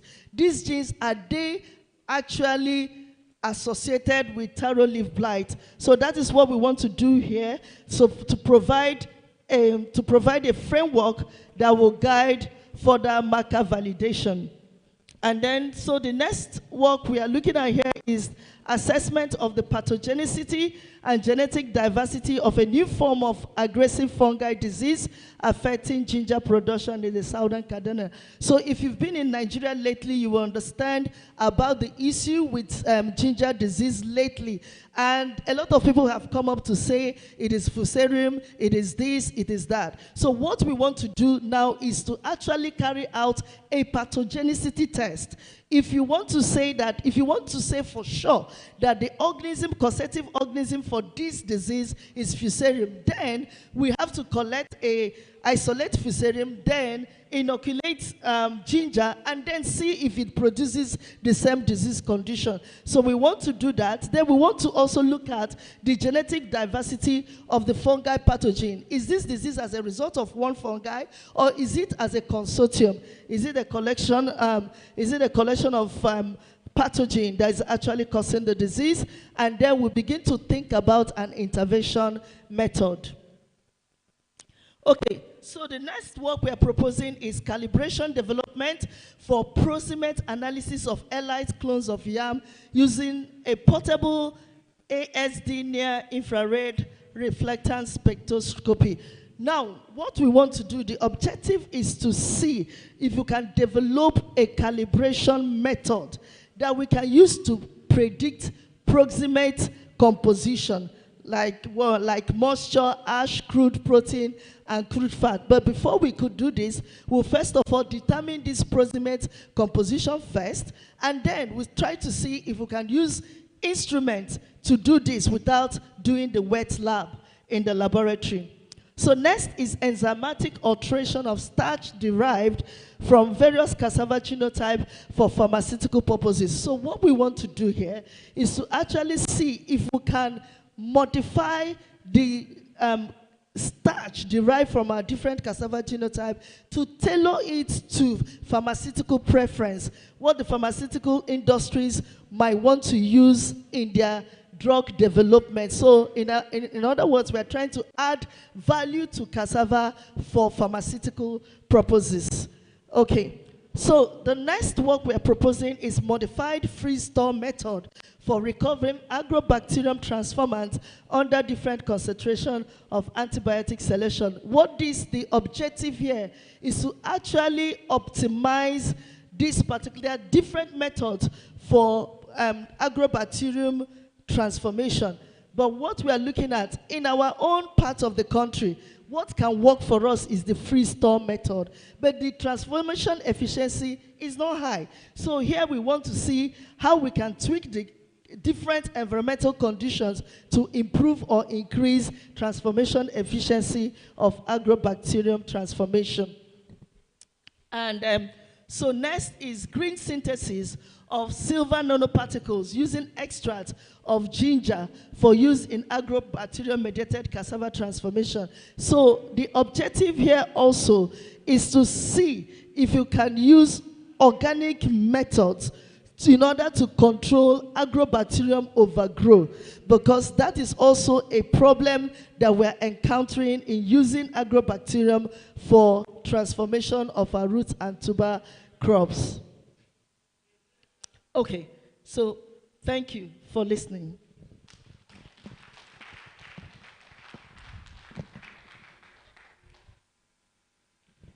All right, thank you very much, Head of Program.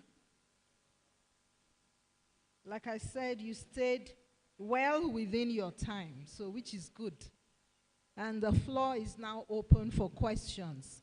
I have a few questions of my own, but before we ask the questions, I just want to say, personally, I'm impressed by the wide variety of research topics.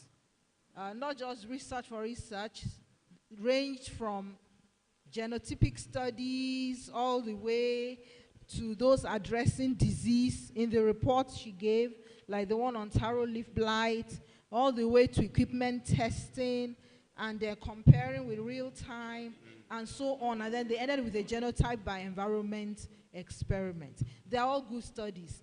And we have also listened to the proposals they have for the coming year. So I will just keep my own questions for now, and I will allow us to ask. If anybody has questions, if we just indicate by raising our hands, we'll know how many questions we're going to have. And I think I will give us numbers. Any questions? Number 1 here, sir. Number 2 behind him. Number 3. Any other person? Number 4. Number 5. We have 5 questions. And please, let's make them questions indeed. If there are comments, let's indicate it's just a comment. Let's take questions for now. Thank you, sir. Number 1. Thank you, Chairperson. I want to ask some clarification on taro leaf blight. I'm not sure if I heard you well.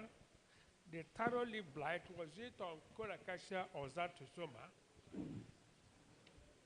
Again, is the stability analysis in cassava. The orchestrated variety, TMS 30572, from your result, you marked it that it is stable. Okay, sorry. Do I start afresh? On the taro leaf blight, is it on Colocasia or Xanthosoma? Then the second one is stability analysis on cassava. The TMS 572, you said is among the varieties that are marked stable, which means it is doing well in the experiment. So I want to confirm that. Thank you.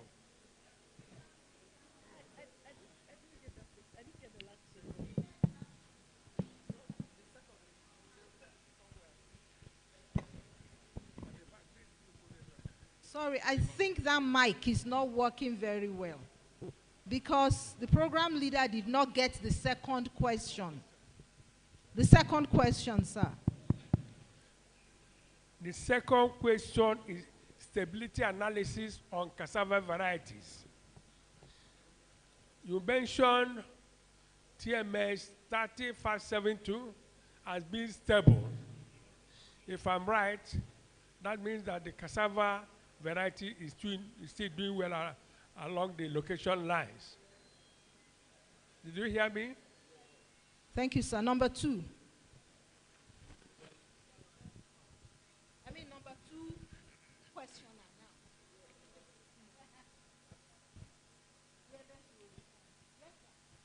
now. Okay, good afternoon, everybody.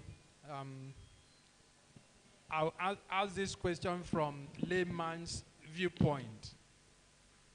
Because I believe that sometimes we scientists, we go ahead to do our things without looking at what other people may think about it, which may be very useful. And the question I want to ask is a very simple one. I saw what you spoke about ginger, and I'm asking, what happens if this fungi you are talking about had changed its form between the time it came and now that you are studying it? And by the time you provide solution, it may have changed again. Thank you.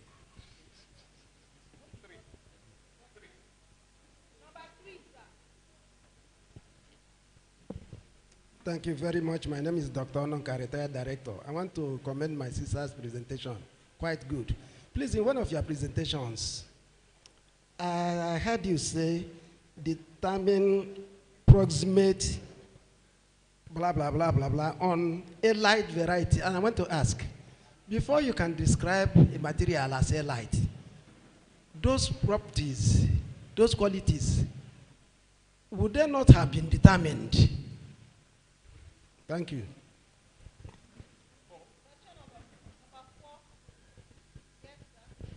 Thank you. Thank you for your presentation. Mine is a simple question on the concern I have regarding modification of starch quality in cassava. And I was kind of concerned, how does this relate to food security in Nigeria? Will the focus not change, the attention not change to this particular variety that is more pharmaceutically based, and less attention given to that which will provide food on the table for our people? Thank you very much.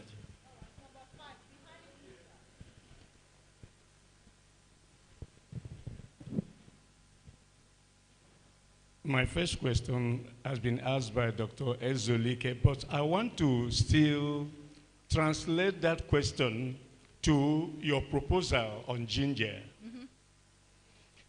That's, in your report, it was on taro, but in ginger, in your proposal, you are talking about fungal disease.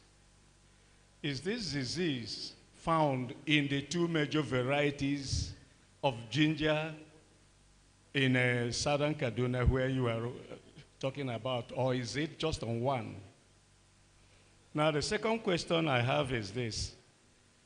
How did you arrive at the assumption that TME 419 shows different characters or yield or that type of thing that is affected by location? Did you have your extension people or ADP or your own staff going to certify this assumption? All right, thank you, sirs. Now she can answer, but before you start, I just want to add something to the proposal on ginger. And I saw that you want to check those, you want to look at the pathogenicity and the genetic diversity of that particular fungus affecting the ginger varieties in southern Kaduna. And my question is, what if that fungus is already here with us? I mean, are you going to limit it just to southern Kaduna? Because we know that ginger doesn't just stay where it's produced. It could be all over Nigeria by now, for all you know. And we know that some local farmers and backyard gardeners like us may just, if you like the fragrance, the taste of the ginger, you could just plant it. What if it's already here? Do you have any plan to address that as well? Okay. All right. Okay, so I will go through the ones I can go through. Then I will get the researchers to respond to some of them. So the number one question is Colocasia or Xanthosoma. I think, I stand corrected, I think it's Colocasia esculenta, right? Yes, it's, okay, it's Colocasia, sir. Okay, for the stability model, the TMS 3572. So what we are saying is that we looked at 3 different stability models, and we tried to see if they can help us predict the varieties that are stable over the 3 environments. And the results we showed are the result that we got from the different univariate stability model that we used. Then it happens that in one of them, that TMS 3572 was identified as being stable because of the value that it had. So that is what we're saying with this study. Then the next one is change of the form of the pathogen of ginger. Well, this is why it is called research. So we want to start first. A lot of people have said they have identified and isolated so many pathogens, but we are not sure which one in particular is responsible for the disease. As far as we are concerned, some of them can just be microflora. They can be just things that are in the environment. So we are going to start first from what we have in our hands to find what it is now. And if it changes, we'll continue to do research. And then the next one on proximate analysis of elite clones. So if you could remember what we said we wanted to develop a calibration protocol for calibration model using near infrared machines. So we start from the known to the unknown. We already have these values, but we want to see, are we going to get the same values when we use the equipment? Then we compare the two results.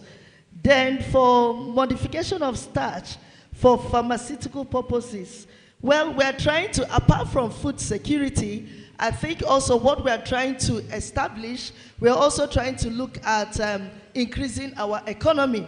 There are actually a lot of cassava varieties, so we could actually find the ones that can be dedicated to industrial purposes, while the rest will be dedicated to food security. In my own opinion, I don't think it's going to be a problem to food security. I stand corrected anyway. Okay, so the next one is fungal disease.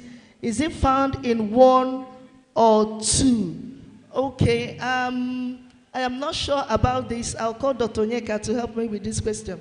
Both. Okay, so he said it's both. Okay, so next is TME419 shows different characteristics. Yes, readers here can confirm with me that it has been observed that TME419 in one environment it is said to be branching. In another environment it is said to be erect. So what is it actually?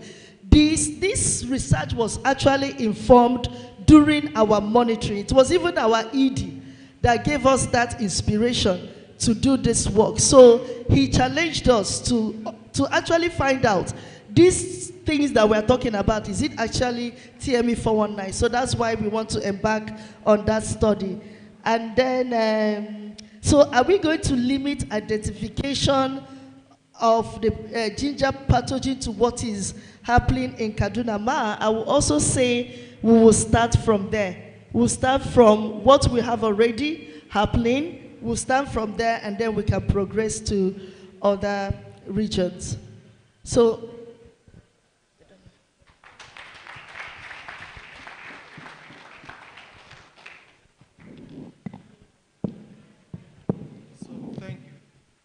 Thank you. Can you hear me? Okay. The TME419, I don't really think is a result. Can you hear me?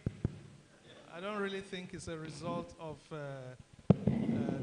the variety exhibiting different forms or characteristics. I think that there is a mislabeling or misidentification.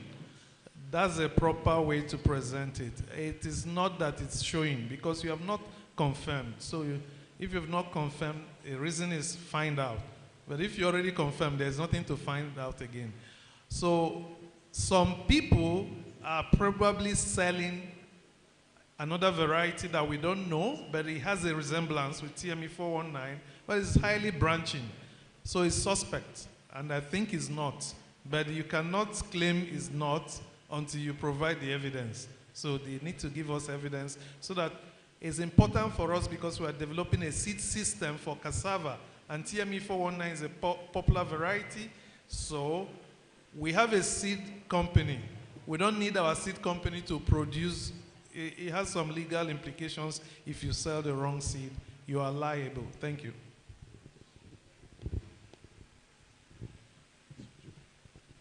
Thank you very much, sir. Any other questions? Okay. So we want to thank the program leader. As a layman, okay, I'm not in biotech. I'm a soil scientist. I looked at the crops you are looking at, and I saw 3 of your mandate crops. I saw taro, I saw cassava, I saw ginger. I didn't see any research on yam among your proposals. Is there any reason for that?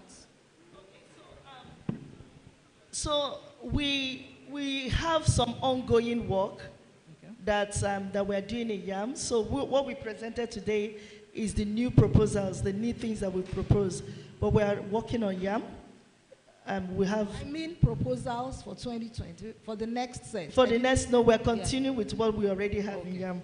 So we're doing, if I should mention, so we're doing some experiments on seed systems in YAM, answering a lot of questions like how can we improve the production of yam in vitro.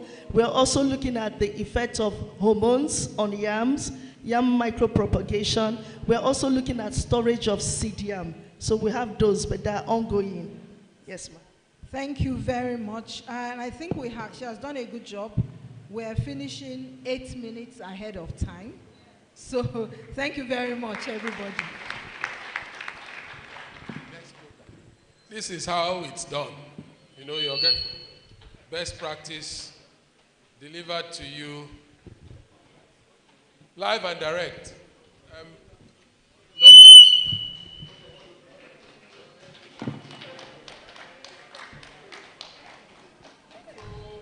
Our next program is product development. Prof, where are you going to? Prof, Kevin Eje. Your work isn't done, Prof. You know, they say that the reward for a good job is more work, I mean, more jobs. So, going straight to product development. And who's presenting? The coordinator is here, okay. So we'll have the report presentation, after which we'll have the proposal, and we'll go to questions and answers.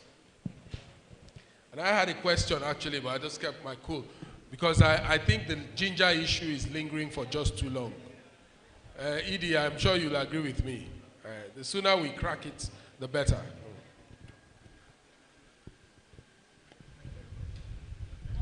Good evening, my executive director, our distinguished visitors, my chairman of this section.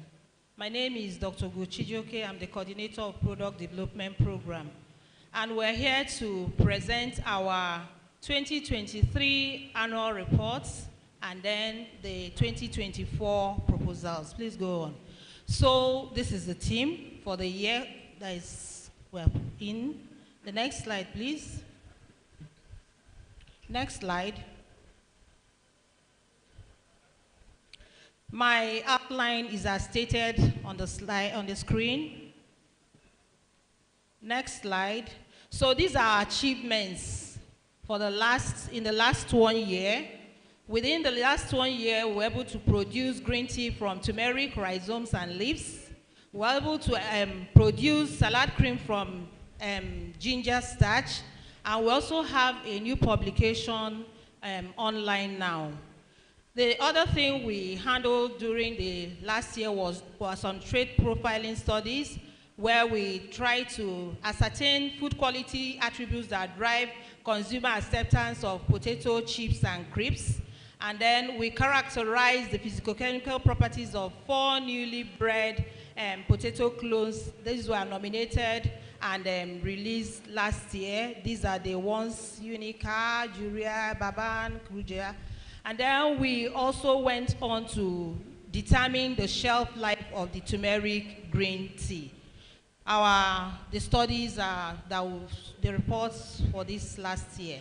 So the first study we carried out was proximate composition and organoleptic properties of candidate potato clones. For this study, we evaluated 8 genotypes. 2 of them we used as checks. In the study, we looked at the dry matter content, and then we also looked at other proximate composition of those genotypes. Our aim was to ascertain which of them is best for producing chips and crisps. So from the study, we found out that 4 of our new genotypes or varieties have better dry matter content compared to the checks or the local ones. And you see one having as high as 30.36%.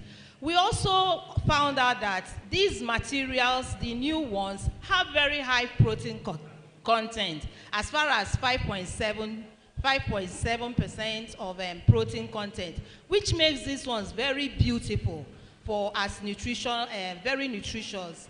So the next slide, please. So when we finished that, we took some time to do a sensory evaluation of the potatoes, frying them into chips.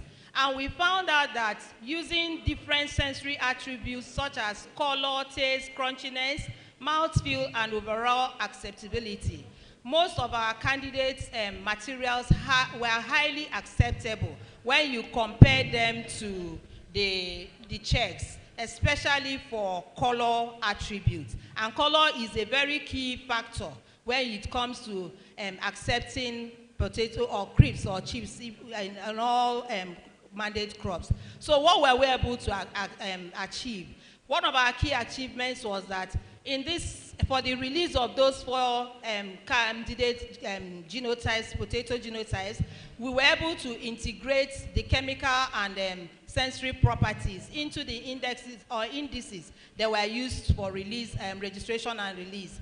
We also learned that that the materials have high dry matter and protein content compared to the checks that were used in the study. The next slide. Our next activity last year was production and analysis of salad cream produced with different blends of ginger and sweet potato starch. We did 5 blends where we had 100% ginger, 90% ginger and 10% sweet potato, 70% ginger and 30% sweet potato, 50-50 and 30-70. We looked at the acceptability of the salad cream, and we found out that across the different blends, that the one that was completely made from 100% ginger was more acceptable for taste, for aroma, for mouthfeel, for color, and overall acceptability. So we're able to find out that it is possible to make salad cream from ginger starch, and that the acceptability is high when you increase the ginger in the salad cream.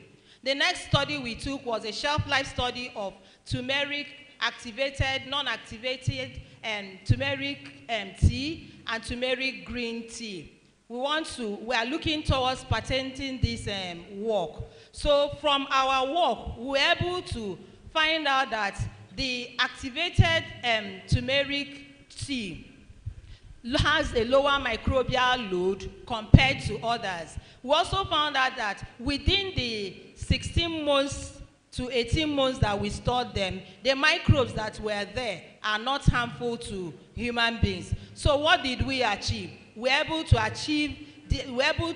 now determine how long this turmeric tea can stay on the shelf and be safe for human consumption, and that is between 16 to 18 months. And we also found out that it is possible for us to develop green tea from turmeric rhizomes and turmeric leaves. The next slide. Now, for this study, we looked at the cassava retinability and textural attributes of fufu for demand-driven cassava breeding. This study was undertaken based on our assessment of end users of fufu. We understand that in Nigeria presently, many people are adding very unhealthy things to fufu just to increase the turnover. So it's actually a big problem. So we undertook to do this study to see how best we can profile our genotypes at early breeding stages so that we can get ones that are very suitable for our processors and then also have good textural properties for those that are consuming it. So what did we do? We evaluated 64 genotypes that were very diverse, and then for the retinability, and 11 genotypes to ascertain, to do the textural study. We started by standardizing the protocol. There is no protocol on ground now for profiling retinability. So we needed to standardize the protocol to profile that. To be able to do that, we looked at different traits that are involved in the retting or softening of fruits during fufu processing. Next slide, please. So we looked at penetrometer. Penetrometer is something like a handheld fruit tester. We were using it to check firmness as the days of fermentation increased. We compared it with handheld hand hardness by champion processors. We looked at foaming, that's how much foam that is on the water or liquor as the fermentation increases, the water clarity, and visually and turbidity using the spec. And then we looked at pH and total titrable acidity. This was for us to get a standard protocol. So we compared instruments against human beings to standardize the protocol. And from this slide, what we understood was that none of these traits associated with fufu retting ability can be used singly to profile retting or softening of the roots during processing. So we now decided to do a stepwise regression. The next slide, please. So from the stepwise regression, we found out that the pH, the dry matter content, and the foaming ability are the key traits that drive retting among different cassava genotypes. If you look at the R-square value, you find out that these three traits have very high R-square value. And we use it to develop the ranking index for selecting materials at the early stage of breeding. So with this model, we don't even need to go back to the laboratory again to continue doing much. The next slide. We tried it out on 64 genotypes, and we found out that the model was able to discriminate those genotypes into moderate, high, and slow retting cassava genotypes. The next slide. So we now looked at the different, how to profile the texture attributes of the swallow, that is the fufu dough, using human beings and the instrument. We have an instrument we call the texture analyzer. So we looked at the trace that the trace that can be that the instrument can measure vis-a-vis what human beings can do. And from our study, we found out that cohesiveness by the instrument is very highly correlated with smoothness, with stickiness, with moldability, and even the handness, as well as the stretchability. These are all traits that make people appreciate or dislike fufu when it's being swallowed. So from our study in all, we've been able to give breeders standard operating procedures that they can use to profile for both retting and texture, which are key traits that drive end users to accept or adopt our genotypes for fufu processing. That's the end of our 2023 work. So we go on to our 2024 activities. Our challenges, what do we want to do, or what are those things that we feel we do to address issues? We develop innovative root and tuber crop value-added products for food, feed, and industrial sectors. We also determine shelf life and storage conditions of roots and tuber crops, as well as the value-added products. And we characterize food quality attributes of root and tuber crops, as well as their roots, as well as their value-added products. First, the next slide. So our proposal number 1 is addressing effects of genotypes on the quality attributes of bread from newly developed sweet potato genotypes. If you were outside, you would have seen that we have bread. But we've not been able to characterize them genotype by genotype to ascertain which one will give us a better bread from sweet potato. So the objectives are to determine the effect of genotype on the color, texture, taste of bread produced from selected cassava selected from sweet potato genotypes. To evaluate the nutritional composition and shelf life of bread produced using different sweet potato puree and wheat blend. And to determine the acceptability of bread produced from sweet potato genotypes at Nrcri breeding stage. We'll also do a cost-benefit analysis. Our proposal number 2 is instrumental textural profile and glycemic index of instant yam from newly bred yam genotypes. This is specifically for people that have blood sugar issues. So we want them to be able to enjoy pounded yam, just as every other person is enjoying pounded yam. Yam has very high starch content. So the objective is to determine physicochemical properties, glycemic index, glycemic load of instant yam flour from yam accessions at Nrcri breeding stage, to determine the shelf life and sensory profile of instant yam flour from newly bred yam accessions, and to identify yam varieties suitable for instant pure yam flour production for diabetic patients from genotypes at Nrcri breeding stage. I will also do a cost-benefit analysis. Proposal number 3, please. So 3 is influence of processing and storage method on export potential of French chips, fries. French fried chips from newly developed sweet potato accessions. If you go into these big supermarkets, you will see chips from Irish or from potato in the freezers there. So we want to see these our sweet potato varieties, especially the orange flesh sweet potato. If we make them into chips, how best do we store them? And how will they perform in storage over a period of time? This is what has influenced this. The objectives are on the board. The next proposal is the study on the culinary properties of newly bred sweet potato sweet potato at AYT. The objectives are to determine the physicochemical properties of newly bred sweet potato genotypes, and to determine the processing characteristics of the newly processed sweet potato genotypes of different products. So we want to see which one can best suit for what. That's what proposal 4 is saying. Proposal number 5. The 5 says effects of different improvers on cassava gluten-free bread for enhanced nutritional quality, consumer acceptability, and market viability. We are talking about cassava. It's gluten-free. There are people that have gluten problems from wheat. So we want to try out gluten cassava bread, and then we want to also check the effect of different improvers on this bread and check out their acceptability. The proposal number 6 is assessing processing method and glycemic index of orange flesh sweet potato varieties for improved dietary consideration. We are still looking at the glycemic index vis-a-vis boiled potato, pureed potato, flour and fried chips from OFSP, and we want to evaluate the effect of different processing methods on the glycemic index and beta-carotene of the selected OFSP varieties.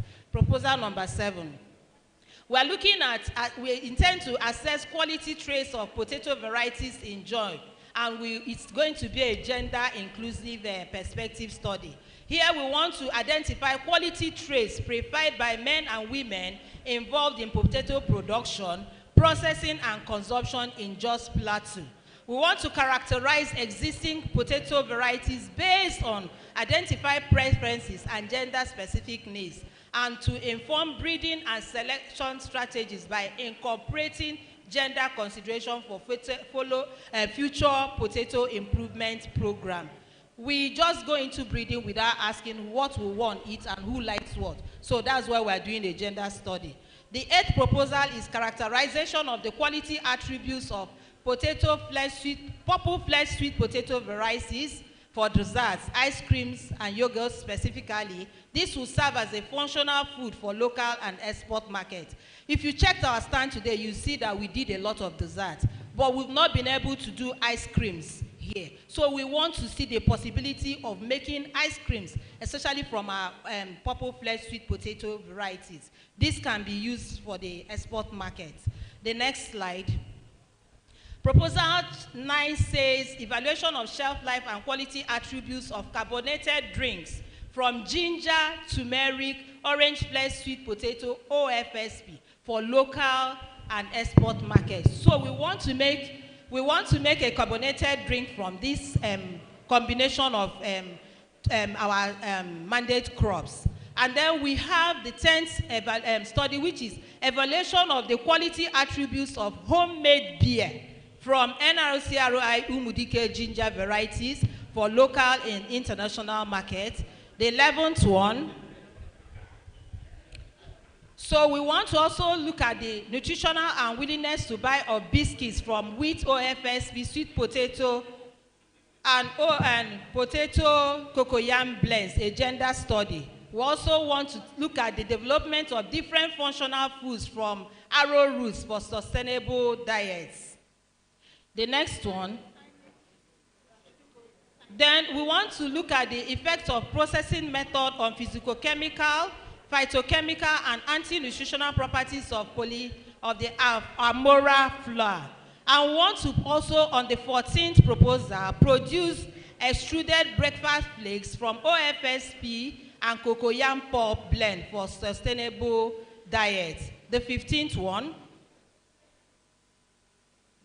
So we want to develop high fiber bread and cookies from sweet potato puree, wheat and oat flour. This came by popular demand. Somebody is asking, why do I need to go outside and buy bread from oats when can't we do it from our mandate crops so that it will be available since I'm diabetic? That was what informed that. So the next one is gender involvement of processing of selected roots and tuber crops, ginger and turmeric in Abia State. And the next one is comparison of different multivariate selection indices for selection of superior cassava genotypes with good retting ability. Then the last one is exploring the potentials of Nrcri turmeric varieties in the production of soap for local and export markets. We displayed this today, but we noticed that there are still problems with the soap. So we are looking at how to standardize the processing method and then look at the things that will drive acceptability. Thank you.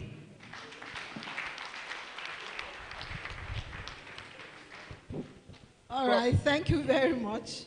I was looking at the time on the program, but I have been told not to look at the time. So I guess, for reasons best known and not known to us.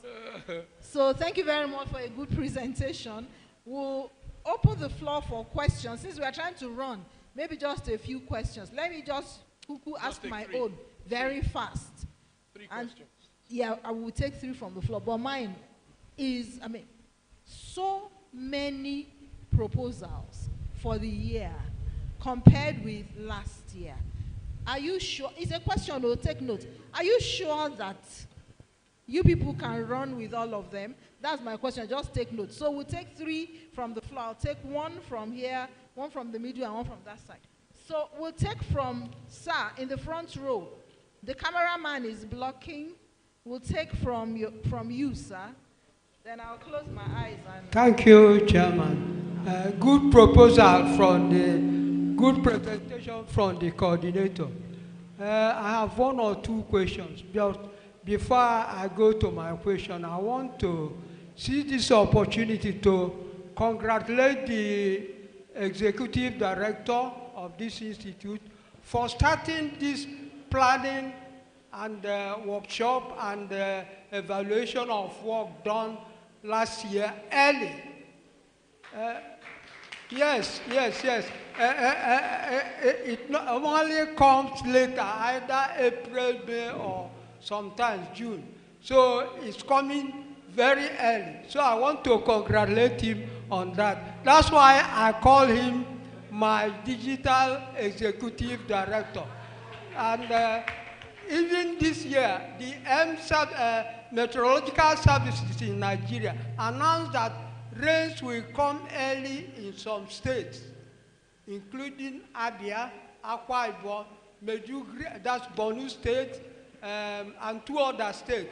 So this review that is coming early now is very appropriate. So I want to give kudos to him for that. It will also enable scientists to go to the field early and capture the season. Some of them may even seize this opportunity to do 2 cycles of research if the rain didn't stop abruptly. So I Thank you, want to sir. congratulate him on that. Thank you, sir. Having said this, my question now is,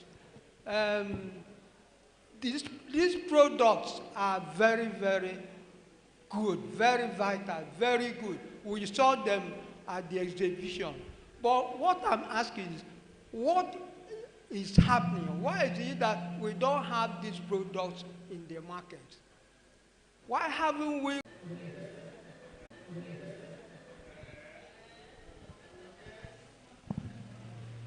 The chair. That is a woman supporting man. My own is a simple one. Activated turmeric tea. I know we have activated charcoal we use in the lab. What is this activated turmeric tea? I would wish if you can clarify to us what it is. Thank you.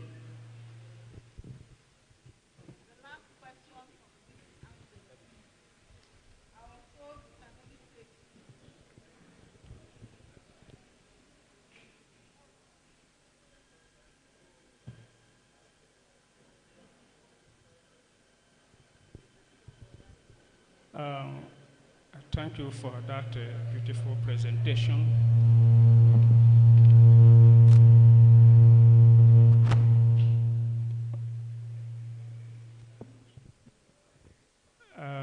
You made mention of... She looks, you know when you say small but mighty, she was just going on with so much confidence, knowing exactly what she's doing. I was really impressed, and that's why you're the team lead. And real congratulations for the kind of work that is going on here, the painstaking, inputs that you people are making into research. The likes of us, I just love to be in the midst of scientists, in all honesty, because you keep... Oh, my ears, I know potato was mentioned, so and you cannot resist it.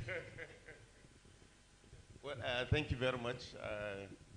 Distinguished ladies and gentlemen, I think, in fact, I was listening with rapt attention, but I just wanted to say, nowadays, whatever we are doing, we want to key it to the ministerial mandate, and then when he goes for his ministerial briefing, he will be able to capture this. Now, if I ask the executive director now to say, okay, what will be the value of this research and how has this research key into the deliverables, I think this is something that we'll be struggling to find answer to. The ministerial mandate talks about food security, it talks about how we're going to enhance collaboration and all this. And this institute is rated very highly because, like I said, you are all over the country. So I don't know how you're going to tune all these proposals in order to attack that deliverables and mandate. Secondly, we're talking about inter-program cooperation, interdepartmental cooperation. I have not seen how you are going to draw in from what has been produced on the field into this program. You are not going to find this amora from the air. You're not finding this potato just like that. So there is a need for you in the process of actually fine-tuning this proposal to bring in where your source is coming from so that we'll be able to see the relationship that exists within the institute and, of course, outside the institute. For example, you have the Nigerian Stores Produce Research Institute. To what extent is what you are going to produce, relevant to them, or how do you bring them into this program? I just want to mention this because going forward, all our proposals must reflect what Mr. President wants and then what the minister has actually promised to deliver. Richard knows that very well, that at the end of the year, anytime the minister is going to brief Mr. President, we always have problems selecting, the products of research that will be presented to Mr. President. Thank you.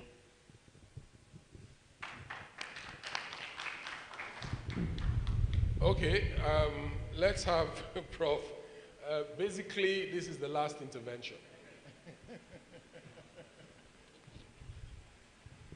Thank you very much. But I must say that the ES has just nailed, you know, the issue here. Yes, permission to say something.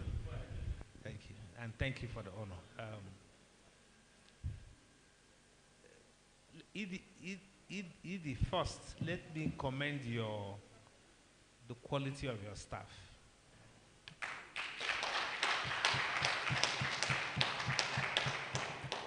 This is my 20th year as a professor. I've been a vice chancellor, I've been a pro chancellor, and I was whispering through my hair. Your staff are very good.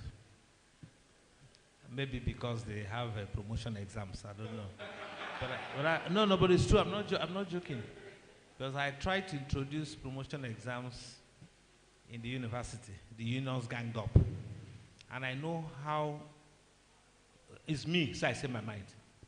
I know that many persons in university today are very poor quality, both the teaching and the non-teaching. No apologies, I can prove it. People who know me now will say my mind. The universities are in a mess. The staff quality, teaching and not teaching, carry very big question mark. But listening at this, your staff, honestly, I did not expect this. Good work. And I'll tell you where I have a problem. Earlier on, I said something, but you two were out then in the context of what Kent did here today. When I come to things like this, there has to be action consequences. The simplest one will be to establish a biodiversity gene bank for species that are going extinct. That is what I think you need to take from this. Luckily, Oga, you are here. And it's not just about Tumudike. If we, at this level, because I am convinced that the subject of biodiversity is an elite concern. But societies that do well are driven by patriotic elites. Enlightened and patriotic elites drive societies. Societies are not driven by the masses. The business of the masses of people is to eat today. That is their business. But if we're patriotic elites, we think for our society. So one thing that I want to see, to be sure that I will come next year, is that what Nnadozie took plane to come here to do has led to the establishment of a gene bank. Not just at Tumudike, but Oga, you have to tell everybody. That we have not done it tells me that the education we have is only PhD on paper. It should have been done long before now. Now, to this one, I just asked him here, why are these things not emerging in the markets? Those of us who have degrees from German universities, we are not like you people who went to America and Britain. You people talk too much. We solve problems. The problem today in Nigeria, I don't know what the details of the presidential initiative is, but I'm going to be very polite. I mean, it must be a wonderful one.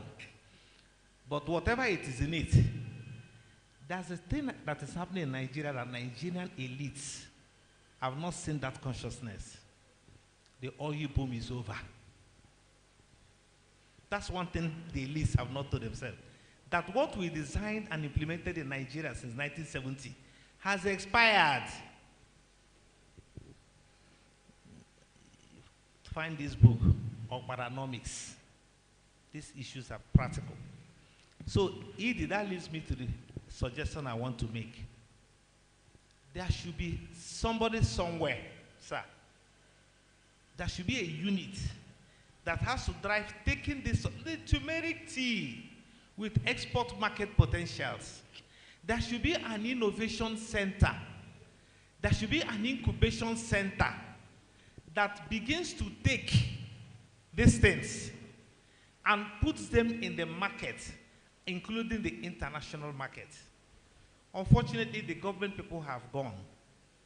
If they had the brain of Okpara, it is possible to take these things, set up a center in this state that liaises with you and takes all these things, brings the fabricators in Aba, in Aloji, fabricates things, finds who understands the international trade market, and put these things in market in Europe, and ends foreign exchange the way the old Eastern Nigerian Palm Produce Board used to end foreign exchange before this oil confusion came. There's nothing in the Nigerian Constitution that stops state governors from setting up this kind of things and accessing the international market and stop waiting for the Abuja drama of every month. These things are practical. Turmeric tea is real. I have asked, there's so many things that are happening here, but they need to be put into the markets. So there needs to be a center. Researchers, agronomists, breeders, they are probably not trained for that. So there's a need for a technology incubation starter. And if the governor, which is here, is one of the few, you know, Abia is the only one of the few where people are psychologically feeling happier. To do this, because the oil boom is so easy. That is your second assignment. I've presented you. I'll really be glad to have this things work. And if you do that, God will bless you in Jesus' name. Thank you, Prof. Thank you very much. I think we could just run to the next, or do we allow you to? She's done? Okay. So we'll run to the next. There's another session that we are going to just quickly smuggle in, the Seed Technology Program. Seed Technology Program. And I'll leave Dr. Yeka to give us guidance on how that session would go. Yeah, sorry for that. We realized that we moved the panel section to tomorrow, and tomorrow is going to be fully, we have enough room for the discussion tomorrow. So since C-Tech is just one of the smallest programs, can we quickly take that for a cocktail from lunch? Thank you very much. Go ahead. So just straight to your report, your proposal, then we take a few questions and we close. The chairman is still here. Yes. Tenure extension.